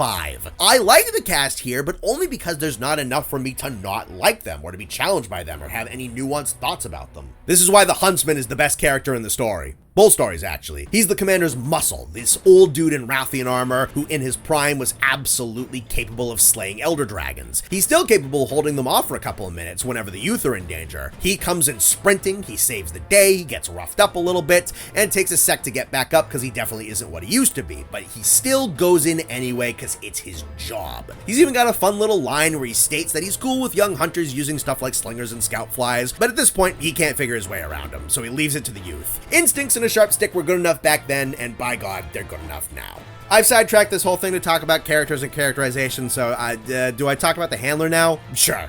She's the controversial character that everybody wants to talk about. The handler is main character number 2. She's kind of the actual audience surrogate here. While the silent hunter stands around blankly picking his nose in the background, it's the handler who participates in the council meetings, tosses out ideas, and is curious about the natural world. She has all the questions that we might ask. She does a good bit of the sleuthing that we would want to do. She's the one who seems engaged. Meanwhile, the actual player character is just the Doomslayer in the background, wordlessly craving the blood of dinosaurs. She's also kind of a doe-eyed klutz who runs headfirst into monster jaws like 5 or 6 times. She's supposed to be this plucky sidekick who's book smart, but not necessarily street smart. She can toss out a pretty solid ecological theory rather quickly, but then 5 seconds later, she might get excited when she sees something shiny, and then she might get mauled by a dog. Think about it. The tracker saves our lives at one point, and then like 5 missions later, the handler puts the tracker in a situation where she could be killed, and because this game is kind of toothless with its characterization, it's never really acknowledged. Also, a good 50% of her personality is just liking food. I really don't mind an eccentric, passionate goofball character, that's fine, but she seems to have these kind of odd shifts between a fairly insightful young woman with some smart questions and observations about the natural world and a bit of a goofy eccentricism, and a dumbass who just makes situations more dangerous because she's running into fights for no reason. And she does that enough times that you wonder why she's just not learning from the mistakes she's making. And it just feels a little inconsistent. The other issue is that we, the hunter, don't talk. The hunter is supposed to be the actual player insert, and the player insert isn't asking questions or getting involved or has any interest in what's going on. He's just standing there waiting to be let loose on the local fauna. And that's being held up by this lady who goes everywhere with us, blabbing to her coworkers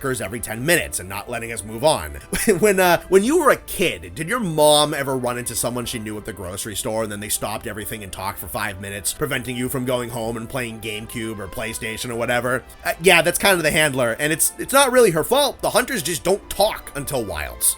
She's fine. She's got plot relevance and contributions. She's an endearing sidekick, and she's overall just this kind of friendly person hanging around with you. She's also an inconsistent doofus who puts herself in danger because, I don't know, slapstick comedy or something, and talks for you the whole time. I don't hate her, but yeah, mildly annoying in a couple instances. So, where were we? Oh yeah, the plot. Zora smashes through the ravine, and this gives us access to the Coral Highlands and the Rotten Vale. This is where we learn how the New World works, and it's kind of cool. See, there's pretty crazy natural phenomena all over the place in the New World. Giant trees capable of housing entire ecosystems. The Wildspire Waste has wild-looking spires, and now we find a forest made up of what looks like a coral reef. But how do these crazy natural occurrences happen? Turns out the Rotten Vale is this kind of homing beacon for monsters to die in, elder dragons specifically, and when they die there, the continent recycles their vast energies, and then spreads that energies throughout. We learn later that the New World has this underground system of tunnels called the Everstream that carries the energy throughout the entire continent, providing this life-giving bioenergy to every region of the New World. The continent is kind of like one gigantic living being. It eats dead elder dragons, breaks down their life force, and then a network of veins carries that power all over the place. So elder dragons the world over have an instinctual need to die of old age in the Rotten Vale. This creates the Elder Crossing phenomena. I enjoy this world building. It's goofy, but it's fun to roam around the continent and peel back its mysteries one by one. It's a hyperbolized circle of life metaphor showing that all of nature, even wildly different biomes, have connections and dependencies. And with these crazy energies, the developers can make larger than life maps with outlandish coral forests, gigantic flora and rock formations, and a monster graveyard. That raises the question though,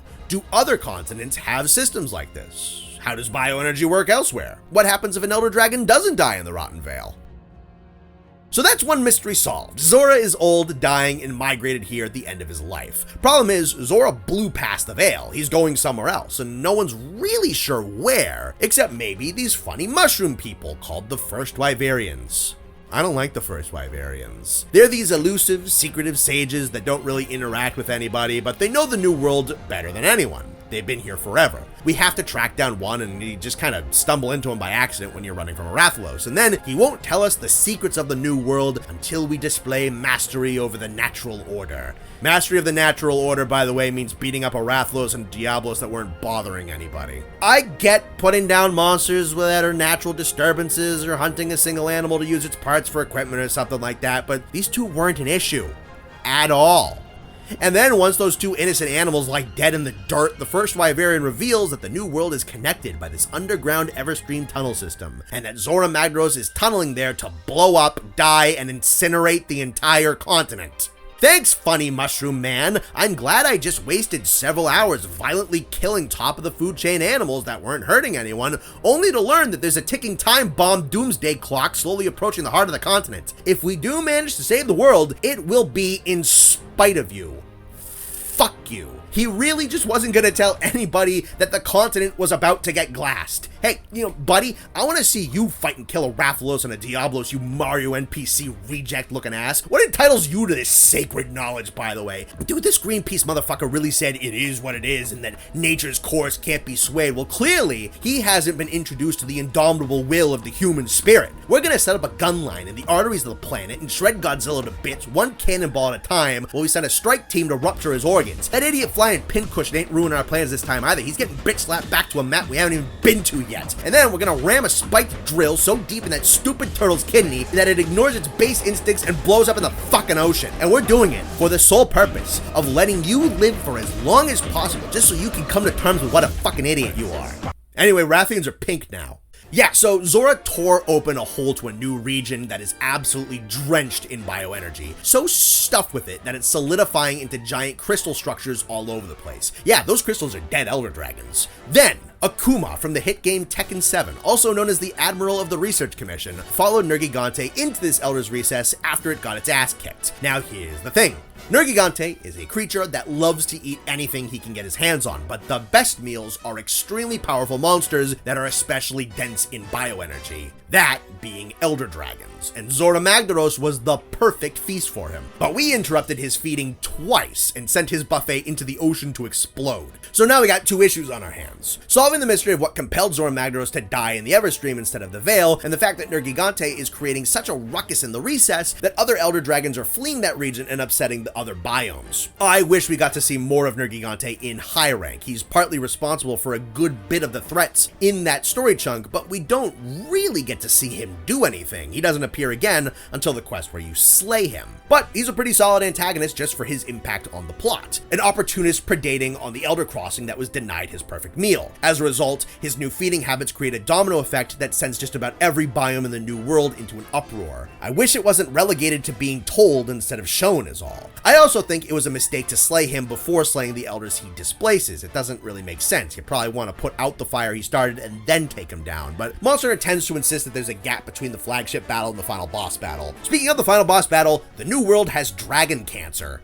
At the center of it all is the cocoon of Xeno'jiiva. This silly little guy has effectively hijacked the Everstream and the Elder's Crossing. He emits a pheromone that compels elders to die in the stream rather than in the Vale, and as he lays dormant, he stockpiles all that excess stolen power for himself, growing stronger. With the elders out of the recess, we now have a chance to scout out the confluence of fates where Xeno'jiiva is nesting, and our presence forces him to wake prematurely. The battle ensues, and this would-be world burner is cut down and sent tumbling lifelessly into the depths. The day is saved. Yeah, I don't think this is a bad plot. The sequence of events for the most part makes a lot of sense, is generally interesting and varied. The new world has a bioenergy refinery system to keep itself alive, so it beckons elder dragons into the Vale when they die. We want to study this phenomena, so we follow the elder dragons. Things hit a bit of a dead end until an elder dragon too big to ignore and capable of smashing the terrain up to unveil new passages shows up. So naturally, we want to study him and see why he's doing what he's doing. But there's a predator that relies on the crossing for food, so we get interrupted and fail the first capture. However, Zora's moving the ravine around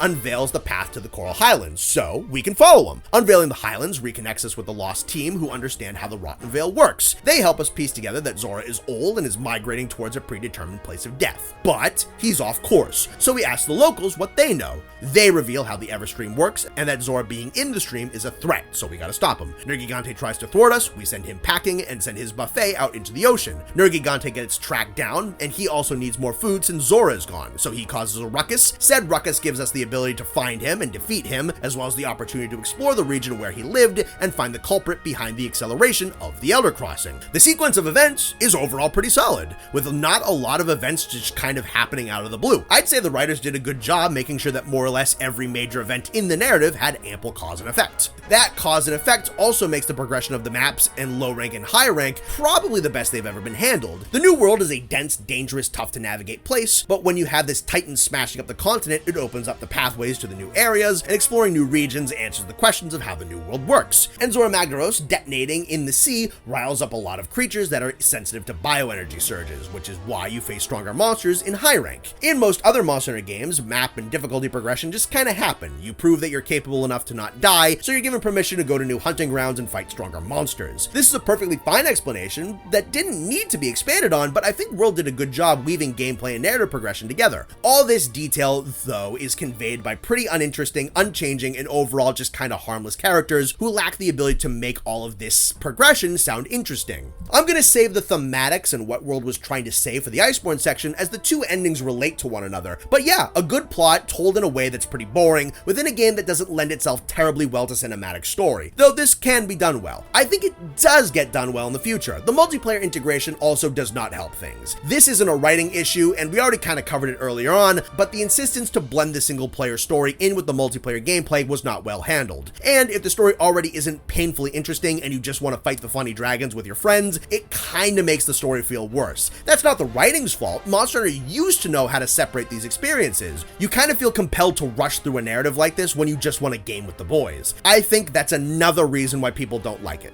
Alright, so now let's move on to Iceborne's story. Iceborne's story is a bit better. Its plot is a lot worse. Except for Velkhana. She's funny because she's an asshole. I'll kind of break this down for you simply. There's a rock dragon. He's out screaming on an island. He can also tunnel around in the Everstream. He's making a giant ruckus and agitating a lot of wildlife that were, for the most part, just kind of off in the wilderness away from human eyes. One of those animals is a frigid called Velkhana. Also, he's terraforming massive landmasses and could potentially create an ecological collapse. You know, God forbid his dragon has hobbies and all that. Throughout the story, the player runs all over creation, putting out fires, and all the while, the other characters are mapping out the locations where the song is heard, estimating where the seismic activity is taking place, and they relate these events to a myth about a creature called the Old Everworm, which can manipulate the environment with a song, kind of like what's happening now. Then, they slap all their locations on a map, draw a big spiral, and as luck would have it, there's an island roughly located at the end of that spiral. So everybody hops on a boat, finds a spooky rock golem that turns out to be a wind god dragon, then our kill gets stolen by Nergigante doing his job. The plot works, but it's pretty much just the same thing over and over and over until the game says that we have enough data to track down the big bad. Song happens, Velkhana shows up, ground shakes, a little bit of this old mystery is deciphered, a random monster that's either a new subspecies or a really marketable monster shows up, and then you repeat that like 4 times and then the story ends. The plot just kinda spins its wheels, but what Iceborne tries to do is use that spinning wheel to flesh out its characters, and it does this okay, I guess. I'm gonna be honest, if World set up any characterization groundwork, I think Iceborne would be a little bit stronger, because these character arcs kind of feel like they came out of nowhere considering that they had next to no establishment in the previous narrative with these same characters. For the handler, Velkhana's scales are pretty much identical to a scale her grandfather smuggled back from the New World but could never identify, so she's got this connection, feeling like the mystery behind Velkhana and the song was left to her responsibility to her family. It's nice when the hunt actually means something to the characters and isn't just a job. I can also forgive this character point for appearing predominantly in Iceborne. She seems pretty committed to her actual job at the moment and is only really invested in the Velkhana hunt on that personal level because Velkhana drops the scales, not because the handler is actively searching for them. I do think that you could have strengthened this dynamic if in World's narrative she seemed to have some minor internal conflict between her immediate tasks and the nagging of this more personal mystery in the back of her mind. Maybe there's a throwaway line in there somewhere, but I scrubbed through most of World's story related dialogue again and I didn't see anything. The other major character to get something here is the field team leader, the commander's grandson. He was born in the New World, taught to hunt by the huntsman. Good lord, these character names make writing this script really weird. And he was generally content to just kind of keep doing the outdoorsy work. But his grandfather sees potential in him, and with Seliana being built in the commission now having 2 bases of operation, thus needing 2 leaders, he appoints his grandson as acting leader of the commission in the newly founded Seliana. And the field team leader is pretty hesitant, unsure if he can fulfill that role. Again, nice idea. All they really do with it though is have the field team leader be a little awkward and less authoritative than his grandfather initially, and he gets like a rousing speech in the middle and what's kind of supposed to be the low point, gets more competent from there on out, and even at the end he's not that convinced he's cut out for the job and needs to be roused by the people around him. Yeah, it's alright. It's an arc. Again, it's not really set up that the commander wants to put more responsibility on his grandson or sees a potential leader in him. There's not a lot of conflict between the two over the field team leader eventually taking on more work or a leading role. The commander just kind of dumps the job on him and then is proud when his grandson doesn't mess it up too badly. Pretty much the exact same thing with the handler. This isn't a bad direction to take a character, but the setup just kind of appears. The resolution happens pretty quick. There's not a lot of set dressing or conflict. And again, I don't need us to be diverted into a major character drama for 30 minutes. Just some extra lines here and there would be nice. You know, maybe the field team leader made a mistake somewhere that leads to Velkhana getting an advantage and he feels like he needs to redeem himself. Just something small like that. Just whatever to spice up the character growth. Make it mean something. Give it some time to grow. What's here is just serviceable. Bare bones. Alright, now let's talk about the funny ice dragon. Velkhana is just kind of a and I think that makes her a great villain, even if she's kind of stupid. So the Song of Shara Ishvalda has awoken her, and she decides that if she can't be happy and relax, then nobody can be happy and relax. She just elects to be a problem. The song spooks a flock of Legiana into migrating towards the hinterlands. So she just randomly starts attacking those Legiana. She brutally freezes small monsters to death for the fun of it, doesn't even eat them or anything. There is a plot point that in retrospect is hilarious. See, Velkhana can empower herself with the heat and the lava and the magma of the Elder's Recess, so she needs to leave the island of the hinterlands for a little bit and head to the New World. On her way, she just kills an Anjanath. For no reason. Murders it. Not in, but with cold blood. And then, of course, there's this fear. Could Velkhana bring about massive ecological devastation to the New World, freeze over massive chunks of it, and destabilize the entire continent that isn't prepped to deal with temperature drops like this? What kind of destruction could she bring? You know, I can buy that fear, actually. Elder dragons, even the weakest ones, are supposed to be walking natural disasters. But no. No, not only does she not throw the ecosystem out of whack or anything like that, she just goes to the Elder's Recess. She powers up. We get a little tussle. She gets a cheap shot, wins the fight, and then she just goes back to her island immediately. We did this whole speech about our place in the environment and our right to live here. We brace for this big battle against a dragon who could freeze us out of living in Astera. It's supposed to be this symbolic thing, but all she did was just murder one Anjanath, and then she fucking flew away. Oh yeah, she wins a fight against the hunter too. Granted, it's because the handler ran into the middle of the fight for the 60th time and got to block her, so she get hit in the head with an ice chunk. But yeah, I think Velkhana is like the only flagship to not be repelled early on or just show up and fly away. She gets an actual win. You know, good for her. And then she tries to kill Seliana. Yeah, Shara woke up, pissed her off, and now she deliberately wants to murder us. She's making it our problem. She wants everything off of her island. So she just actively goes to war against humans. Again, most of the major story monsters don't really do that. We either get in their way or they unintentionally become a hazard to us, and that leads to a confrontation. Velkhana just wants blood. Like, I kind of love her for that. So there's a siege fight outside of Seliana, and Velkhana's got the pressure going, manages to knock down the huntsman, gets put on the back foot by cannon fire, and a barricade is thrown up to block her out while the team regroups. It's this desperate situation. There's only so much time. She's smashing against the barricade. It needs to hold out just a little longer for the weapon to be reloaded. Here's the thing though,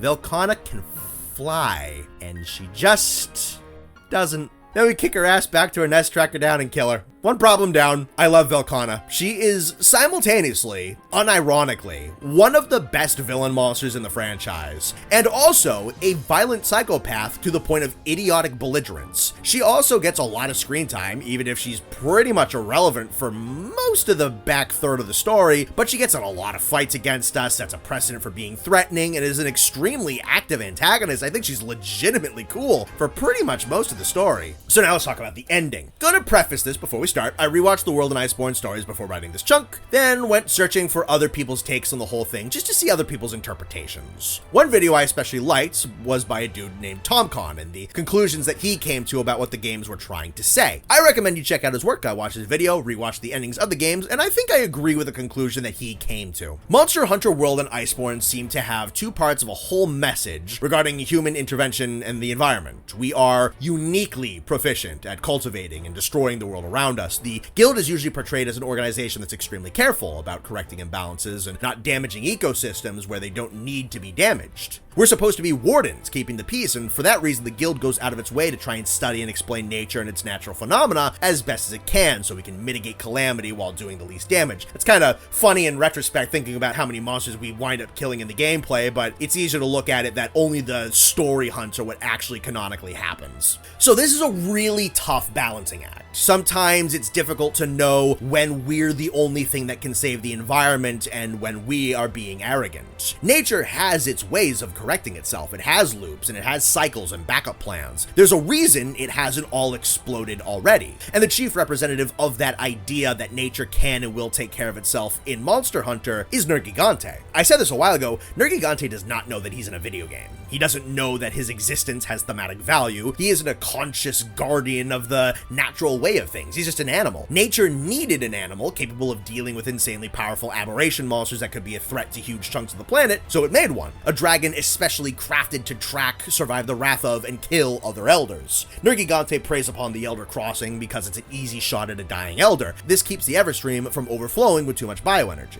But then comes Zora Magdaros. Nergi ain't killing Zora. He would be just slowly munching on him, unaware that Zora's about to blow up the continent. It takes a human to actually comprehend the relationship between Zora Magdaros' bioenergy and the central hub nature of the new world. An animal can't be motivated to avert this crisis, so we have to step in. In this scenario, nature's not going to fix itself, it's going to blow itself up. Human intervention saves a continent. So World is definitely saying that we have a role to play and we shouldn't isolate ourselves from nature fully. Then what about Iceborne? See, as much as it kinda stinks that Nergigante steals the show from Velkhana in what should be her game, there is a reason. See, when we find Shara on his island, a more powerful Nergigante is already there hunting him. We have all this data, all this information. Clearly, Shara is or could be a massive problem, but he's not a walking volcanic mountain that's going to eradicate the continent. There's a non-zero chance that this problem was about to solve itself. Ruiner Nergigante potentially could have killed Shara or slowly whittled him down over time using his healing factor to recuperate faster than Shara could. They are built for this purpose. In fact, Nergigante does actually get the kill. Granted, Shara was significantly weakened by us, but Nergi was also. So we get in his way, we intruded on his hunt, and yeah, we knocked Shara down, but we didn't kill him. Maybe we could have finished him from that position, but what if we didn't? What happens if we got ourselves wiped out and simultaneously slew Shara's only predator? What then? I swear to God, if you power scale Ruiner Nergigante against Shara's fault in my comments, I'm gonna boil your fingers off. The implication provided by the story is that the situation was well in hand, that nature was going to rectify itself. Nergigante are made for the purpose of hunting down these aberration elders. And we are extremely lucky that we didn't mess up everything here. Yeah, we had a ton of correct information, we had great intentions, but that doesn't mean we were always right. And that doesn't mean that we knew everything either. These two stories put together are easily the most challenging and thought-provoking aspects of World and Iceborne's narrative. We unique humans aren't beneath, above, or separate from nature. We are a part of it. Our understanding of it is unique and exists above the circular design of pure instinct. There are places and times where our knowledge and deduction is needed, otherwise a variable that nature can't account for is going to do harm. And other times, what looks like a cataclysm may very well have a naturally occurring response. So how do you know which is which? Well, that's the tough part. Sometimes you just don't know, and these balances can be extremely delicate sometimes. You can't afford to do nothing, but you also have to reconcile with the fact that you don't know everything. That's a harrowing tightrope to walk with certain situations like this, and I think World does a really good job showcasing that tightrope. In the end, there isn't a clear-cut answer to how humans should interact with nature. There's no manual for this. And Nergigante, I believe, is an excellent instrument of both the thematics of the story and the natural world, a hyperbolized personification of nature's ability to police itself. I think he's gone up in my personal estimation of being this game's flagship after reading into, thinking about, and exploring this narrative. And then the Nepo baby ruins everything. We better get ready for our next assignment. The next one? You know what I'm talking about, sir. Nergigante. We're gonna chase that thing until our legs give out. As always, we'll need you. Your grandfather was wrong to give you authority.